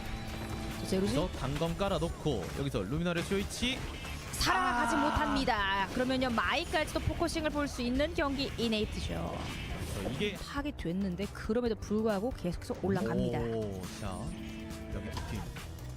일단 인구 선수가 먼저 상대방을 조금 흐트러치고 있는 거죠. 하지만 네. 그거 무시하고 앞쪽으로 뛰어 들어가 봅니다만 터트리려고 무빙이 그래도 좋기는 해요. 하트 공간에 어떻게든 들어가야 돼요. 못 들어갔어요. 못 자, 들어갔으면은. 아르다 잡히고 그렇죠. 하트도 잡힙니다. 자, 이거 끝까지 쫓아가지 않을까요? 앞에 하늘이 타야 됩니다. 여기까지. 그러면 와우. 다행히도 여기. 이거 연하 선수가 하트에 먼저 잡히나 싶었는데 이게 순간적인 오, 실명을 오. 통해서 딜링만 잡는 거 너무 좋았고요. 와, 이거를 아델라가 쫓아와요. 절대 손도 대지 마. 아, 와, 심지어 카메라까지 카메라까지 깔았어요. 손도 대지 마. 아, 나 아델라야 손 대지 마. 이거 진짜 너무 마음 아프네요. 이러면 시간은 시간대로 지금 크게 소모가 되고. 그렇죠. 이거 잡혀있는 각까지도 보겠는데요. 이거 다음 프로모션 퀸입니다. 또 문제가 아니고 시간이죠. 오? 잡히면 저 그리고 3. 터미네이트예요. 3초 남았고. 네, 이거 못 살 것 1대1은 같은데. 그래도 마커스가 이기기는 하는데 가다가 만나는 이 팀이 아, 문제예요. 그렇죠. 자, 이러면 시코도 치코도 문제. 가야죠. 다시 돌아가야죠. 이건 아닌 것 같아. 이건 아닌 것 같아. 이건 아닌 것 같아. 내가 너무 욕심이 응징당했습니다. 고약한 욕심이 화를 불러왔습니다. 물어야 되는 조합이거든요. 수아가 이제 파랑새가 있기 때문에 수아는 자체적으로 뭐 저지 불가도 있고 빠져나갈 수 있기 때문에 테오도를 물러가는데 파랑새 쓰라고 지금 계속해서 병 선수가 앞쪽에서 가드 쓰면서 어그로를 끌어주고 있어요. 근데 그렇죠. 파랑새 무조건 니키 궁 쓸 때까지 아끼고 있는 현주 선수입니다. 현주 선수. 하지만 이제 프리아의 스킬도 빠져 있는 상황에서 Alright, ladies and gentlemen, welcome back from that extended break. Hope those 10 minutes were pretty good because it definitely was for me. I had a pretty good break myself. Let me know what you guys did in the chat. What about you, Super? What'd you do? I was just got some water, just chilling, watching some videos on the side. But I need some I'm water excited. too, man. Yeah, I'm excited for some more Storm return. We are gonna go to knockout stage 2 now, so we did end up losing 3 of our teams, unfortunately. But that's just how the cookie crumbles. So gonna be jumping on into game number 1 very shortly here. Very interested to see if we are gonna see really any bans coming through. Any bans really coming through here into the second knockouts. Yeah, me as well. That's what I'm wondering on top of it because we are now back to our 8-team lobbies, right? We're not going to have any more of those 7-team lobby shenanigans unless something goes absolutely terribly. There is that possibility that still does remain, but it doesn't seem like it's going to happen for phase number 2. Hopefully it will not anymore. So yeah, 8-team lobbies going on, which means chances of something getting banned a lot more likely in comparison to what we saw during the last game. So I think your point is absolutely valid. It's going to be the thing that you and I are going to be looking at quite a bit in the coming moments. Yeah, 100%. And I mean, we saw a lot of teams already swapping over to that Soul Seal. I think Soul Seal is definitely the way to go for a lot of these teams. You definitely want to make sure, if it's a Soul Seal meta and your team doesn't have it, you're in pretty rough shape. But there are some teams where, you don't even need it because if you have like an Arda for the Nimrod's Gate, or even, if you're playing like a full dive all-in team comp. Well, I think the better answer for that is actually if you're much better at receiving initiations. If you're running a dive comp, then sometimes that Soul Stealer is needed to chase a team that is also using in response. That is true. That is true. I wonder if I'm really curious if we're gonna see like any of the ADC bans we saw, in the first couple of groups in the group stages. In Group A, we saw like five picks of the same ADC. They just got rotated around. I wonder if we'll see that again, maybe later knockout stages or maybe earlier on. And I think Shukai also did end up getting banned in that group as well. So we're gonna have to see if any of these quote unquote meta picks are gonna rotate in here into knockout stage 2. Yeah, I really wonder about that as well. Overall, because we know some picks like the Kadia, for example, just off of what we saw in Group A was really strong, it's going to stay consistent. We're playing on the same patch after all as Friday. We're going to be playing with most of the same teams from what we saw on, I say most teams, but some of the teams that we saw from Group A also playing here tonight, since we are now starting to play with the teams that ended up 6th place for each respective group. Right? Yeah. So there could be some bans that come through. I wouldn't be surprised if we do see the Kadia. I didn't see too many of it during the last series for knockout stage number 1, but maybe with the teams that are joining us in knockout stage 2, it could definitely be a possibility. Yeah, there were a couple, but I think usually for like lower knockout stages, it's gonna be these teams that just play, what they're comfortable with. Just play their own game and try to make it work into these lobbies. Sometimes it just doesn't work out for some of these teams, but sometimes teams are just able to go all the way into the finals, right? We saw, like an example, team Always Incheon, they're playing a unique team comp with that Shoichi, Luminal on that Shoichi, just able to completely decimate the lobby.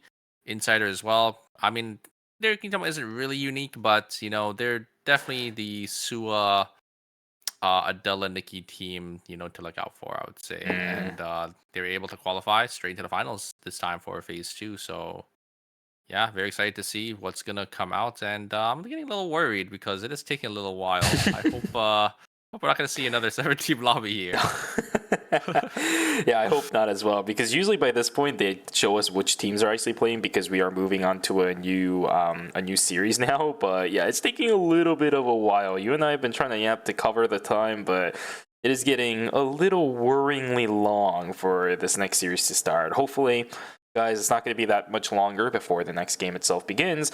But for you and I specifically, looking at this lobby after what we saw in Knockout Stage 1, what are you really anticipating? You talked about the bans. We talked about potentially... Actually, let me bring up the teams that are going to be playing, right? Because we're still waiting on this. We know the 4 teams that moved on from Knockout Stage number 1. It was Demian... Nope, not Legacy. It was Demian, Gyeonggi Innate, CTU Pathos, as well as Golden Light. They're going to be joined by Possibility, Shadow Rain, Big Game Hunter, and Team Number 1. What are you really expecting from this? These 4 teams, I think, all just play their own game. So I think I don't think we're going to see any bans. I think all these teams just going to play their own team comp, going to try to maybe outplay their opponents here. I don't really see the meta really taking place in this group, but we'll have to see. Because yeah, if I'm not mistaken, I don't think any of these teams were playing the typical I think like the meta team comp right now, it seemed to be like it's like shoot guy as a tank, and then mage, and then whatever ADC is being rotated around with the ban system. The team that I'm going to be looking at probably very specifically for this stage is Team 1. Yesterday, it was extremely close. Actually, funny enough, I should say both of the groups were really close.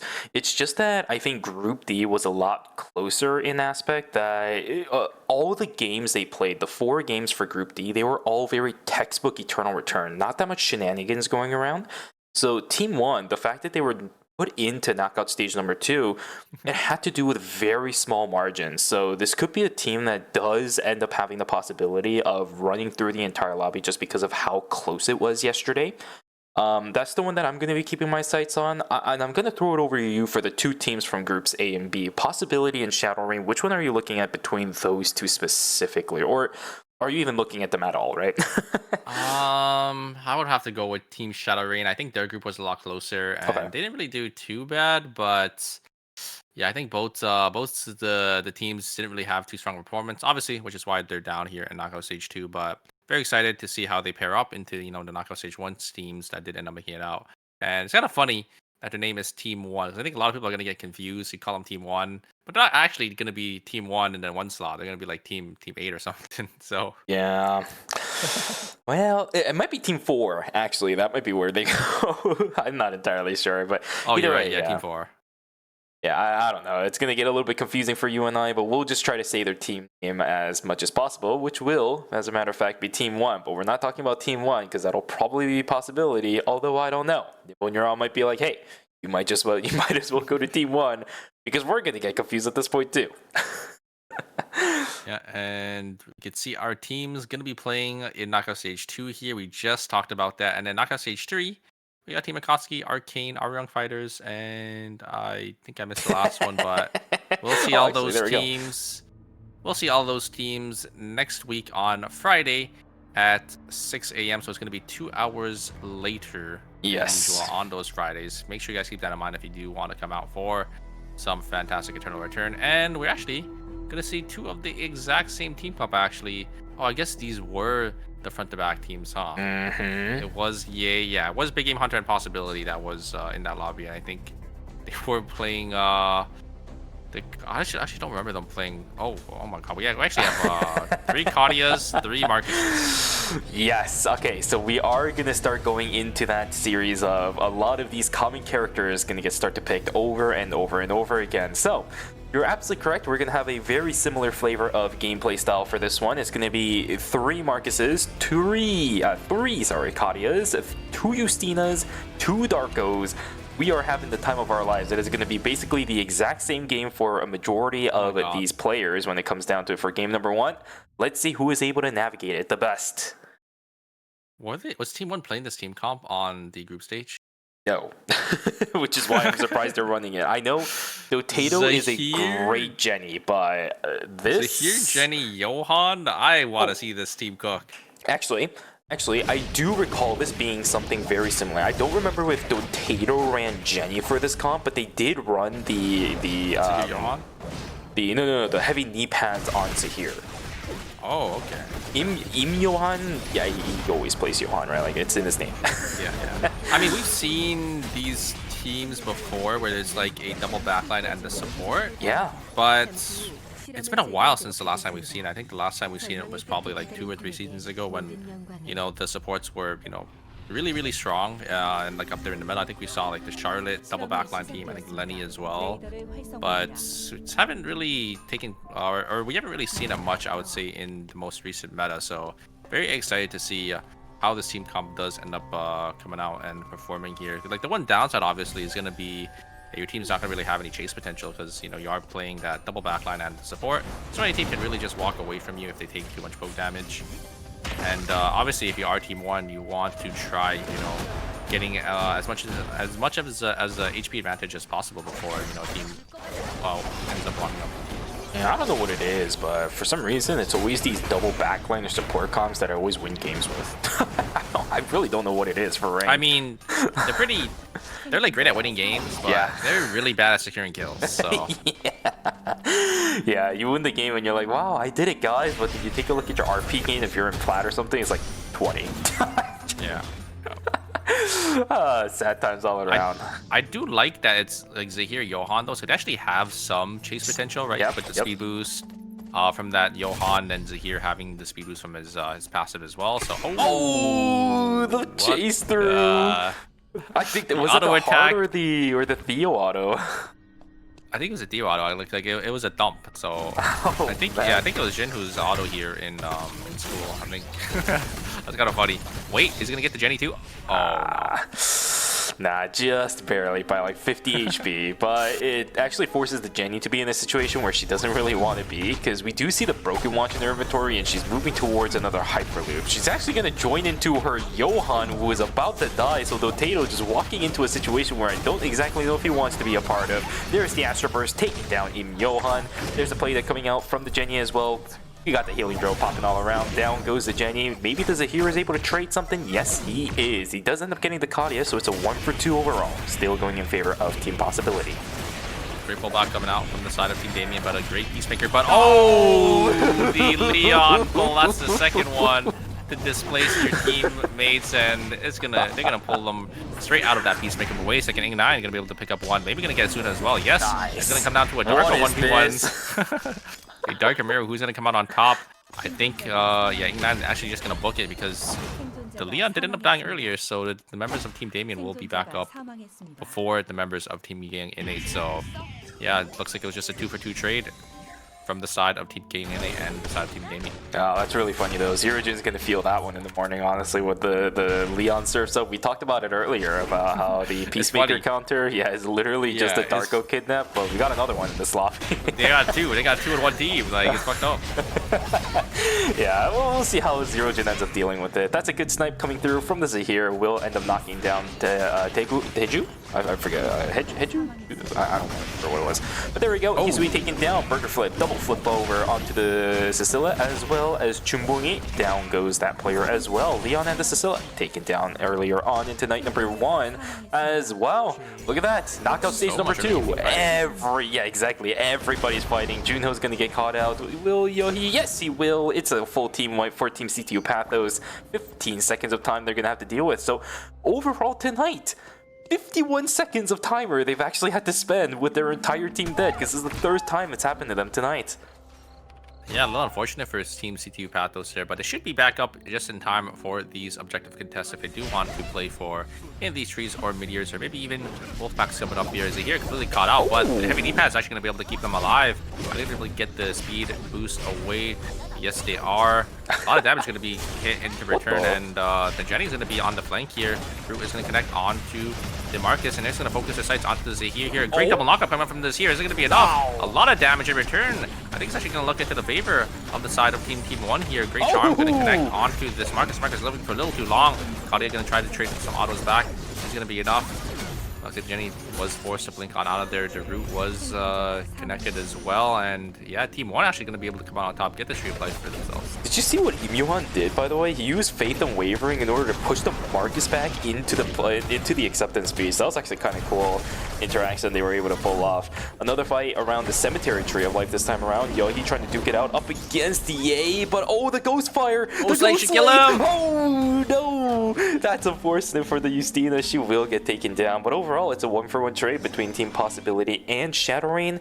Just looking at the positioning from these two teams, I think it was Possibility to take away the Tree of Life, so it's still a victory for their hand at this point, but yeah, a little bit annoying that they're going to have to deal with the Justina falling down. A little bit of time wasted for that team, but overall, a very, very big victory for that team. Yeah, look at the credit counts for Team Possibility. They've been farming really, really well here. Already having enough for those 4-score buy-ins. It's going to be a huge tempo swing if they are going to be able to get that off. Here comes the engage. Alonso going to try looking for something here, but the UC is nowhere to be found. A lot of damage going to the side of this Yumin. Yumin's just going to get chunked down. The ultimate is going to connect onto the Jenny, though. They're going to be able to push it back as well. Zahir going to look to finish off the Yumin. Yumin is going to go down, and the Alonso is going to fall very shortly.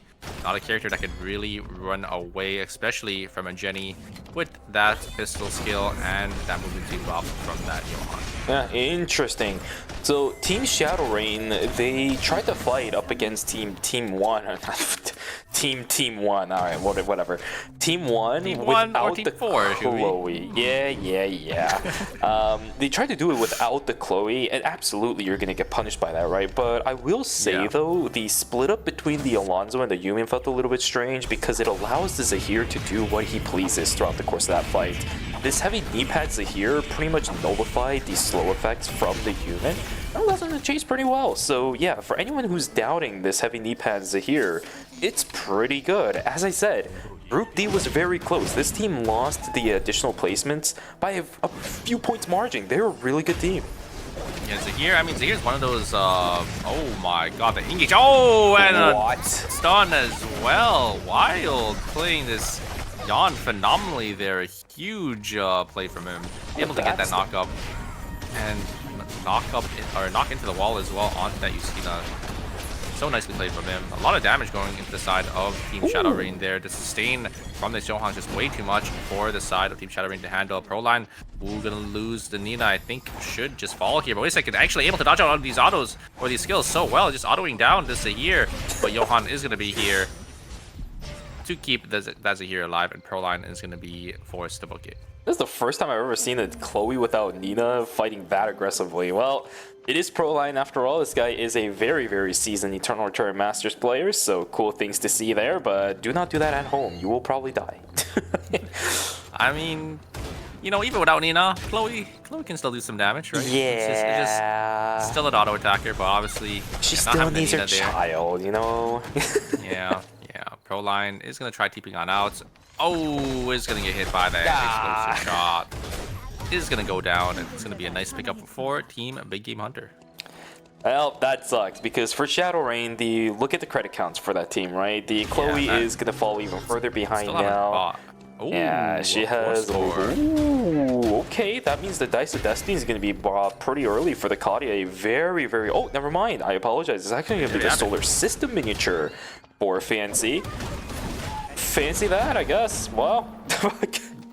Yeah, they already have enough, I think, items, and 4-score slams are kind of, I would say, awkward when you already got your first 4-score on like a lot of characters. Usually, most characters can only really hold one, so that's going to be able to get like some more penis in his build there. But oh my god, the damage on the Theodore is just way too much for the side of Team CT Warriors to handle. Gonna blink. And actually going to connect that Nimrod's Gate to get themselves on out of there. Oh, a huge double root coming out from the Johan, and Johan's going to be forced back into the side of Team Big Game Hunter. And Big Game Hunter unfortunately lose 2 members here. Justina gonna be forward, the last member alive. It's gonna be really hard to chase into a Justina, but if Justina walks into another team, it could mean the end of Big Game Hunter here. And oh, here comes Engage in. It's cooked. It's the ultimate is gonna be used, and oh, that's gonna be Big Game Hunter going out in 8th place. So unfortunate. That just sucks, right? It's the worst situation that you could be put under, but you can't really predict any of that. I thought the White Lily from Team Possibility was going to send them further into Chapel, but no, they decide to take it into the bottom path instead. It's just a moment of unluckiness, right? I think Team Bake are Possibility. Team Possibility. I think they probably heard pings under. Maybe just decided to just check it out. Maybe there was like a couple stragglers in the team fight, and then actually did end up catching that Yusina by surprise. So a little unfortunate, but yeah, it's just it is what it is. Yeah, Team Possibility, considering every possibility. Sorry, okay. Yeah, the game's still going to go on regardless. Shadow Rain is going to be able to pick up the credits off of Lumi, and yeah, the game will still move on. We are down to 7 teams now going into day number 3, so very reminiscent of what we saw in the previous series, at least pretty early on, right? It's not that deep in the game yet. There's still a decent chunk of the map remaining, but look at the way that it's closing. We have Temple closing, we have Police Station closing. That entire top left side of the map is going to feel so isolated. Yeah, and there's already some teams really congesting here, especially in Fire Station 4, this alpha. Looks like, I'm pretty sure Team Shadowring definitely want to contest for this. Let's grab this extra farm down here in Pond. I think they definitely want to walk up here. And oh no! Fortunately, Team 1 didn't check the... Wait a second. Oh, actually, it didn't really matter, because Kadia just goes down so early. Riddick, unfortunately, getting caught. And the third party is here. Damien is going to be able to pick up 1 kill, or 1 member from Team Possibility as well. It's a disastrous situation for Team Possibility as they lose 2. And look at the credit counts. They're not going to be able to buy back to teams for quite a while. Yeah, that sucks. They didn't consider that possibility. Oh, sorry, I won't do it again. Yeah, these guys are going to be in trouble for quite a while. I guess it's a bit lucky that it is the Justina that's alive. She'll be able to farm things up pretty fast, but with the pacing that it's going, they're not going to have all their 3 members up, if they ever do, until the late night number 4, and that is not good timing at all.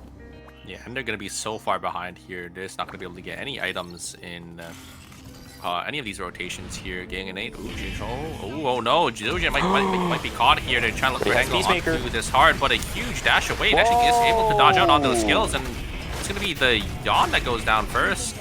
And the Hisui is going to be the one to follow there. Zildjian is able to dodge out on that engage and completely deny any opportunity for Team CTU Pathos there. Yeah, I mean, that looked easy. What the heck was that? I don't even know what ended up happening there, because the Heart seemed like she was super caught out. The Nimrod's Gate actually looked incredible, but I think all of the mobility skills from CTU Pathos was invested before the Heart ended up even using her dash out, and they didn't keep her locked down in the crowd control. That's the key point of locking anybody down, especially someone like a Heart. She didn't even need to use Peacemaker. Yeah. No blink, no Peacemaker. She just dashed out of there. Yeah, she just flung on out, and I think it's just I think it's because of the way the Nimrod's Gate was placed. It was placed behind, so Zildjian just had to time the dash right as the Yon dashes in onto them. So yeah, just a little unfortunate, I would say, for Team CT Warriors. It looks like, or Pathos, it looks like they want to take the re-engage here, because the item difference is actually not too big. If they can just find an angle onto the backline here, onto this Theodore or this Heart, they should be able to just win this team fight. But they have to be a little careful. It is a Theodore, and you're playing into this, and you're playing a double melee into this Theodore. Yeah, Tehu is gonna have to do a lot, especially with the way that this fight's starting. There is the energy blast field coming in. The combo is literally nice, but straight into the playing field of the Theo. Down goes 2, and it's going to be yet another minus 200 for this team. Sorry, minus 400, which means that is a minus 800 within a time span of what? 5 minutes since we hit day number 3. Yeah. So that is not good. And on the other side, Team Shadowring, they just got 2 items off those wolves, so very, very lucky for them. But yeah, a huge play from Jinho there, is able to utilize that that passive, the Sapphire Protocol, able to just get on in there with that that little what do you call those plants? I don't even know. I just call them sand plants. Yeah, with the sand plants there, it was able to use the Sapphire Protocol, and I think he ended up landing a 3-man Spark Nade, because he ended up using obviously the wall on it, and then it just spread. And yeah, the ultimate as well. So much AoE damage coming out from that Theodore. Oh no, CPU Pathos. Ghost Light. The Ghost Light is gonna finish them off. They will be our 7th place team. A little unfortunate for them, but that's just gonna be how the group goes for game number 1. Yeah, that sucks. 2 teams already gone, which means we are down to 6. It's about to hit night number 4, which means that actually ends up doing the entire lobby of service. Oh my god! Because what? Did I see what I think I'm seeing? I think that Jenny had eye shield. Oh baby. Okay, we're starting to see some funny business here from the looks of it. These transitions looking really funny. That headpiece red item does not feel good sometimes. You know what I mean? Sometimes you have really good transitions on all of your teammates and then you get a headpiece. You know what I mean? It's racing helmet versus the eye shield. Yeah, you'll just Hey, I'm a big advocate for this eye shield item. So see, you get 80 carry avid as well. Oh, you know, it's a, oh my god, the damage coming out from the side of Team Shadowman is just way too much. Throw line and oh wait a second, Akadi's actually gonna be able to trade one back, but don't think you could beat this Alonzo in a 1v1, especially when you are playing the same although carry. the White Lily Runatake is gonna be able to get on out of there with that White Lily, but there is Team Gang in the area. I think the res. Oh, actually, very lucky. This is the one that just rezzed the Justina back too, man. Oh, they don't have enough money. They don't have enough money. Oh, yeah, they just had enough to res the Justina back earlier. That's why they were 2-stack, and then they brought back the Marcus, and now they have to call again. I don't think they're going to have enough time to do so unless there's some animals on the northern side of the map. But another fight inside of school this time around. Golden Light, they're trying their best to run away, but the infinite chase potential comes on through. Play that activated for the Jenny, but the fight itself is already over. HD2 taken down to the ground. Unless Youngman can turn things around, this is just not going to work out. With the Johan using the Faith and Wavering, and the Darko jumping on in, it's going to be cooked for Team Golden Light. Party. Wait a second, Zerogen's got. Maybe. Wait a second, Zerogen is going to have to force on that Peacemaker and get the blink on out. They'll keep themselves safe, but still, it's still going to hurt for Team Golden Light as they're going to be down a member for the remainder, most likely, of the game. Oh, wait, no, they got the res. Oh, yeah, looks like they were actually able to get the res. You are correct, and they're going to be able to TP on out, so it looks like Team Golden Light is actually going to be safe. The third party actually did end up working in Team Golden Light's favor here, so they're actually okay with getting innate. They actually might try to look for an angle here. The items on Team Gang Innate's side is actually not that big. I'm actually kind of surprised. Actually, no. Jingle is on the red shoes, so they're actually looking pretty good here. Oh, the blink was invested from that theater. Have to be a little careful here to get a lot of damage onto this here, but she's just playing so aggressive, just trying to get as much poke as possible. Nothing really going to come out of that, as it looks like Team 1 is just going to back on out of there. Yep, indeed. Okay. So, for Team Golden Light, they're going to catch themselves a little bit of a breather. By the way, they are back to that Kadia comp. It's going to force out the Kadia ban, but it just means that it's not the comp we saw for the most part during knockout stage number 1. That might be why they're struggling just a tad bit. Everybody else on the map, let's see what we are looking at. Team 1 sitting on the most amount of kill score for themselves right now, and they could have almost knocked it. Oh no, the Johan just gets obliterated. Can Shidar somehow turn this around with the Peacemaker? It's looking like it's a difficult case, especially with the Executioner bonus coming in. Man, even Johan just gets caught out by one single Spark Nade, and his health bar just disintegrated. I mean, Johan doesn't really have any tanky stats, but wait a second, the damage. Oh my god, this here just gets completely eviscerated by the Yuban and the Chloe there. A little unfortunate for Team 1. But yeah, I mean, Johan, character that doesn't really have any tank items, right? He is playing that full support, full amp for their team. So if you just get caught, you're just dead. You're just a sitting duck on that character as well. Not really having any mobility on Johan too, so unfortunate for Team 1 there, but I think this will be the end for them as Jenny gonna try getting out of there, tries to use the carpet to push them back, but not gonna be enough, as Team 1 will be our 5th place team here for game number 1. But I mean, they got a decent amount of points. 12 points for them. Definitely not too bad of a showing. I think you'll probably be a little happy about that, but I mean, definitely could have been a lot better. Yeah, maybe it's my fault. Gomen, team number 1. I think I might have cursed you guys by talking good about you guys for a split second there. Unfortunate. My bad, my bad. Next team up on the chopping block, Kyunggi and 8. I guess, look at that. They're the next ones with the most amount of points, as they're sitting on 12.5. 8.5 kill score for them at the moment. Looking pretty solid, I think. We haven't really seen them in quite a while, ever since the fight from them inside a gas station. But once again, if Team Kyunggi and 8 is playing quiet, it means they probably have a good amount of items already going for them right now. They're going to be taking control over the right side of Police Station. Our 2 temp zones will be Police Station and the Pond. Team Shadow Rain, the only one that's just in no man's land at the moment with 30 seconds to go. I'm surprised Damien is actually walking up here because they have full zone control already on the bottom side, and I think they're just gonna. I think they're just trying to hover, maybe look for third parties, and they're just gonna take the zone down in pond there. So, yeah, I mean, there's gonna be a 3-man final zone here up in police station.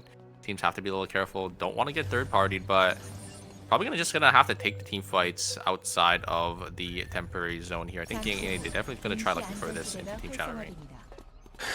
See how this goes. The faster this fight ends, the better it is for both of these teams, because there's a long trek from these teams to get to the final zone inside a police station. Say Shadow Rain. I don't know, man. These guys are positioning themselves in a situation where yes, they do end up getting the sandwich, but the amount of time that it's going to take them to get there is going to be rough. I do like the VLS call. You're absolutely correct. They're going to actually opt to go into pond instead, but this also means they're going to be fighting into yet another team. 15 seconds to go. They're going so much farther away. Saw this last time, right? Yeah, they're going to have to walk up, and oh, wait a second. Shattering going to enter the other zone, so now Team Geek is in the perfect situation to third party as Team Damien. I think they should recognize there's going to be a team behind them, and they're actually going to take maybe the I love this positioning from Damien. Huge play from Damien, and they're gonna they're actually gonna sit in the corner there. Oh, I actually like that a lot more. They just sit down there and they just wait for these two teams to fight, because they're gonna be forced to fight here as the timers are just gonna slowly start ticking down.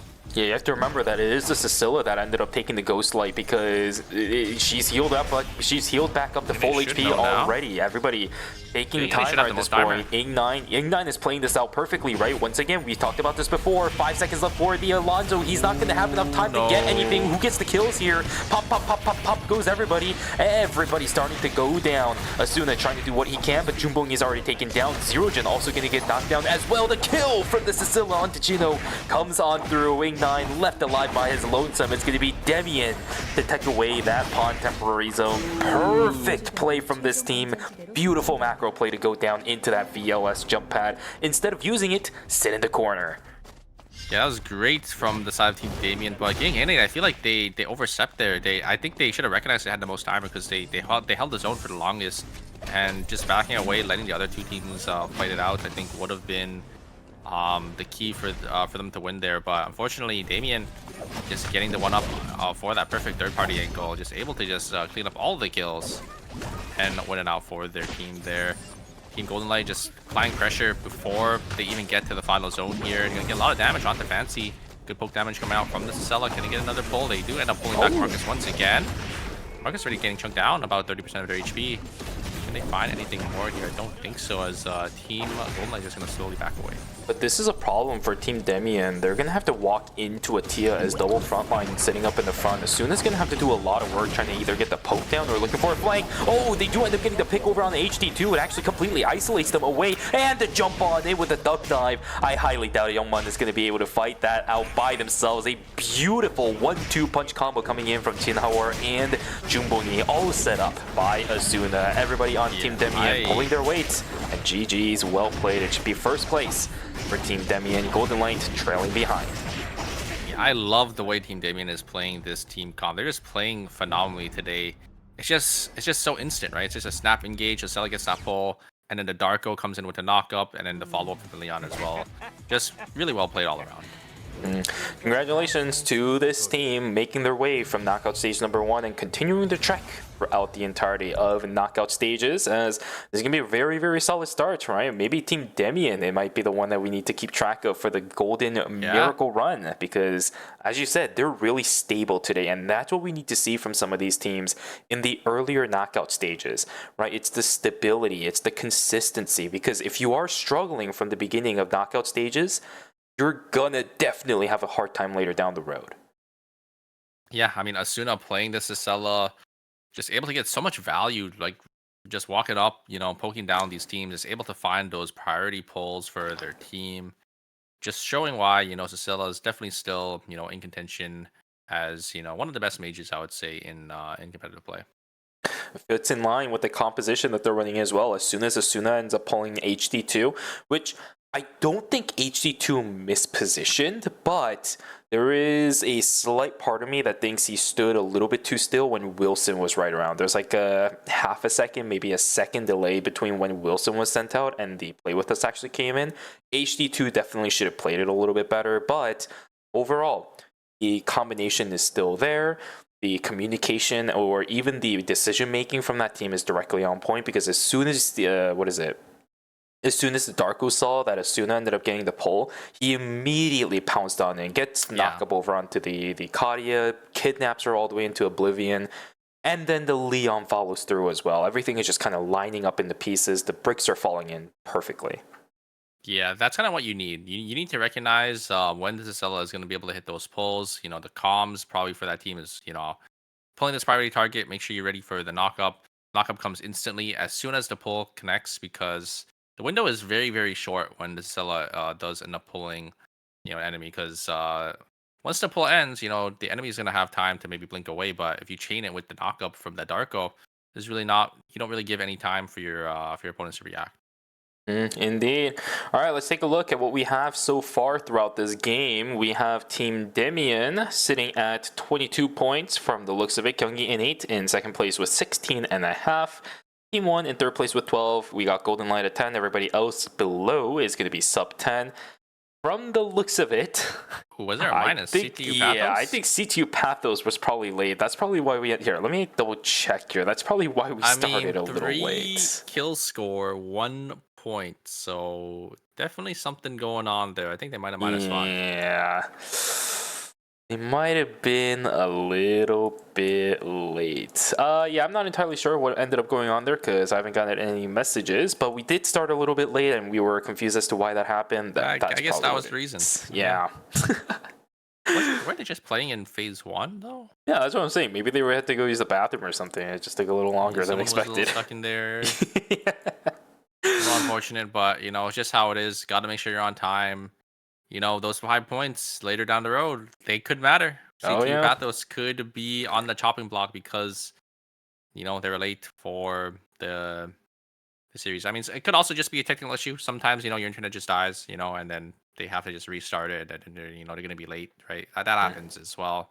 That's kind of out of your control. We won't know unless we get more details. So we'll try to keep you guys updated, but from the looks of it, I think it was just like a late penalty. Yeah, that's probably what it is. A little bit unfortunate for CTU Pathos, but we did see this team kind of starting to step it up during knockout stage number 1. It's still a possibility for that team, especially with what we saw in game 4. I need to see more of that, please, for CTU Pathos. I was talking about how it seems so finicky for this team running that Arda because it just didn't seem like anyone was communicating the Nimrod's Gate going in. But we did see glimpses of this team just making things happen, and it needs to happen over and over and over again. They just need to make sure that's a consistent thing. Yeah, I think for the first game, it didn't really work out too well for them. You know, they were able to get the Nimrod's Gates down, but when they're just taking them in, they just got immediately punished and they got bursted down by these other teams. So maybe, you know, got to be a little more patient with their takes here. We're going to have to see, you know, how these teams do end up adapting, because we do actually have a couple bans coming into fruition for game 2. We got that Marcus and that Kadia ban. I wonder if we're going to have that same rotation for these AD backliners. Maybe we're going to see all the Rios going to be locked in instead. True. There is one already. Maybe, I mean, we're going to see some hearts as well. But I think it's just going to rotate between you know, Rio, Kadia, because it's not that many, you know, ADC picks where we had like the character was banned for like the rest of the series. It's only going to be like one round ban. Yeah, from the looks of it right now, it is the Darko that's going to be considered banned at the moment. Possibility changing over to the Darko instead of the Leon, which I can definitely see it, right? Maybe get this character out of the way. Oh no! What? Wait, what? Everybody chose. Maybe somebody had to end up like DCing from something. I don't know what happened, but no, I think there's someone on Team 7 that wasn't picked. Oh, oops, oopsies. Well, unfortunate, more technical difficulties, but you know what? I guess that's just gonna be how it is for this phase. Hopefully, it's not gonna continue next week. But you know, it happens. Yeah. Someone I think just didn't select their character. I wonder if you get like a punishment for that. I hope not. I have heard that some people have been having connection issues during this patch, so if that is indeed what ended up happening, then maybe they'll be a little bit lenient about it. I'm not entirely sure. We'll get that game going for you guys in just a second as fast as we can. But we saw some of the picks that were going on. I want to kind of touch on that Darko pick one more time. The swap up from Team Possibility going from a Leon to the Darko, I really like this because I think Darko in the last game had a lot of impact. And for Team Possibility to be able to get that taken care of, yeah, they're taking care of every possible. Sorry, I won't do it. Nope. I mean, Darko just in general right now is a really good like frontline filler, just because if Marcus is bad, because Marcus is I would say fits a lot more, just because he's a lot more tankier, he has a lot more CC, a lot more peel. But Darko definitely fits that bill right now, especially with how he is in the current patch. He has that priority ultimate where you just kidnap someone. Like if you're able to get behind them with that jump in, you're able to knock them up, and then bringing them back into your team is just so powerful because you just isolate them completely from their allies, and just kill them really fast, because you're gonna have that ADC backline is able to pelt bullets into them, and then just playing you're just gonna be able to play that 2v3. It's always, I think, that factor, right? I talk about this a lot when it comes to Eternal Return. The quote-unquote surprise factor exists, or the X factor exists. And I always bring this up because it's just the fact that it exists that always exudes pressure, right? If you mess up against the Darko, he's gonna kidnap you. If you mess up against the Shuichi, he's gonna one-shot you. It's always the thought in the back of the mind that really plays a big deal in some of these fights. So I understand everything coming from some of these teams trying to get rid of this character that can cause problems like that. But once again, I really like the fact that Tongbek is going to be playing the Darko. It will be gone for game number 3. So once we come back from the break, that means Demian's going to have to move away from it. Gyeonggi Innit's going to have to move away from it. You will have the Marcus and the Kadia back, but without the Darko, it might still change up the balance of this lobby a little bit. Yeah, 100% Darko going to be off the table for game number 3 here. I mean, I wonder. I'm pretty sure they're probably just all gonna swap back to the Marcus. I think the reason why they swapped over to Darko is because Marcus did end up getting banned, because they sort of play similarly right now in the sense you got the burger flip, and try to get those picks for your team, or you just got that ultimate milestone that Darko as well to try to get someone. Looks like most of these teams are just going to be sticking with what they're used to. A couple of changes, obviously, because of the bans, Possibility swapping to the Darko and the Rio instead of the Marcus and the Kadia. And a couple of these other teams just having some pretty minor adjustments as well. Yeah, for sure.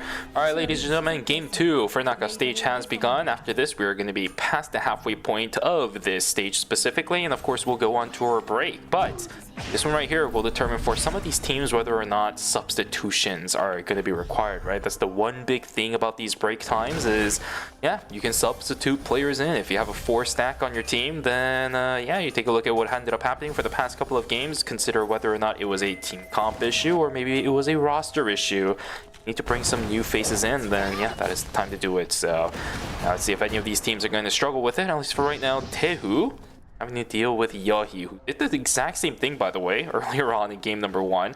Bullied a little bit of the, I think, Arda, was it, inside of this entire corridor of a chapel. He's going to try it again up against the Hisui. Get a decent amount of damage, but that's about it. Human has a lot of damage early game. Oh, it is the IREM in Cemetery. You cannot fight this character in... Cemetery early on. There's so much early damage because the cat does get their ultimates when they're not level 6. So you just have, so much more abilities. But all the members of the side of Team Goldeneye are grouped up here. Here comes Peacemaker. A lot of damage is going to be exchanged. Is the Young able to pick up one? Is going to be able to grab one. But the IREM will fall down as well. And there's the full damage. And a full combo is going to instantly kill HD2 there. And now it's going to be a 2-for-2. Key 5 is going to try finishing the craft their items. And all the members of the side of Team 1 are going to be respawning it. Beautiful. But that Or was... Team Big Game Hunter. Yeah, but that was to be expected, right? I'm actually quite surprised that there was no attempt from, what is it, team... I don't even know which team it was, but... Wow. Okay, well, there goes the Zahir once again. I'm just more surprised that there was no attempt to dodge or bait the queen out, because it was a very anticipated combo that was about to come through. Should have been very obvious there, but maybe they thought, you know, their side steps would be enough. Yeah, just ended up getting caught there. Another team fight this time is going to be Big Game Hunter versus the side of Team CT Warriors, and CT Warriors is going to be able to pick one up as Key 5 is going to be forced to retreat. Comes in Nimrod's gate though, is going to be able to close the gap as the Rook was connected right onto the Nimrod's gate, and that's going to be Big Game Hunter going to take an early team wipe, but it is still day one wipe prevention, so should still be fine here. Fancy going to try getting some of these animals. He's going to get it, I think. Most of them went to the side of the Sicilla there. Yeah, luckily for Team Big Game Hunter, by the way, it is the Adela who ended up dying last. She is level 7, so the overall death timer for the team not going to be way too high, but it does suck, right? Oh, this is not going to be good for some of these guys. Let's see. Possibility still sitting on 0 points themselves. Everybody else at least having 1 kill for phase number 1. That might change though. Possibility trying to do something, but this Justina is by herself. Ye's going to get taken down. Team Shadow Rain will be wants to pick that one up. Oh my god, there's a combo coming out once again. This time it's going to be... Y'all actually going to go down from Big Game Hunter. Wow, that's going to go back in and completely outplay the members of Team Big Game Hunter, able to win the 1v2. CTU Battle is going to be able to claim a nice 2 kills. Yeah, nice try, Adela. You ain't winning that one, because the moment you blink in, Yan's going to be able to jump on top of you, and you see the damage. That's exactly what happens. Big Game Hunter down 2 members, not even going to be able to trade one across, because CTU Pathos is the one to play it off pretty nicely. Wild. We saw what he was able to do during knockout stage number 1. He's going to continue that streak into stage 2. This guy is looking so good on this Yawn here. There is the double dice. It's not going to connect onto... Well, it is going to connect onto Fancy, but nothing really going to come out of that. White Lily is going to be used to get Wild to safety. Gotta be a little careful. There is a double dice coming out once again, but a great buffer there coming out from Fancy. Able to use that blast wave to get them on out of there. Poke damage, not really going to connect from any of these members here. Ooh, unfortunately, the engage is not going to really connect there. But the Blink was actually invested onto this Eastweek. Eastweek's going to try jumping on forward there. There's ultimate coming down. Going to be invested, and there's a Peacemaker in response.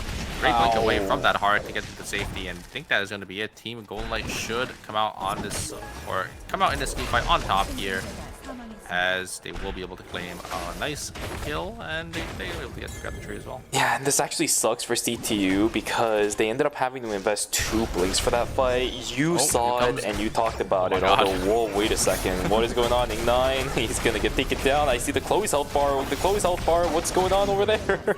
She's taking animals or something? What's going on? Yeah, okay, she was playing with fire down to 1 HP, but yeah, possibility just TPing straight into their teammates there to deny. I think that was Team Shadow Rain from killing their Justina, so not too bad of a pickup for Team Possibility there, as Team Golden Light is just gonna chill upon. We got the game just slowing down a little bit here. Everyone's just slowly getting their next call-ins. Got that Mithril picked up from Jinwoo, and I think the Force Swords are going to be coming out very, very shortly. Yeah, shouldn't be that big of a problem. All of these teams have been...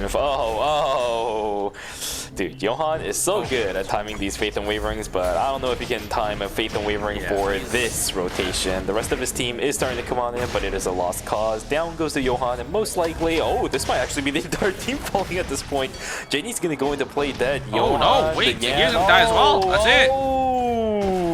Oh, that is so unfortunate. The faith has wavered. That is so unfortunate for Team 1. They just got collapsed on by 2 different teams. It was basically... Sorry. It was basically a team, or a 3v6 there. A little unfortunate, but that's just going to be how it goes. Here comes Engage coming out from Wild. Not going to be able to connect really much there. They're just going to try stopping the Yumin from getting this box, but Yumin's actually going to be able to grab it and just blink on out of there. Going to try crafting it and maybe going to try coming back into this team fight. I don't think it's going to happen. Yohi did end up getting the box, ended up crafting. It was a 4 score, so I don't blame them for just sticking to getting their item, their deserved 4 score there, and will be team 새 금지 구역이 CTU going to be able to pick up a nice 2 kills. Yeah, and this is what I mean by Team CTU not having to worry too much about their Game 1 performance or even the -5 that ended up happening, because this is a team, once they get confident and once their engines get revving, we saw it in Group Stage and Knockout Stage 1. They can really pull away a lot of work. This kind of composition is extremely explosive, although jumping into a Celine like that is not the greatest of things, but the Kidnap's going to come on through. Peacemaker going to be utilized by this entire team. I like the full rainbow combo and the positioning of it because it forces the Justina as well as any additional support coming from the Rio away. 2 for 0 in favor of Golden Light, and that combination of this triple backline is working out in its favor. A fight inside of Factory as 2 is going to get traded out 1 for 1 so far. Ding 9 is going to get taken down as well. The Chloe in the middle of nowhere once again for this team. Yeah, Not gonna be able to find it. Chloe just not being there, and it's going to give CTU the perfect opportunity to get that box. And all this farm down here in Factory. It looks like the Chloe Pro line was in beach farming, so yeah, it looks like they're just trying to split farm here, maybe try getting as many credits as possible, but yeah, losing out on that box might be a little bad for them, because they're definitely gonna won that team fight, I think, if that Chloe was there. Yeah, I don't know what it is, but I feel like I've seen this kind of gameplay from Proline a long time ago when we used to see him a lot more often. Yay! Not so yay. Yay! Yay! I guess. No, you get key 5 instead. There you go. Well played from the Adela, being able to find a pick away like that. Good stuff, good stuff. The rest of team Big Game Hunters are going to be able to just find whatever remnants of animals are remaining outside of Uptown. Yeah, looks like the game's gonna slow down once again. These teams just gonna slowly get their buy-ins here. Team Shadow Rain probably gonna try playing for this Tree of Life here in Forest. I don't know if Team possibly want to play for it as well. They should see that Justina having that full map vision, so it looks like they're gonna go on that teleporter. Maybe try looking for something that's uncontested. Being in it, gonna be able to get this meteorite here in fire as well. With the screen panning, we are moving ourselves into phase number 2, which means starting from now, -200 for each deaths coming in. Team Matage in the chat, everybody, as we might potentially see one good reaction coming from Dongbek, but the rest of his team is already busy doing some other stuff. Rio's about to join the fray in just a sec, but Jumbongi not going to be able to follow through with the duck dive just yet. They still want to chase this down, though. I'm not entirely sure if that's going to be the right idea. Chasing into a Justina in a straight line might not be so good. Leon still hunting, Darko still hunting, Cecilia also still hunting as the play with us is gonna whiff. Nice dodge away from Dongbek. He's trying to keep himself alive, trying to deny the kidnap as much as possible. He will be able to get away. Wow, what a lot of tight corridors, what a lot of tight opportunities both of these teams were able to utilize and miss. Yeah, great movement for these teams to dodge out on those priority skills, making sure they don't really get in the way, especially when you have Darkos on your teams. You have to position yourself in a way where you don't get kidnapped back into the enemy. So yeah, possibility gaping just barely with their lives. Damien, I think, wanted to press that just because they had so much more items. If you saw Team Possibility, they're only sitting on those 444 scores. They don't really have anything else going for them right now. Damien's looking pretty good, man. These guys are making things work. The team that is continuing to look very solid. We talked about them earlier. The consistency, the stability is still looking locked down and tight. One of the few teams so far that is actually taking into account what their team strength is looking like in comparison to others. Although this might be a little bit of an awkward fight. Kyunggi has a flank over onto Asuna. Ing9 is already looking for it. Girl in the bubble has been already utilized, but yeah, on the backside. Oh, he just pulled out! Oh, and the kidnap again. Dude, this is such a problem. Down goes Jino as well. Ing9's going to be forced to use the blink on out of there, but Leon is on the chase. Ing9 trying to get himself out. He will be able to do so. Puts himself into archery range, but Team Demian knocking down Kyunggi. These guys, what is happening?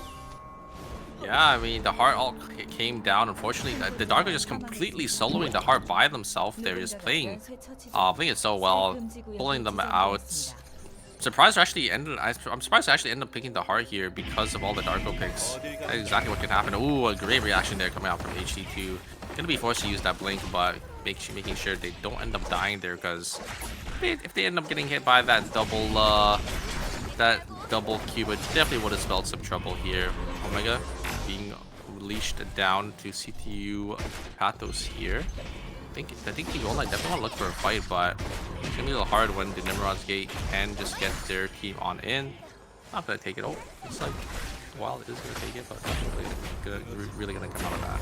Okay, third party from the left side coming in, which means for the time being, Golden Knights are going to back away, and CTU Pathos sees this and says, who the heck are you guys? Okay, there is the combo coming in. Arda's going to be able to secure it, and whoa, what ended up happening to the Arda? Wait. What ended up happening to the IREM? Now, this is a bit of an issue because look at the positioning for all of these guys. Wild is going to be able to get himself on out, but the Queen, nope, never mind, the Night Fork lands on over. Key 5. Seen what happens earlier if you over chase into this, but he does end up landing the dead. Queen, Wait. and there's the quick spin coming in. Can he turn things around? He's got the heal coming in, and the White Lily will end up getting Key 5 out, but look at the entire conclave coming in from Team Big Game Hunter. They do not want to let this Yan leave himself on out of here. You know, CTU Pathos, he needs to get himself on out, but another Night Fork lands. There is the Tetragon coming down, and another Night Fork. It is just endless. The Chess Master has struck yet again. Wild gets taken down, which means CTU Pathos out of game number 2. That's so unfortunate. You could look at the credit counts as well. They're just missing so much combat power. But yeah, I mean, they shouldn't have taken that team fight. They should have recognized there's another team that was in the zone behind them. Got a little greedy, tried going for that Omega. Did end up getting it, but ended up costing their entire team's lives. So they're going to go down in 7th place with only, I mean, 7.5 kill score is actually not too bad. So 8.5 points in total, but definitely not what you're looking for. Here comes the damage. The dealer damage is so much. Alonso really getting chucked down half HP. The hard ult is going to be forced. Oh, here. Nina's gone. Ignite going to try looking for an angle in. Nina is indeed gone. There's the ultimate, but there's not enough damage as Alonso is going to be forced to just jump on in there. Going to use ultimate as well to keep them alive for a little longer. And it's going to be unfortunate getting in. They're going to lose 2 members. Team Shadowrain going to be able to get the 1-up onto them. That's the big bait from Darko players, right? He tried getting a kidnap back in, but it took way too long. That's how you do the kidnap instead. That's a beautiful surfs up. E5 trying to keep himself alive, but the Darko is on the hunt. That Night Fork and the canceling to get himself out, but I don't think it's going to happen. Before the Queen comes down, Key 5 will get taken down instead. Team Demian 1-upping Team was that Kyungin on how to play this Darko composition. HG2. Look at the credit counts for GangNA and for Delta. They don't really have anything here, but they find Zerojin, so GangNA gonna go down in 5th or 6th place with only 1 kill score, so only 3 points for them. And again, Shadow Raid, they get enough credits for that kill, so they're able to get their Alonso back, so not too bad for them. But you are correct. I think you know, getting the perfect Darko ult is definitely bait. You can't hold it for that long because, you know, if someone is just kiting away from me, is pathing away, you'll never have the access to get behind them to pull them into your team. Yeah, you have healing drone, but that can only keep you alive for so much. You don't have the sustain tools that something like an Alonso has. You don't have any damage reduction. All you have is a tiny shield on your W, and that is literally it. Right? You don't have any other sources of sustainability. You only have a couple of escape tools, but you already used it to go into a Chloe. Like, you don't have any way of getting out. You can't hold that as long as you did. So a very, very big bait for Team Kyungin. Definitely paying its dividends for any other teams remaining in this game. Oh, yeah. Wait. Wick has been taken. The Ghostfire lit up over onto HT2. He might actually be forced to use the Peacemaker there. Wait a second, hold on. Okay, the heart is still alive. Good amount of damage coming out. Nina is down for pro line, so everybody on the side of Team Shadowrain is trying to get themselves on out of here. There's Nina coming back in, and this should give them a little bit of time to play with, but...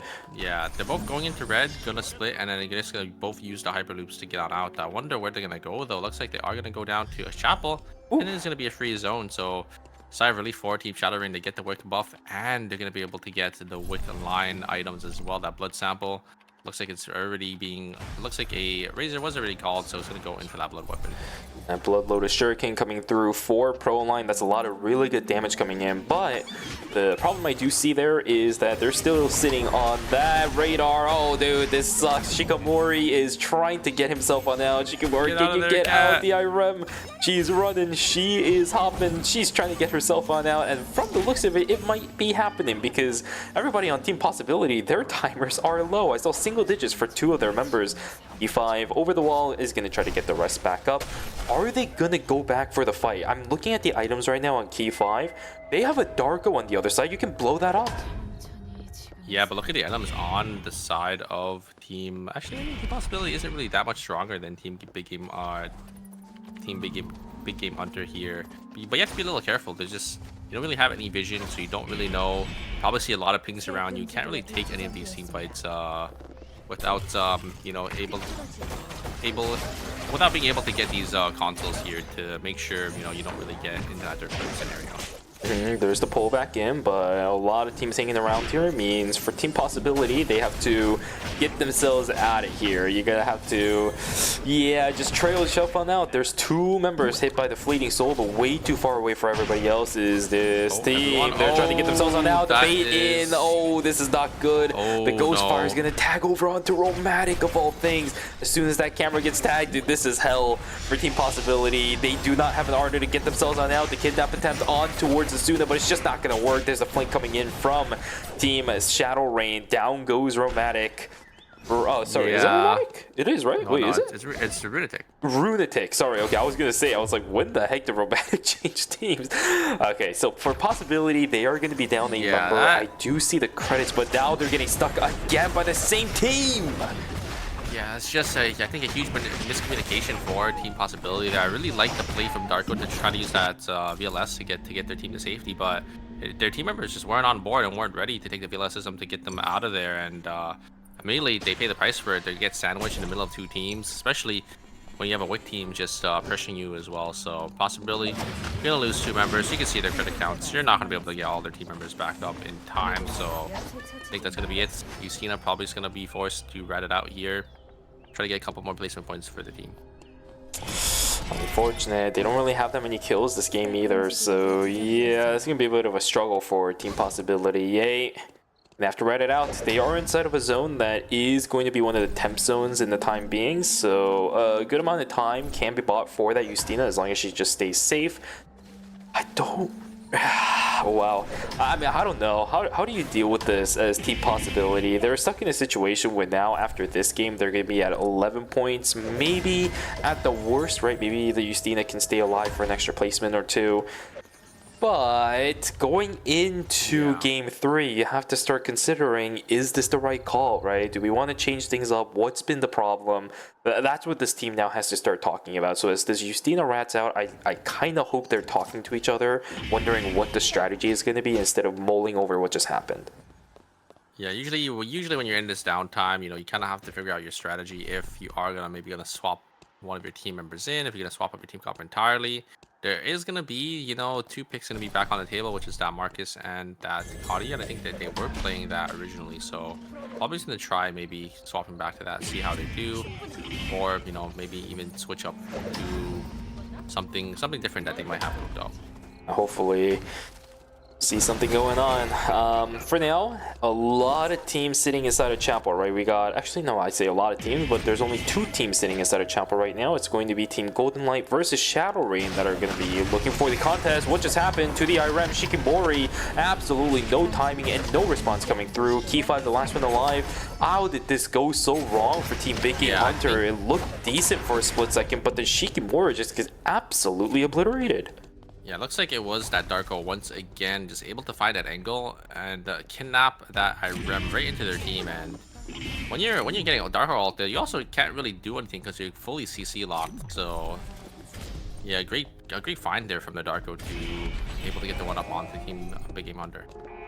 Funnily enough, as an IRM, that cap punch is actually going to be a bait, right? Because it brings you closer to the Darko. He says thank you very much, knocks you up into the air, and then kidnaps you away. There's a certain limit to how far away IRM can run, so yeah, a little unfortunate for that. Possibility, Ye does end up getting found out. Youngman trying to get the chase. He does end up landing the yellow, but nothing else gained for the Tia. Ye is still trying his best to run around. I think when you're playing into these 3v3 final zones, you have to kill this rat that, you know, might possibly just ruin your clean 3v3. But the problem is spending way too much time, and Oman actually might go down here to Ye, and which is barely living. But now Oman has to rest, and look at the timers. They're not going to really have anything to work with going into this final zone into Team Shadow Rain here. This comp doesn't have low TK, TDK either. The hard does end up using the Peacemaker. Oh no. Proline already getting chunked down to half HP. Oman getting a lot of value, but it's not going to be enough. As a Yumin Alonso should just be able to keep this up. There's the point. Not going to connect, but Oman's timer is slowly ticking down, and that is going to be it. Team Shadow Rain, we're now winning this temporary zone. Yeah, that just really sucks. It was possibility ruining the chances there for Team Golden Light, but they will be able to walk away from game number 2 with 14.5 points. Not that bad of a situation at all for these players. We're down to 2 teams now. Team Demian looking for 13.5 kill score for themselves, and Team Shadow Rain looking for 12.5 themselves as well. It's not that bad of a situation for either one of these teams, but for Team Demian, they have so much time to play with. Look at the items coming online for these guys. I just saw a blood transition being built for the Leon. He is stacked. 3 bloods on that glove Leon, so they're actually gonna just funnel this glove Leon to make sure he could try to get that 1v3 hyper carry potential here. They're actually gonna use the VLS system to actually get on behind Team Shadow Rain, but Team Shadow Rain should see those pings, so they should know that there is gonna be a team behind them here. But yeah, that glove Leon sitting on that triple blood, taproots, blood crown with that blood weapon as well. Try maybe looking for an angle on these backliners here. It's gonna be up to Asuna, I think. Try to look for these priority pulls. Maybe they can have a great follow-up. There's a pull onto Yumin, any follow-up there. A lot of damage from that Darko. I think that did force the blink, right, from the Yumin? I think so. Oh, it did. Yeah, it did. That's a big cooldown. Yeah, and even chunk down to half HP did end up getting healed back up, but comes to engage. Looks like Alonso's gonna try walking up, but a great back so there. wait, what? Darko is gonna get the engage. The ultimate is gonna connect, but nothing really gonna come out of that. But the Leon, unfortunately, the Surf's Up gets caught, but the Darko is there to get the knock up and a great follow up, and that is going to be it. Damian gonna be able to win our 2nd game in a row in Knockout Stage 2. They are looking so consistent, Super. 2 games in a row is correct. 23.5 points overall. The team score looking fine and mighty for Team Demian. 2 games in a row. GG's. I was a little worried there because the Leon surfs up I think it was one of the backliners that the surfs up ended up connecting. They end up getting caught on that tombstone once again. Yeah. It's always that pesky tombstone. And it basically stopped, I think, the Yumin from getting pushed with that Leon. Yeah, as far as he should have. But it looked like it didn't really matter because the Darko was just there and hit a great knock up and great follow up from him. Yep. It's one of the greatest things about Team Demian's composition, and they're actually executing on it really well. A lot of the cooldowns, a lot of the crowd control that each of them have kind of keeps them in that spot for a hefty amount of time, especially over on the KR side of things. Their reaction speed is really good. Their ping's also really good, so you can capitalize on those exposed times. Well, not even exposed, but what should I say? Vulnerable times where you're just going to be locked in crowd control for maybe a second or so. The immediate jump in from the Darko, as you mentioned, was perfectly timed. And then the Asuna also coming through with some of these immense pulls for this team as well. Again, a well-oiled machine Demian is today. Yeah, they're just playing phenomenally here. Able to win out another game. I think after this game, it should definitely secure their spot, I think, into Knockout Stage 3 already. I think so too. Because it's top 4, I think the rest of the scoreboard is going to be looking a little bit finicky. After that game 1 as well, they had a pretty hefty lead against everybody else. They just did it again. So yeah, you're probably right. 23.5 points off of game number 2, somewhere around 22 for game number 1. Yeah, these guys are eating tonight. Yeah. Wonder if they might swap up their roster. I mean, hey, if it ain't broke, don't fix it. Yeah, or if you're really even confident, then just practice other things as well. Maybe save it for game 4. Yeah, but you guys can see that difference here in the terms of points. Oh my god, it is a 45.5 points for Damian in first place. It's such a wash.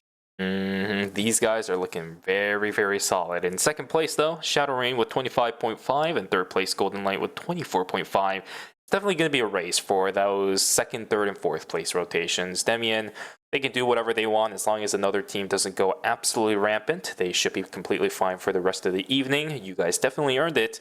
But for right now, everybody has earned a break because we're about to go to a break ourselves. It was an even number of games, so make sure you guys also catch yourselves a break as well. It's the last time you can do it for today for ERM. So go grab some water, go grab a snack, and go take a stretch. We'll see you guys back here for the latter half and the last 2 games of Knockout Stage 2. Take care. 효과가 종료되어 더 이상 지원을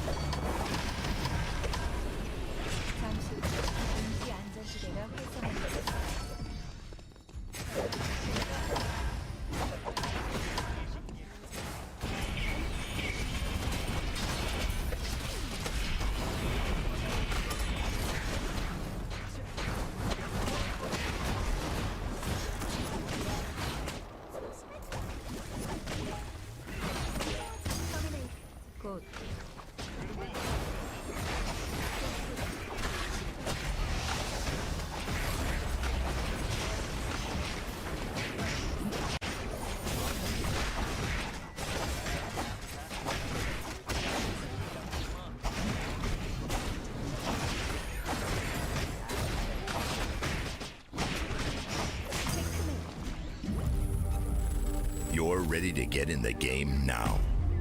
The last thing you want is to wait.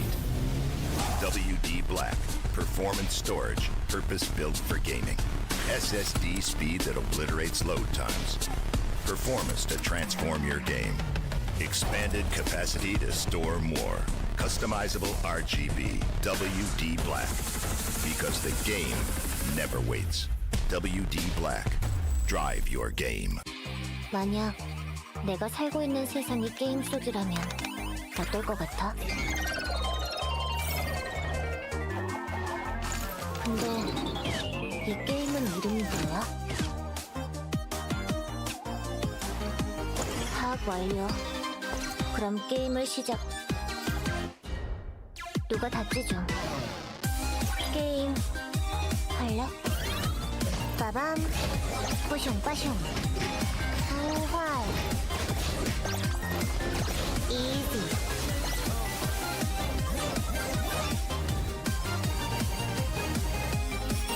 덤벼라 이 허약한 허저가. 빰빠바밤. It's just a game.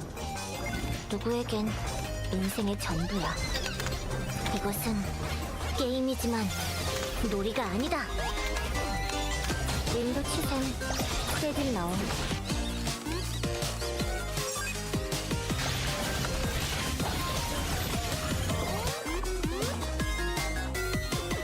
승패에 집착해. 게임은 이기려고 하는 거니까. 할 수 있다. 나라면.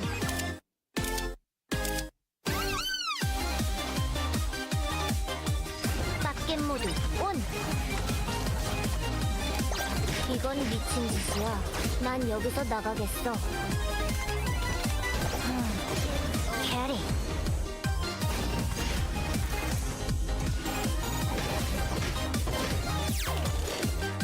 근데 이제 뭐함?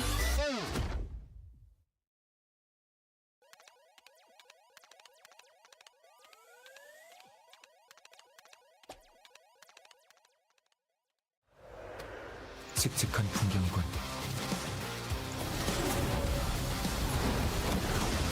사람들은 없는 건가? 공을 잃어버리지 않도록 조심해야겠어. 불길한 기분이 드는데 좀 서두르는 게 좋겠군. 투수의 진가를 보여주마.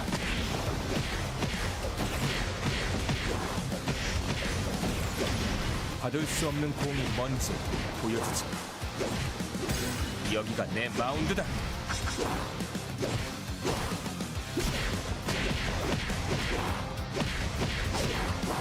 네 경기는 여기까지다.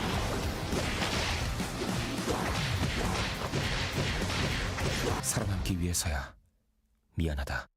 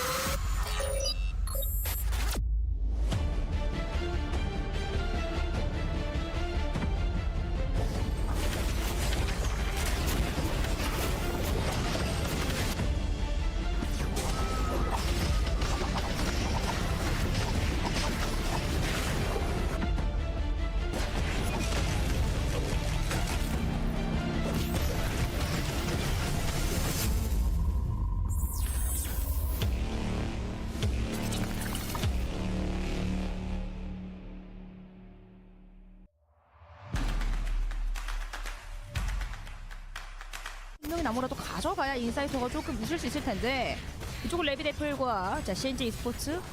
자, CNJ 스포츠 일단은 활라딘이기 때문에 이게 탱커를 때려서는 데미지가 생각보다 잘 안 나오거든요. 그래서 네. 어떻게든 뒷라인을 조금 이 오상커 선수가 뒤쪽을 때려줘야 되는데 지금 그 각이 잘 안 나오고 있습니다. 자, 결국 환란이다 보니까 궁극기를 통해서 딜링이 좀 많이 메모리 되어 있다 보니까 그 점도 신중할 수밖에 없고요. KW. 와! 아니 강화 펀치를 여기서 세 명을. 자, 이쪽은 레비데플과 아리랑 파이터즈입니다. 자, 샬럿 궁 Hello everybody and welcome back from the break. We are just coming out of games 1 and 2 from knockout stage number 2. We are just about to go into our last 2 games though for the night and for the weekend. Unfortunately, if you want to hear our great voices again, you'll have to wait a whole another week before that can happen once again. But yeah, the first 2 games so far for knockout stage number 2, I will say has been pretty solid this time around. Not too many shenanigans going on, and Team Demian has been able to show us some very good textbook Eternal Return gameplay with the composition they've been running. Yeah, I mean it's just a dominating performance from Team Damien. They have just been putting on a show for knockout stage 2. Difference in the terms of points, they're like double, they're almost double like even the second place points here. So yeah, I think they're actually looking to just have some fun now. Looks like they're just trying to lock in another team comp. Maybe try to get a character banned. Maybe the Yumin gonna be banned for game number 4 here, or going into game number 4. Could be a possibility. They're probably just not running their main comp because the Darko is banned, right? But I guess for them, the whole idea of having that fun game composition is gonna come a little bit early for them. We do have, I don't think there's any bans in this one. I do see double Theos. I see a Leon coming in, double Marcus, but I don't think there's specifically a ban coming through. There's a lot of diverse characters across this time around. I don't think so as well. And CPU Pathos looks like they're playing that Taunt for Leon with the double backline team. It's going to be that Kalia and that Haze. So yeah, I think there's a lot of duplicates here, but I think you're right. I don't think there's any bans to fruition for game number 4. Yeah, you're right. And now that I think about it as well, they actually ended up substituting a player in, right? Because the let's see, so Tehu is still in, so our Hisui player is actually going to swap over onto the Kadia. March is substituting in Juno, and the Wild is actually the one that gets substituted out for March instead. So we're losing the Yan, and instead going to be moving over onto the Haze, which is actually kind of interesting to me because for CTU Pathos, I think one of the most standout performances has been on Wild. So let's see if this is going to be worth it, guys. Game 3 is a go. We'll see if any of these character selections, we'll see if any of these comps is the way to go for these teams because they got 2 games left and that's all they have. Top 4 will move on and bottom 4 will be eliminated for phase 2. Yeah, I mean maybe he just wasn't feeling it in this lobby, especially just because you know the dive team.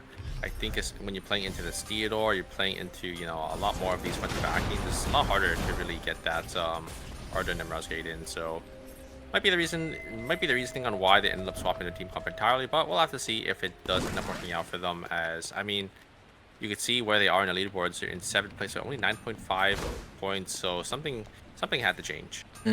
Still though, there's still chances left for everybody remaining in this lobby simply because Demian has been running the lobby amok. The 4th place mark right now once again is being held by Gyeonggi and 8. It's 19.5. That is easily make-upable for teams like Big Game Hunters, as well as even CTU Pathos, because they're sitting at 9.5. They're just 10 points away. That's a lot more feasible than like the 20 plus we saw last time during knockout stage 1 in game 4. Yeah, maybe they'll try looking for an angle here with Team Big Game Hunter, but Gang NA is going to be in the area here. I think they'll be able to get any damage. Suwa is going to get bursted down. Here comes both the Theodore ultimates. Great blink away from that Theodore. But the shield was invested, but the Suwa just going to instantly fall there, and it's going to be Gang NA going to be able to pick up, it looks like a nice 2 kills. Great blink on forward, able to connect with that Spark Nade, and members on the side of Big Game Hunter is going to go down. That looked a little bit weird because Gyeonggi and 8 actually played around the Theo shield. Big Game Hunter did not. I can definitely say it that much. Down goes the Theo. Luckily, he is not going to go for the entire team wipe as Dupree ended up getting res back right beforehand. Youngman also going to get picked out. This is pretty much what's been happening the entirety of Knockout Stage 2, right? Day 1 and Night 1, very full of picks and very full of team fights. It's still continuing on even after the break. Gang NA getting a nice 4 kills, so a full 2 points for them already. You have to be feeling pretty good about that. Looks like Damien was able to find the art as well from Team Golden Light. So yeah, a lot of just picks going around for these teams. There's a Peacemaker being invested as well. It's going to deny the kill away from Team Possibility. Will not be able to find the trade as Runatic will going to be falling down. And the Mutant Dogs going in favor of Team Gyeonggi. This team is on a roll already. 2.5 points for them just from kills alone. this is the proactivity I want to see from Gyeonggi and 8, right? It's weird enough that they're having to deal with knockout stages 1 and 2 already, but they have been having a very shaky performance throughout the course of the day today. This gives me a little bit of a relief in terms of what their prospects are looking like for the remainder of Phase 2. I think Gang and 8, they are going to be the gatekeepers right now since they are in 4th place. A lot of damage going for that human, trying to get all of the animals, and yes, they will be able to. Good dodges out on the sniper shots there, but Kadia able to get that last snipe and should be able to pick up that human. Looks like he's going to be able to get that third skill as well, but I don't think Kadia has enough damage here, and yeah, I can't really do much into this Alonso, but wait a second, he was able to, oh wait, is it actually just going to take all the farm before they go down? Good smart play from them, just to capitalize on that, because you're going to die to that Alonso anyways. Yeah, he ends up actually duplicating the recon drone from the Crow if you picked it up. So that's something, I guess, if you want to consider it that way. Yeah, not too bad for them there. And the nighttime vision, they're just going to walk straight into the hands of the side of Team Shadowrain, but yeah, the Alonso wasn't revived just yet, and damage in return is simply way too much. Great damage coming out from the Jenny. And Dizzy here is just gonna cancel that Alkake there, and Team 1 is gonna be able to get a nice 2-for-0 on Team Power. Fight beginning prematurely for the contest for that Hotel Tree of Life. Tazu's going to be able to knock down Ye, down goes the Justina, and down goes the Marcus. But there's another team starting to file on, and it's going to be Im Johan. This guy is by himself, man. He has got guts. Holy moly. As soon as that radar turns around, yeah, he is just going to immediately book it. You can see where all the teams are here. What the heck is he up to, man? He's just going to get this Johan. Going to get a lot of damage here, but wait a second. Jenny is going to be here in response. There's the ultimate invested. Gonna try getting this soul link damage. It's not gonna be enough. Great faith and wavering to keep the Johan alive. A little bit longer. I mean, hey, got the bait in. Got this guy's insane right now. I never saw a aggressive Johan before, but he's doing it again. Look at this. Im Johan, he is baiting he's going in. He's got another person keeping him behind him, and the Zero is coming in from the top side down. I don't think should just be able to slow them here. And there's a soul seal invested as well. Oh my god, dude, that's crazy. Gonna be able to get away. Oh, wait a second, 3-man burger flip isn't gonna be enough. Don't think so. Johan should just give enough speed boost for them to catch up here. There's a speed boost onto the Jenny. Here should have enough as well, but wait a second. I think the Marcus should be able to get to this White Lily and should be able to get on out. Lucky for Kongbek. I mean, this guy, dude. Everybody from Team 1 is really looking for kills at the moment. They're already sitting on 3 points just from kills alone. These guys want to make it out of Knockout Stage 2 from the looks of it. Already looking for proactivity before Game 4 even begins. And I love that, right? From a team composition like this that always seems to be so good at receiving stuff, Im Johan is opening up opportunities by offering himself as tribute, but turning that around and saying, no, you're the tribute instead. Yeah, especially when when your team doesn't really have a frontliner, like you basically have to be the frontline on this Johan, but oh no, you cannot live. There's a limit. That pull there. Ing9 just gonna be able to get that burger flip, and he's gonna get really bursted down. Oh, it's like a lot of damage was exchanged there, but nothing really gonna come out of that as Lumi was tapped, so it's just gonna go to the side of Team KK. Unfortunately, it's Gyeonggi Innate that the kill goes over to as well, right? Team 1, they've been trying to do what they can, but Im Johan falling down to one of their biggest adversaries, the gatekeepers of that 4th place spot at the moment, Gyeonggi Innate. Where are they right now? 24 points exactly. Team Golden Light, they're 25. So about a point difference between them and 3rd place at the moment. But still, once again, it makes it much more difficult for the bottom 4 teams to start moving up if Gyeonggi Innate continues to have a streak like this. Energy Blast Field invested pretty early. Alpha's going to swing around, so it delays the initiation, but Fancy gets absolutely bursted down. And now, what is the plan for the rest of Golden Light? Flanger was already invested from HD2, which means everybody else from that team is going to have to back away. Alpha is secured by Team Big Game Hunters. Yeah, good pickup from them. Gonna be able to get that mid roll here, and Team 1 is gonna be in the fray. Maybe gonna try looking for an angle. Maybe gonna try to look for these kills. I think they know there's a Tia around in this area.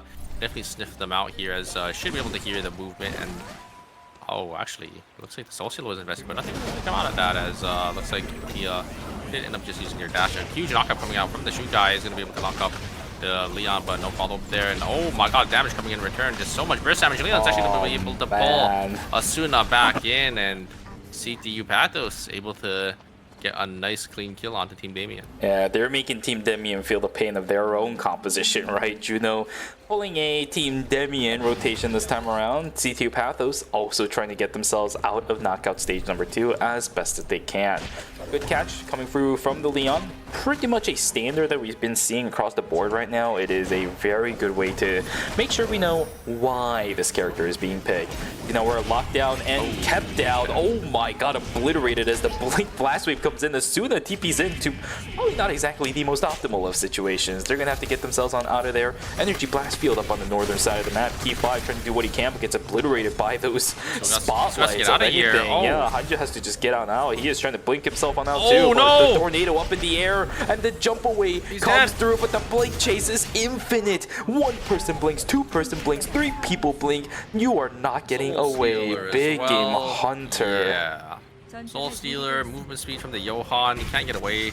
The recognition I think the Sua needed to just, you know, instantly call it off, because I think she waited a little too long before leaving, and immediately and that is going to cost their team. Big Game Hunter going to go down in 8th place. I mean, they're already in 8th as well. This might be it for them. And the ceiling is starting to get raised higher and higher for that 4th place spot, right? Once again, Gyeonggi and 8, they're sitting on 5.5 now. With the additional placement coming in, they're at a minimum of 26 points already. It's gonna get harder for a lot of the other teams, especially for Team Big Game Hunter, because something that I have noticed with this team is that they look really shaky in some of these fights. So I don't know what the prospects are looking like for them in game number 4, but the longer this game goes on, the more kills Team Gyeonggi gets. It's gonna get worse. But what is this positioning from Team Possibility? Yay. Split apart is gonna have to eat a few seconds of timer on their own. They're not even sitting on that good of timer themselves. Yeah, gonna be less than 10 seconds on single-digit timer now, so it's gonna be a little rough for them. You can see the items as well on the side of Team Possibility. Looks like they are gonna be a little behind the rest of the lobby here, but I mean, it's still that day 3 mark, so actually, technically, I think they actually have actually ahead of the lobby in terms of their items. They do have 3 items on that Yusina, 2 on Akaria, and 1 tank item here, just on pace with everyone else. Possibility, Guardian Suit online for Tongbek. Are they going to try for this one? This seems actually like a difficult team comp to fight, because a lot of the damage that Possibility has is really spread out. BattleRoyale coming straight from behind. I think T1 is going to be in a really rough spot now, but I think Team 1 should know there's a team behind them, so they're just going to straight push into this other team. Keep make going. Sure they don't get third-partied, but oh no, Team Shattering, they should be able to grab Cross. You see everything here. Here comes Engage. Oh no, the Jenny's going to go straight into play dead here, and the third party is going to be here. They should be able to just see everything. One member apiece going to go down. And it's going to be the easiest third party for Team Shattering. Oh my god, the Johan just slowing down the... Oh no, it's cooked. They're... Oh, Possibility, I think that's it. Wow. Team 1 just... The Weavers of Fate for Team Possibility there. Johan is slowing down Akadia, and then the Jenny also just denying the Marcus from using the VLS to get away. This sets up so well for Team Shadowrain, because they just picked up a purple box up on the northern side. I think it was a Tree of Life. I may have seen a dwarf helmet going onto somebody. I'm not entirely sure there. But look on the left side of the map too. There is an Omega nobody has taken charge of, which means a Tree of Life goes in their favor, possibly, and then a kill goes in their favor, Omega goes in their favor. This is one of the most proactive nights that I've ever seen a team be able to have during night number 3. It's in the hands of Team Shadowrain. Asuna trying to get themselves away. One of the food coming out from Jumbongi will allow Asuna to live, but that's an investment on the Soul Stealer, not going to be available for 40 seconds. Yeah, Asuna's just eating all the poke damage there, but that Soul Stealer was going to be able to bail them out. There is going to be a red box coming in very shortly. I wonder if Team 1 wants to contest for this. Can Team Damien get this red box of safety? It looks like they're actually not going to contest for it, so it's going to be a free red box coming to the side of Team Damien. What is it going to be? It is going to be... a chess piece. A chess piece is going to go straight into that bikini instantly for that human. That is really big. I know how valuable... Oh my god. No. No, Team 1 has not kept track of this. Day 9 on the backside. Can they find anything? Yes, they can. The big wavering is just not enough. Imyoan gets taken down, but wait a second. Hold on a second. You're trying to chase into us here. But the third party from the backside plate that is activated, and the chase on through is going to come on in. Team 1, their fates were woven this time around. It's going to be Team Shadow Rain to do it. But Shadow Rain, whoa, they do not keep track of all the other teams as well. Now they're going to lose too. And what the heck just happened? Shadow Rain, they wove the fates of another team, but they weaved their fates as well. I'm surprised Shadow Rain went back in there. They should have recognized that there was another team because of the wipe on the top right. You can see when a team just goes down, right? They were able to get 2 kills and then they ended up going down as well. Oh my god, are they buying a blood? And they get punished. Dude, it's over. They get punished for They just got a blood sample too, man. Proline is about to give Kyunggi a blood sample. Oh my god, that is a disaster. Proline greeting for that blood because, I mean, you want to buy that blood because you're not going to be able to buy it, any other time, but gets immediately punished because you didn't res their teammates, and then there's a team right there. They got the blood sample, a free blood into the hands of Team K&H. That has to feel really good, man. I think that is like a top 5 feeling. Yeah, when you get a blood off someone. And of all the teams to get it, it's Kyunggi too, man. This is just gonna make it worse for everybody else. You have a Theo, you have a Heart, like some of the most hardest scaling characters in the game, and you just gave them a blood sample for free. It is the worst feeling in the world. That sucks for Team Shadow Rain. I thought they were going to be able to do something more in this game, but yeah, walking in, the macro mistake from inside of the gymnasium up in the northern side of school, it's going to pay the dividends for that team. They're going to have to pay for their mistakes, and it is going to result in that minus 500 plus the entire team getting wiped. Young eating good. Yeah, and the wick line is gonna be completely uncontested, looks like, for Team Gung here in Fire Station. So they're gonna get another blood sample. They're gonna get that wick buff. They are going to look really, really strong going into the final zone here. Oh, yeah. It's gonna be a little hard for these teams to kind of compete. They're gonna have so much more blood items. Oh, fortunately, BLS did end up getting canceled there, as is going to be the side of Team CTU Pathos. Gonna have to TP. Looks like they're gonna go into Temple. I'm seeing a couple of transition items once again coming through for a couple of these teams. Golden Light ended up getting an RMP. Same thing for Demian. Yeah, I mean, these teams are going to be extremely paced up, right? Demian getting a couple transitions of their own. Golden Light getting a couple transitions of their own. Kyunggi just got themselves a blood, a Widowmaker for the Theo as well. Even CTU Pathos, I mean, their items might not be looking that great, but we know the capabilities of this Leon in terms of displacing everybody remaining in this game. We got 2 hearts, and if they make a mistake with the Peacemaker timing, then Leon can absolutely screw with that. Honestly, you could look at the items on the bottom there. You can see all these teams still have blood items as well. They have those red little bars there, so they're actually not even that much weaker than Team Young but obviously Young will have that wick buff advantage, so gotta be a little careful when playing into that. I think most teams are probably just gonna try avoiding Team Young as Young is probably just gonna slowly start moving around to security zones. Start choking the life out of the rest of the lobby pretty much. Just make sure that you don't have to worry about your flank, but everybody else might have to, because everyone's going to try to dodge you anyways. You might as well make some space with it. I like the way that this is going. Scarlet Scythe activated for Ing9. They might try to send it at this point. Smasher Smithereens coming online, but that's a beautiful shotgun to try denying everything. Okay, beautiful surfs up, but it does end up transferring. What the heck is the damage in return? Nicely done from Team CTU Pathos. I mean, again, this team is looking really good when they are able to do what they want to do. And even if it might have just seemed like a disengage, a desperation attempt, they did everything perfectly. Yeah, great disengage here coming out for the side of Team CT Warriors. I actually thought they were gonna get cooked there with that Eudor engage with the ultimate there, but we're actually able to just play it really well. And I think Team Damien should see Team CTU here, and the VLS is going to be instantly used. I really like that play, but the heart's going to get pulled. Wait, is it charge? Get it, get it, get it, get it. No, it got canceled again. No. Unfortunately, I think what happened was the heart was the one who charged it first. Or sorry, the haze was the one who charged it first, getting pulled off. Once your leader is pulled off, you can't really take it. Oh no, I think that's gonna be it for Team C2 Pathos. Gonna lose 2 members there. Dude, this is the worst. C2 Pathos played everything perfectly, but then they just get so unlucky with the way that the pull ended up working. And yeah, even if somebody else gets pulled, they're gonna lose -1. But of all the people that got pulled, it was the one that started charging it. Oh, that is just brutal. Yeah, and they're gonna have to recharge it, and then it didn't really work out well for them because they ended up all kind of bailing on it, but then not really because like the Leon ended up getting away, but yeah, it just wasn't enough. So a little unfortunate for CPU Pathos. Gonna lose 2 members, and yeah, I mean you can see their points as well. They're not really in a good position, so. Gonna have to try maybe getting a couple more placement points, riding it out here.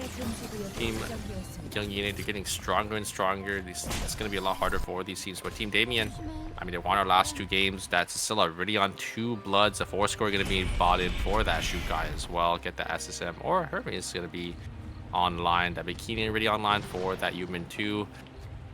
They're looking really, really strong too. I think the big key point here is the Bikini on the Yumin, because while Gyeonggi Innate has a lot of really good items, you can even see the boots being upgraded for the Theo. It's probably going to be something like Red Shoes, right? The way that Bikini works is it's not additional HP regeneration, it's an effective shield, right? The healing reduction from Red Shoes is not really going to affect it that much, so Demian...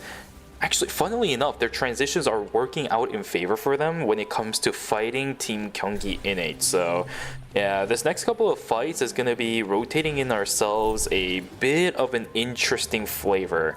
Golden Light, a Bikini built up for Youngman as well. They still have the Necronomicon.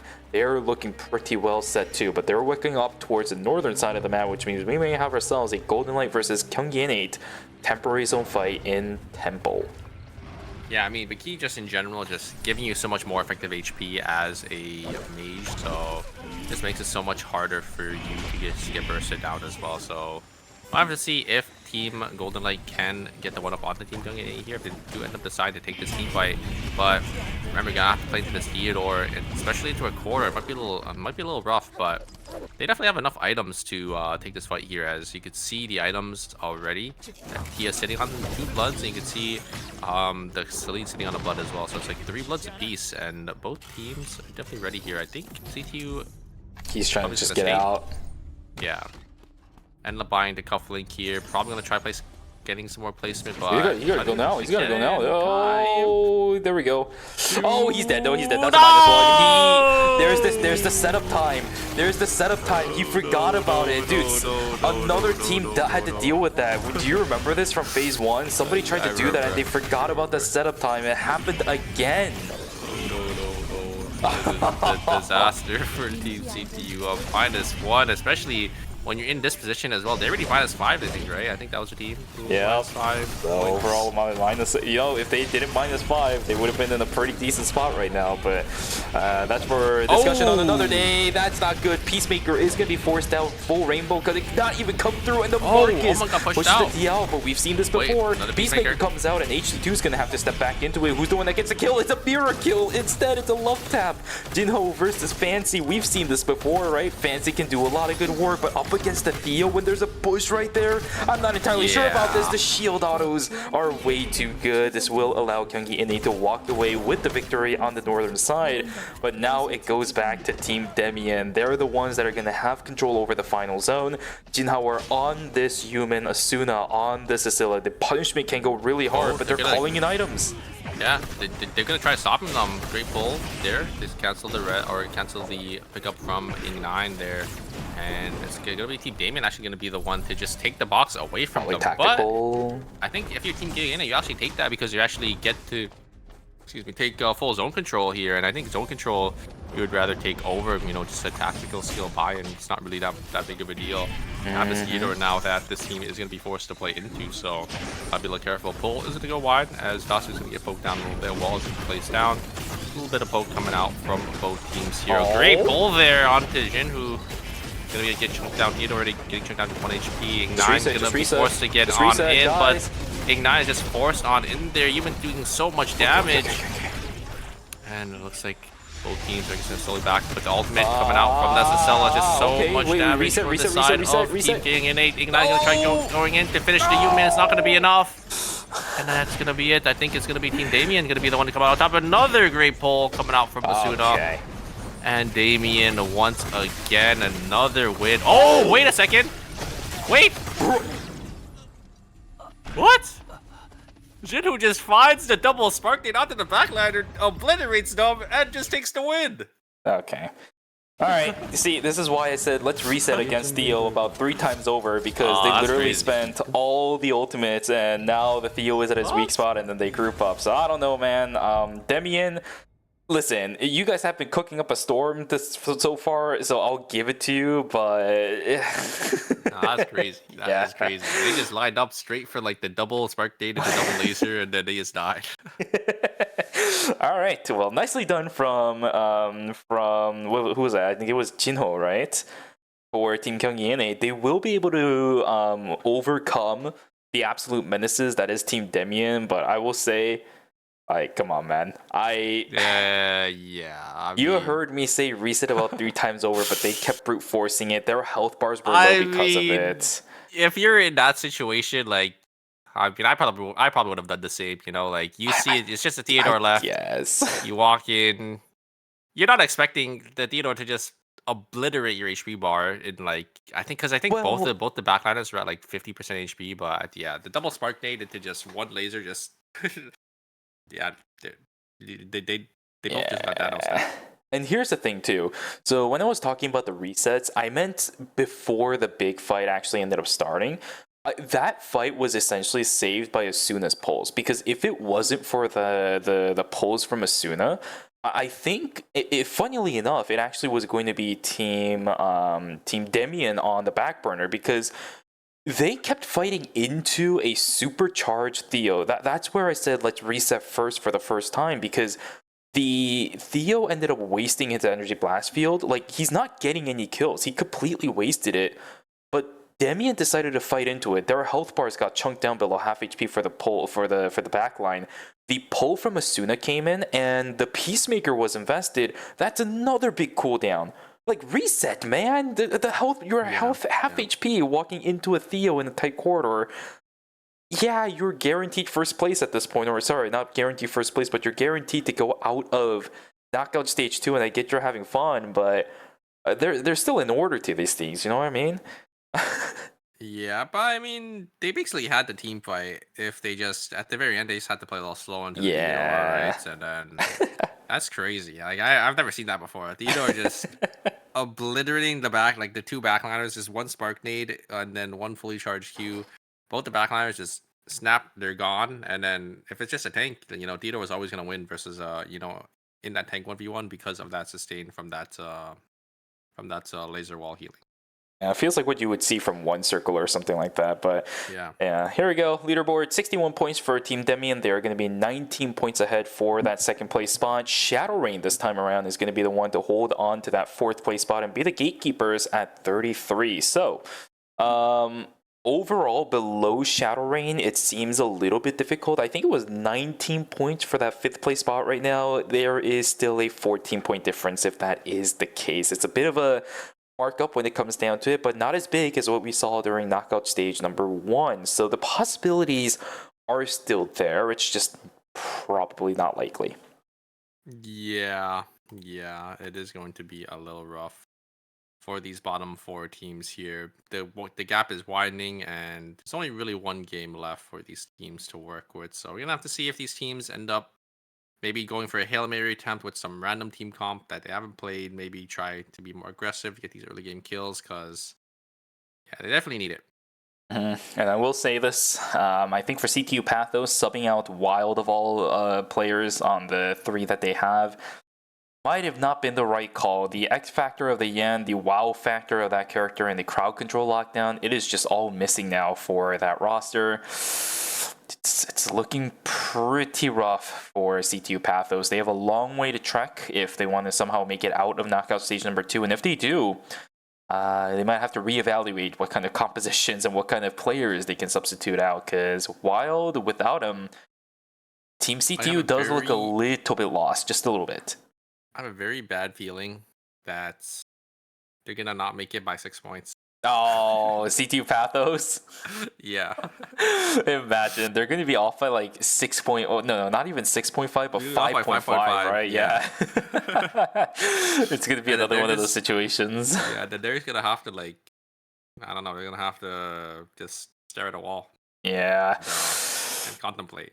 It's things that you could have avoided, but alas, it is what ends up happening, right? This is the universe that we are living in after all. Maybe in a different universe, it could have been a little bit of a different story, but for us, no, the story must go on exactly the way that it is. So, one more game left for UNI Super for this entire weekend, and if I was to be a little bit more specific about it, for knockout stage number 2, again, pretty textbook stuff for knockout stage 2. Ever since we came here, the macro plays have been pretty fine. We've seen some exemplary macro plays from some of these teams in comparison to what we saw in knockout stage number 1.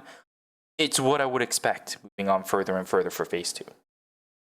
Yeah, and I mean, it's just such a dominating performance from Team Damon. We could just jump straight into the points here. Actually, oh no, we already Yeah, we already went did. through all the points. We're gonna jump straight into the final game for you guys here.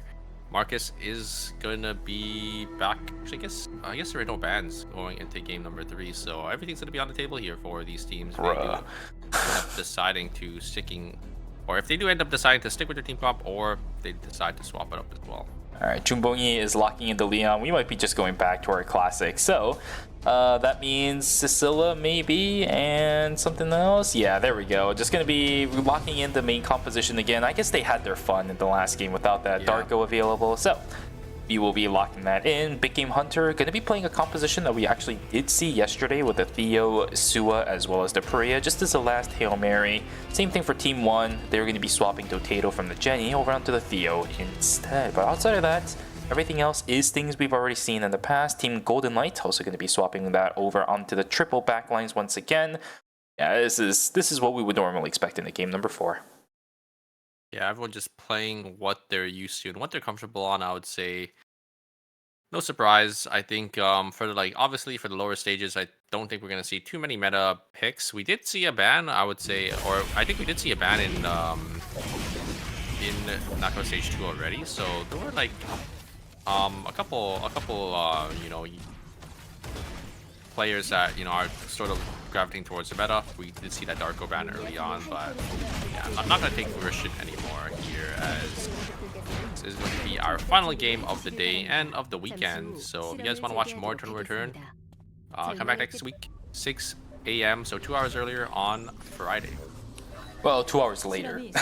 Oh, 2 hours later. 2 hours later. There you go. Then our usual start time. But here we go, guys. The last game of the night. As Super said, after this, we are done for the weekend. Thank you all so much for joining us like usual. I know it's been a little bit tumultuous with the swap-ups and casters over the weekend. We do apologize. Super was busy. I was busy. We had a couple things going on. So, yeah, once again, thank you so much to Vix for joining us, right? You got to cast with him for I did, for the first time. Well, not for the first time, remember? You and Vix casting together during Yuki Usada's tournament a long time ago is the reason why I got in to begin with. So Yeah, you're right. That was so long ago. Listen, I'll still remember that tournament to heart because it's the reason why I ended up getting my foot in the door for tournaments. Because I asked you, how did you get the chance, and you told me to ask. So Prage moment, because guys, if it wasn't for Super, I wouldn't be here right now. Okay, so make sure you guys say thank you, Super, in the chat. Otherwise, I'm banning everybody. No, I'm just kidding. Oh, yep.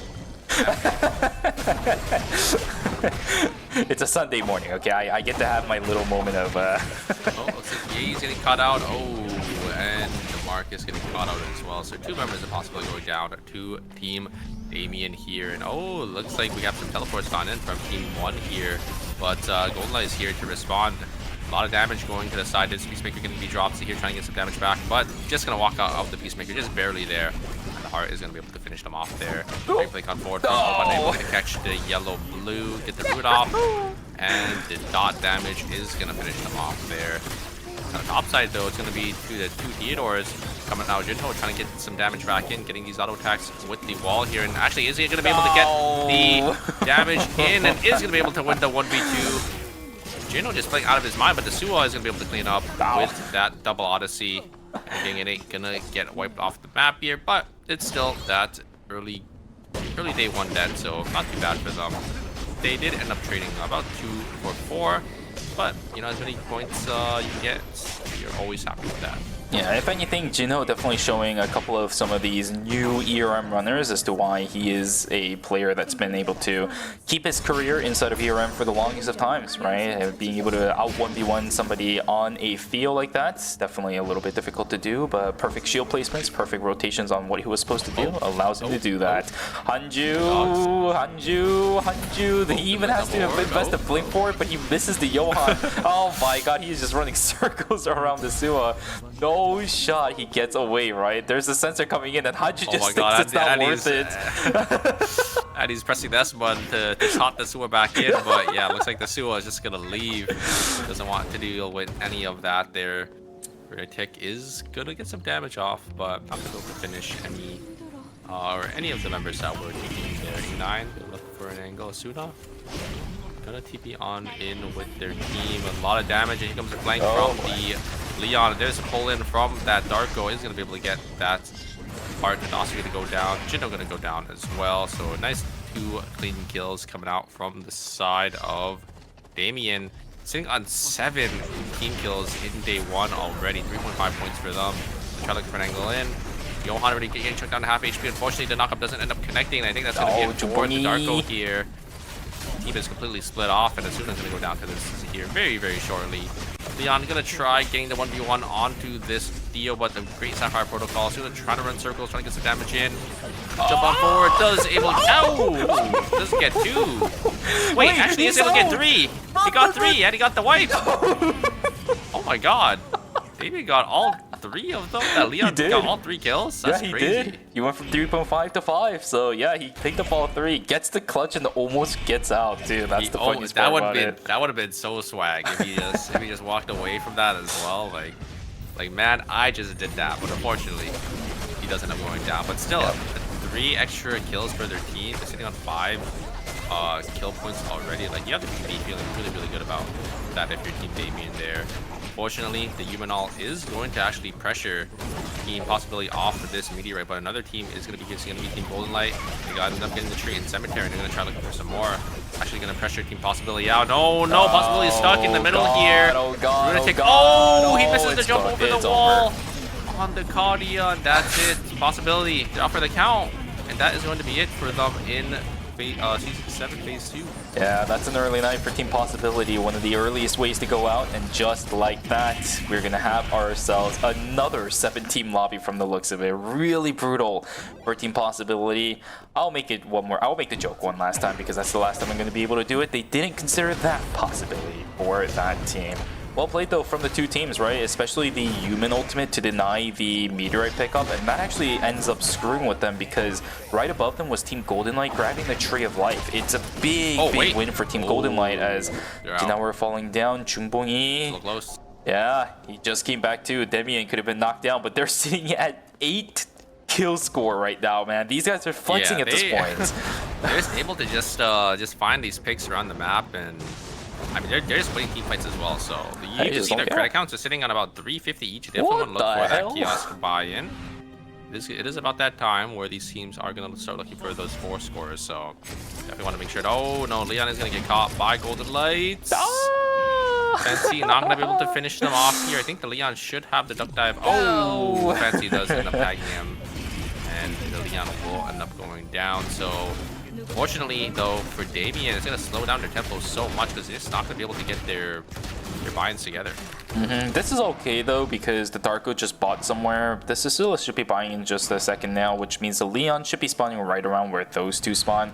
It's not going to be that big of a deal, especially with the 4 scores being bought in. Timing-wise, though, it's a bit awkward, right? Because it's a little bit too close to comfort when it comes to contesting these alphas.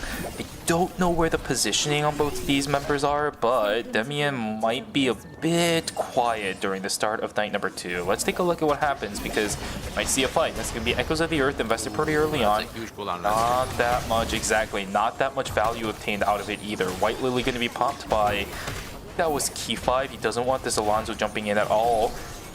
But where is the value coming in from the rest of this team? No Echoes of the Earth. knock And Poland up. actually ends up getting a flank. Remember, when there's no Echoes of the he's Earth, dead. and down goes the Priya. Oh, This could be what a double problematic, knock and up. the pull comes in. Hanju gets caught by the corner. It will be a trade at least. A 1-for-2 in favor of Team Shadowrain.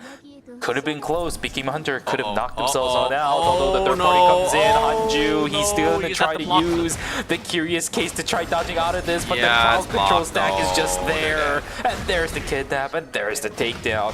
Yet another team falls. We are down to 6 for game number 4 before day 3 even begins. Wow, it's just so early deaths here. It's so unfortunate for Team Big Game Hunter. Did end up just getting third party there, and Nasuha not really having to blink anymore. Just ends up getting the Donkey is blocked out there. A lot of AoE damage coming from the side of Team Team Gang Innate, and oh no. Because here is going to be forced to blink on out of there. It looks like Team 1 should be fine here, but wait a second. Can the Cyber Shots connect? The slows could be enough here. There's 2, but wait a second. There's here getting a lot of value on this character, getting a lot of damage, but ooh, that was a little close. Team 1 escaping just barely with their lives. Yeah, so far the 2 teams that are dead right now are the ones in the bottom 4 at the moment. This actually makes it much easier for the top teams to be like, okay, well, we're chilling now, right? There's not that many things that we have to worry about. The only one that's really in danger is going to be, let's see, no, Golden Light is doing pretty good. Shadowrain, okay, never mind. It might be team 1 that's in trouble, because look at the points for Team Shadowrain. Look at the points for Team Golden Light. Yeah, Team 1 good. Team 1 has to get a couple more points and a couple more kills here to get to make sure to get in, but yeah, it's looking a little hard. You only have 4 points. You can see Golden Light and Shadowrain with 7 apiece, so definitely getting, or it's definitely falling farther and farther behind in terms of points. They have to look for these team fights, and they have to try to start wiping some of these teams. Oh yeah. Okay, well, Team 1, I think, was just able to pick up a Tree of Life, so it's going to help them a little bit on that path to maybe make up for some of these missing points that they have. Everybody else, on the other hand, doing what they do best, just slowly transitioning across the board. Interesting, a Cabana being built for the Zahir. Last I remember, that thing just has healing reduction on it, right? Like, no cooldown reduction or anything of the sort, so yeah, it's where just healing reduction else is he and getting damage. He's on throw, so I don't. It's either he's sitting on Ruthenium Marble or something else. But whoa, what is that jump to possibility from Chinawar? He is really looking for March at the moment. Only 2 members right now, wow, because for some reason the Darko was building something over on the other side. God, they're just March is just he's getting ran full down. setting it. Yeah, they're just full setting it here because they know that Team CTU was completely split there, so they had an angle in, but nothing really gonna come out of that. March able to peel back really nicely there. Great stuns. Great grenade launchers there to slowly poke the enemy down enough that it kind of deters them from continuing the chase there. So C2 Pathos, I think they want to look for this right now because a lot of cooldowns were invested on the side of Team Damien, a lot of blinks, a lot of key ultimates. So maybe they can look for an angle here, but the cooldown should be back up very shortly. Mega is going to be spawning in gas station as well, so I think these teams definitely want to try looking for this objective. Yeah, CTU does not want to let this up right now. If they want any additional kills later down the road, this 4 score is almost going to be a necessity, especially when you're running a team composition like the Haze as well as the Kadia. Duck dive attempt coming through from Chumbongi is going to get dodged out on, but this actually ends up splitting the members of CTU. Damien trying to do what they can, but there's the free out last. Does a decent chunk of damage to all the members on Team CTU where they don't have a tank. Oh, back away though, Team Damien, what is going on? They're just going to leave it. They see the third party coming in from the side, and we'll just leave instead. And Leon got caught by Team 1 there. Team 1 was just able to pick that one up. Oh, no. Gonna look for... Oh, wait a second. They didn't get the items. And the Alonso's gonna pick it up, and they're gonna try getting on out of there, trying to beeline out. On out. They have the White Lily as well, and oh, that is a disaster for Team CTU. They just didn't pick up the items there, and the Alonso just walked in and said, "Thank you, I'll be taking that." And they'll be getting on out. They're in shambles, man. Unfortunate. There's a KO over onto Asuna. That's going to be Team Demium missing out on a player for their team. Doesn't even have the credits to res, right? Because they just used it to buy items. It's going to take a little bit for this team to bring back that Cecilia, but it should be worth it in the long run. We've seen what Asuna can do for Team Demian. They're already sitting on 11. What the heck is that Leon doing? Yeah, the Leon spacewalking. What the heck? Walking in the air. I Yeah, like we're having that. a little bit of fun tonight. I guess I guess we're moonwalking up in the air this time around. Oh, looks like team. Ooh, I like this from Team Shadow Rain. They're playing this vision angle, and they get the knockup and the full combo coming out. The human ultimate is going to be enough damage. Wait a second, Proline ends up going down. I think you end up popping the ultimate, and there's too much AoE damage coming out from the side of the Haze, and CTU Pathos are going to be able to get a nice kill. Yumin should be able to get on out, but it is going to be a minus 400 for the side of Team Shadow Rain. This is really good because this puts Shadow Rain a little bit behind. And Team CTU Pathos, even if it's only 2 kills, that's 2 kills alongside the bonus additional placement points they're getting off of some of these teams that are gone. Shadow Rain, one of the teams they're going to have to knock down in order to get themselves in the 4th place spot. They've put them on a dampener at this point. Minus 400 credits means Shadow Rain is going to be a little bit more controlled later down the road. CTU Pathos also picking up a purple box. This team is trying their best right now to make it out of stage 2. I mean, there's still like a 19-point difference. It is quite the amount that they need to make up. They have to try wiping either Shadow Rain or Team Golden Light right now if they even want to attempt. I think making it. That would have been the best opportunity to do so, but it's going to be a bit of a long way still for Team C2 Pathos. I'm not doing the math just yet on whether or not it's even possible for them to make it out, but regardless, they're doing what they can. It was a 4-score inside of the purple box, by the way, that they picked up inside of Pawn. I saw the Persona being built for the Leon. That means additional amp over in his favor, which is going to be pretty good for them. What the rest of the lobby is up to. There's a fight that already began as Team Shadow Rain gonna end up losing down a member, which is really good. CTU Pathos wasn't able to pick it up, but again, it's another minus 200 going into the hands of Team Shadow Rain, and they're still getting chased down by a couple members here too. Team 1 chasing this Alonzo down. There's the finger point coming in. Energy Blast Field going to be invested as well. There's a pullback over onto Daehu. This is a little bit awkward. Oh, Juno is the first one to fall. Daehu is the second one to fall. What the heck just happened? T1 getting everything, and CTU Pathos is the one to lose it out.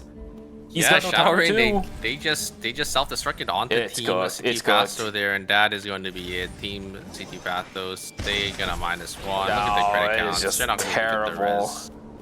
Yeah, and T1 is here to intercept the Leon as well. There is the tornado to maybe get them out, and that is it. CT Pathos is gonna go down in 6th place here. Team 1 can definitely still look for an angle, but the problem is Team Golden Light and Team Shadow Rain, they're still getting these kills and these placement points as well, so it's gonna be a little rough. The biggest problem for these guys, Team 1, they're gonna have to be a lot more proactive, but they have been already in this game, right? These kills that are coming through, it's because they're moving out. It's because they're getting all the vision in the world that they can to find some of these picks with the Zahir. I love the play that he just did inside of Gas Station. It's 1 kill, but it's 1 kill in favor for you. That's the biggest thing that Team 1 is looking for right now. Small steps will take you there as long as you're able to take enough of those and get out of stage number 2. I apologize, Team 1.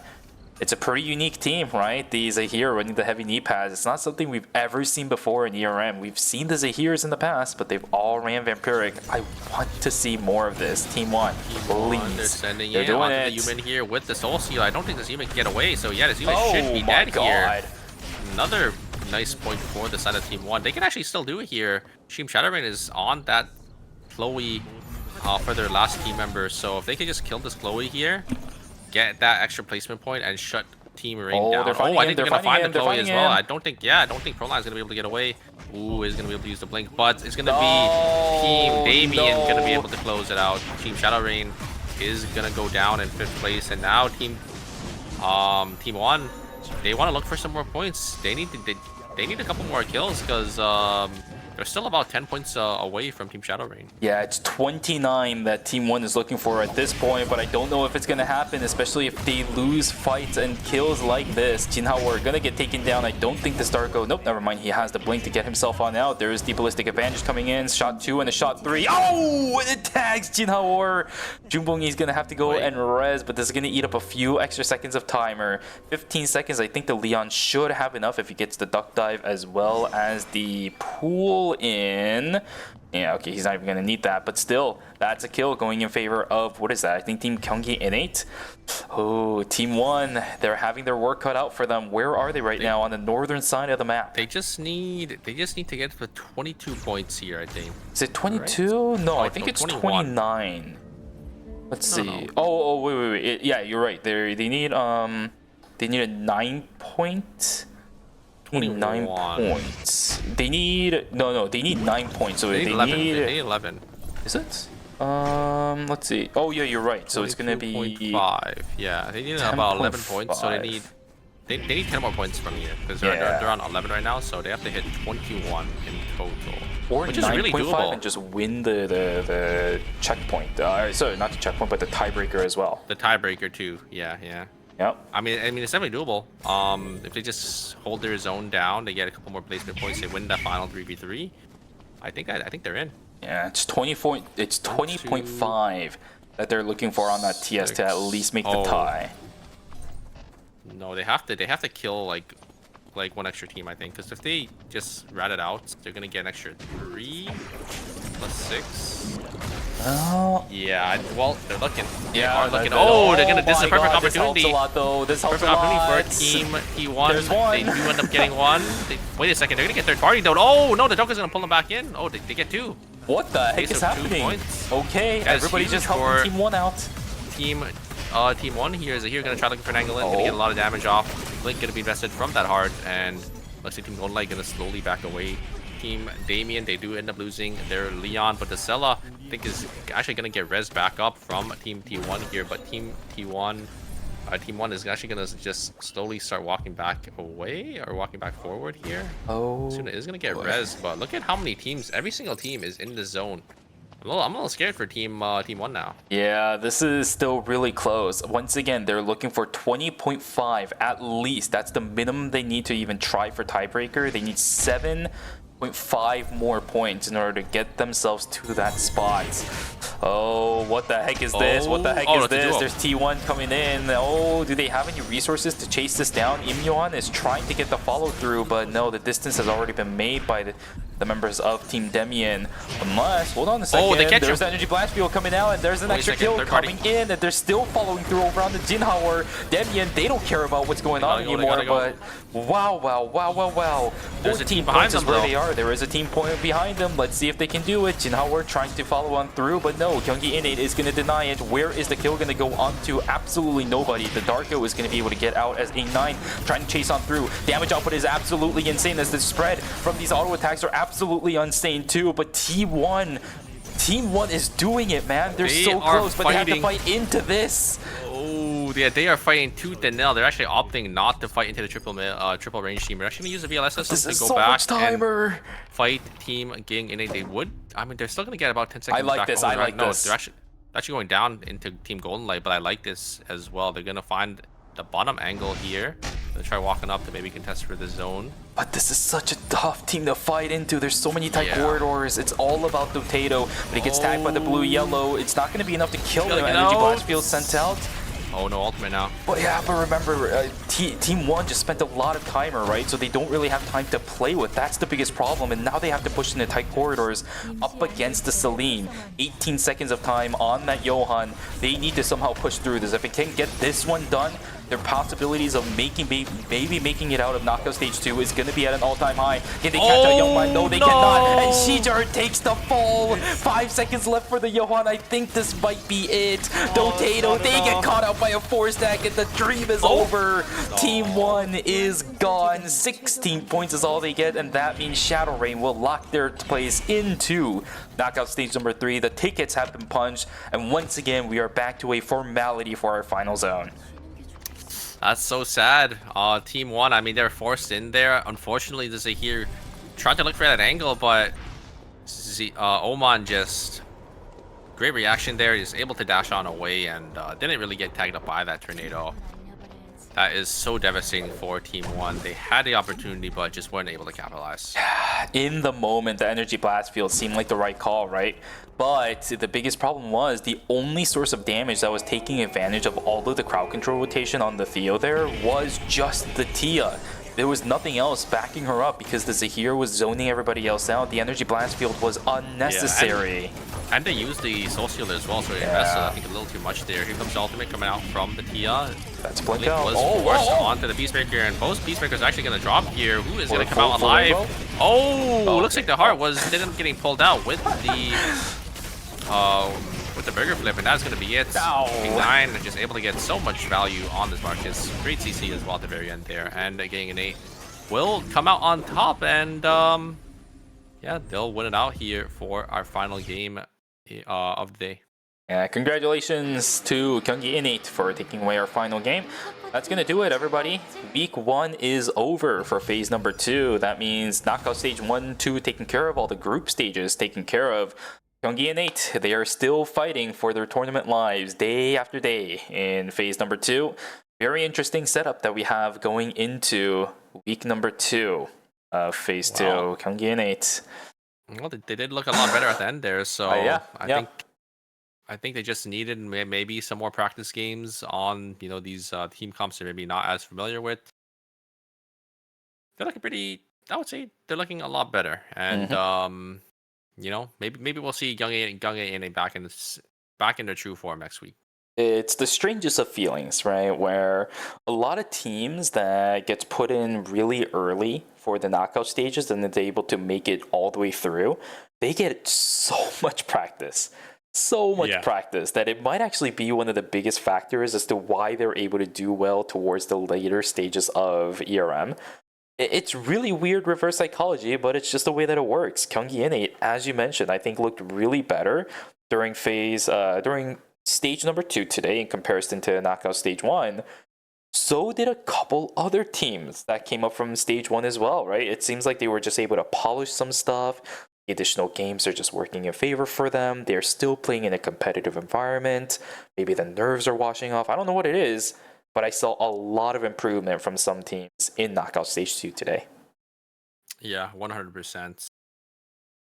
I'm very excited for next week because we're going to go into knockout stage 3 and 4, 5 and 6. The teams are just going to get better and better. And then obviously our top 8 teams for the finals. I wonder, you know, if we will see, you know, more character swap arounds, if we will see, you know, more bans going into the later knockout stages. Usually that's the case.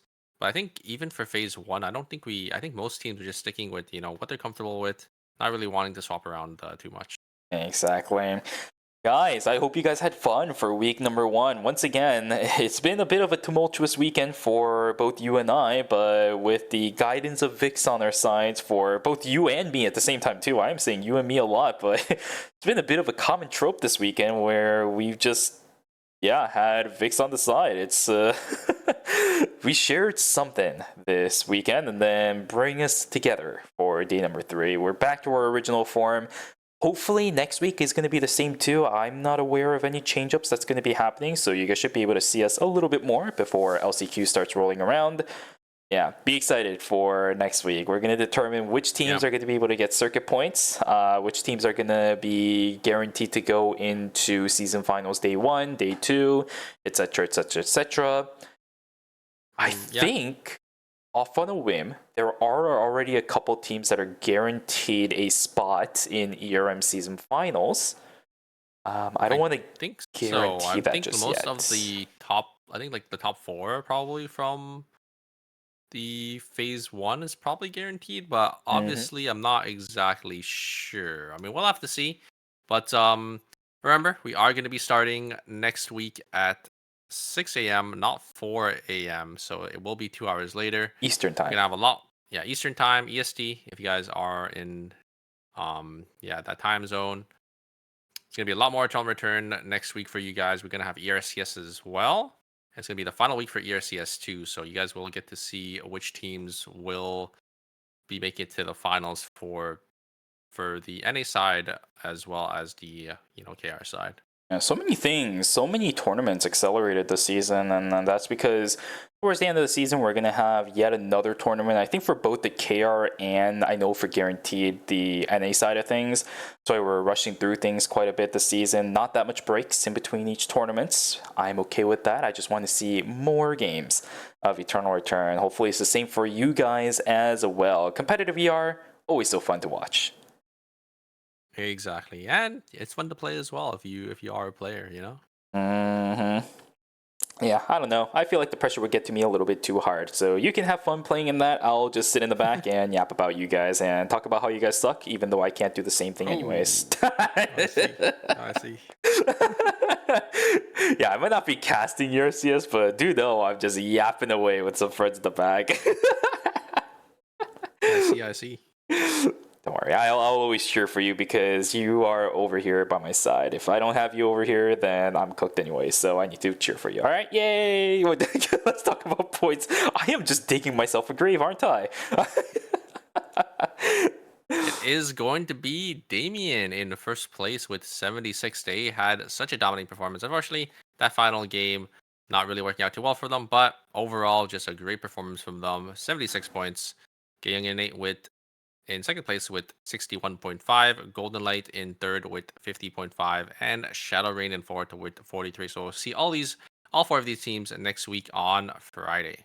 Yeah, and for Team 1, if they were to make it out, so let's see here. If they had the kills over onto Team Golden Light, they would get 3 kills plus 1 because of the placement point. They would have been at 42.5.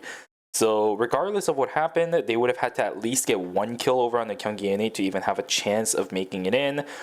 It's a big what if, but it just didn't happen in our universe. Here we go though. You can see over on the knockout stage number 3, that's the only column you should be interested in right now.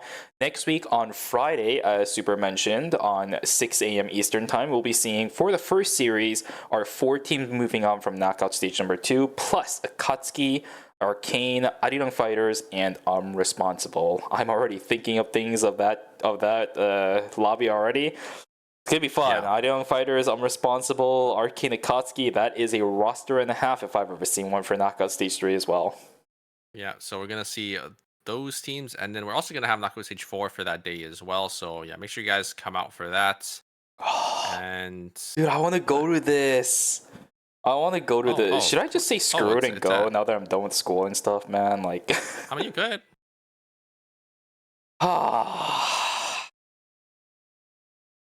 When you're on, hear my cries. I want to go. Invite me. I'll go. No, I'm just what is that? May 23rd and the 24th. It's gonna be PlayX4. I've already seen quite a lot of posts by a lot of artists online on Twitter about the merch they're gonna be selling. So it's gonna be fun.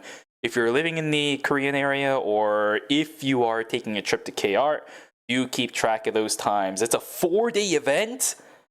Okay, now I really want to go. Oh my god. I think Kintex last year when they were running it was only like a day or 2 they did ER related stuff, but now that Eternal Return is an official esport of KR. Yeah. Man, even Kintex is giving them even more time. Wow. So what's like all the little schedule for it? It's small events. So Eternal Return, Golden Bell. Golden Bell was like a quiz show a long time ago. It was like that's cool. Yeah, TV show back then. So it's gonna be more of a quiz thing. Those are the orange categories. There's some media days from the looks of it. I think some so you can bingos. Meet like teams, bingo. Yeah. Just simple and events. Obviously, like the main event, I'm guessing, is in blue, right? Yeah. There you go. You got it. Yeah.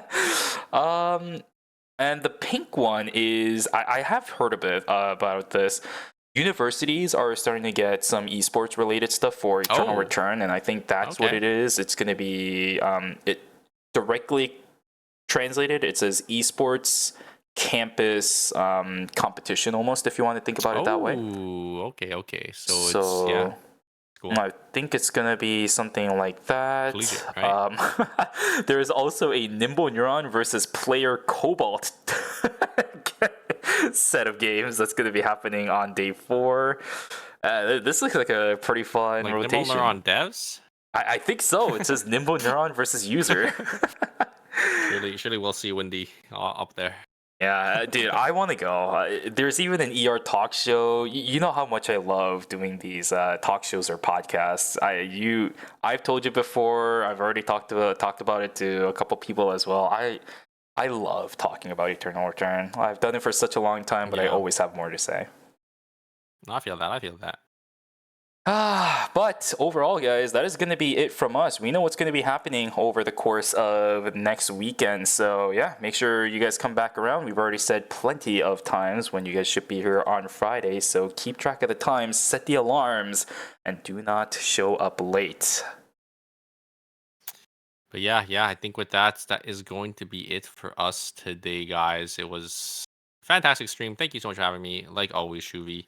It was great to watch some high-level Eternal Return, like always. Of course. Ladies and gentlemen, thank you so much for joining us throughout the course of the weekend. We will see you guys next week. The Korean side seems to be finishing up with their side as well. Are they gonna take a bow anytime soon? Because I want to go. Oh yeah, there they are. They're gonna start taking the bow. So thank you all once again for joining us. We will see you guys next week for week 2 of phase number 2. Be excited because it's the last time we're gonna be able to see whether or not some of these teams will be in Season 7 ERM to begin with. See you guys! Bye-bye! Bye!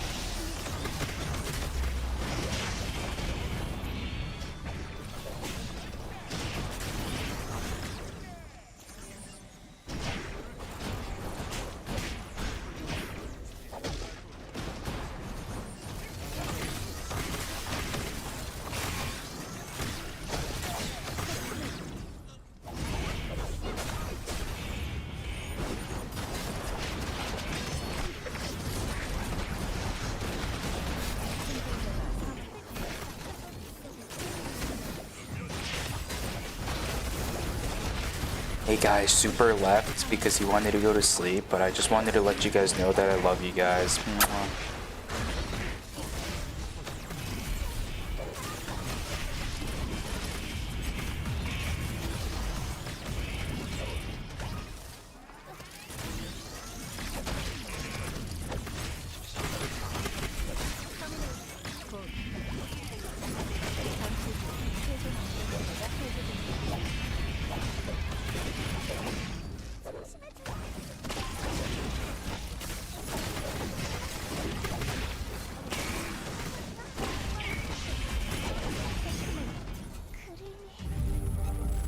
You're ready to get in the game now. The last thing you want is to wait.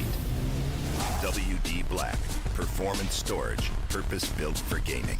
SSD speed that obliterates load times. Performance to transform your game. Expanded capacity to store more. Customizable RGB. WD Black. Because the game never waits. WD Black. Drive your game. 만약 내가 살고 있는 세상이 게임 속이라면 어떨 것 같아? 근데 이 게임은 이름이 뭐야? 파악 완료. 그럼 게임을 시작. 누가 닫지 좀. 게임 할래? 빠밤. 뿌숑. 부활. 이지.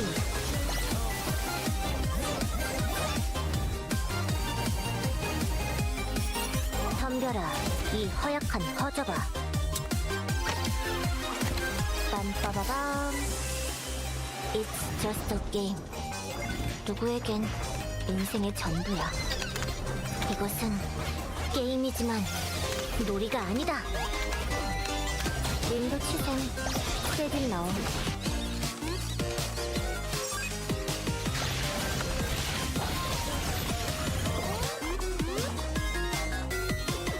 승패에 집착해. 게임은 이기려고 하는 거니까. 할 수 있다. 나라면.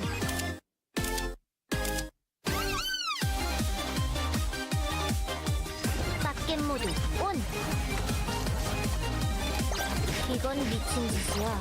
난 여기서 나가겠어. 캐리.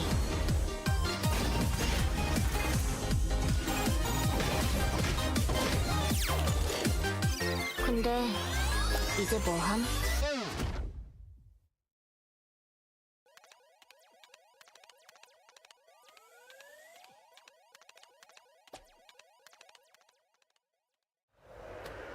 칙칙한 풍경이군.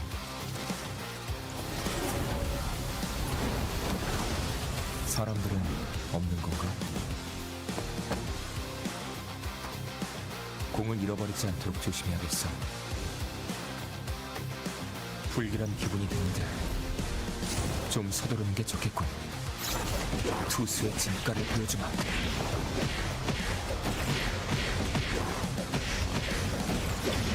받을 수 없는 공이 뭔지 보여주지. 여기가 내 마운드다.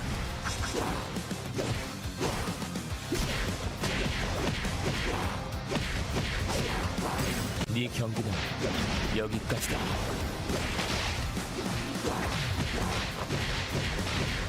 살아남기 위해서야. 미안하다.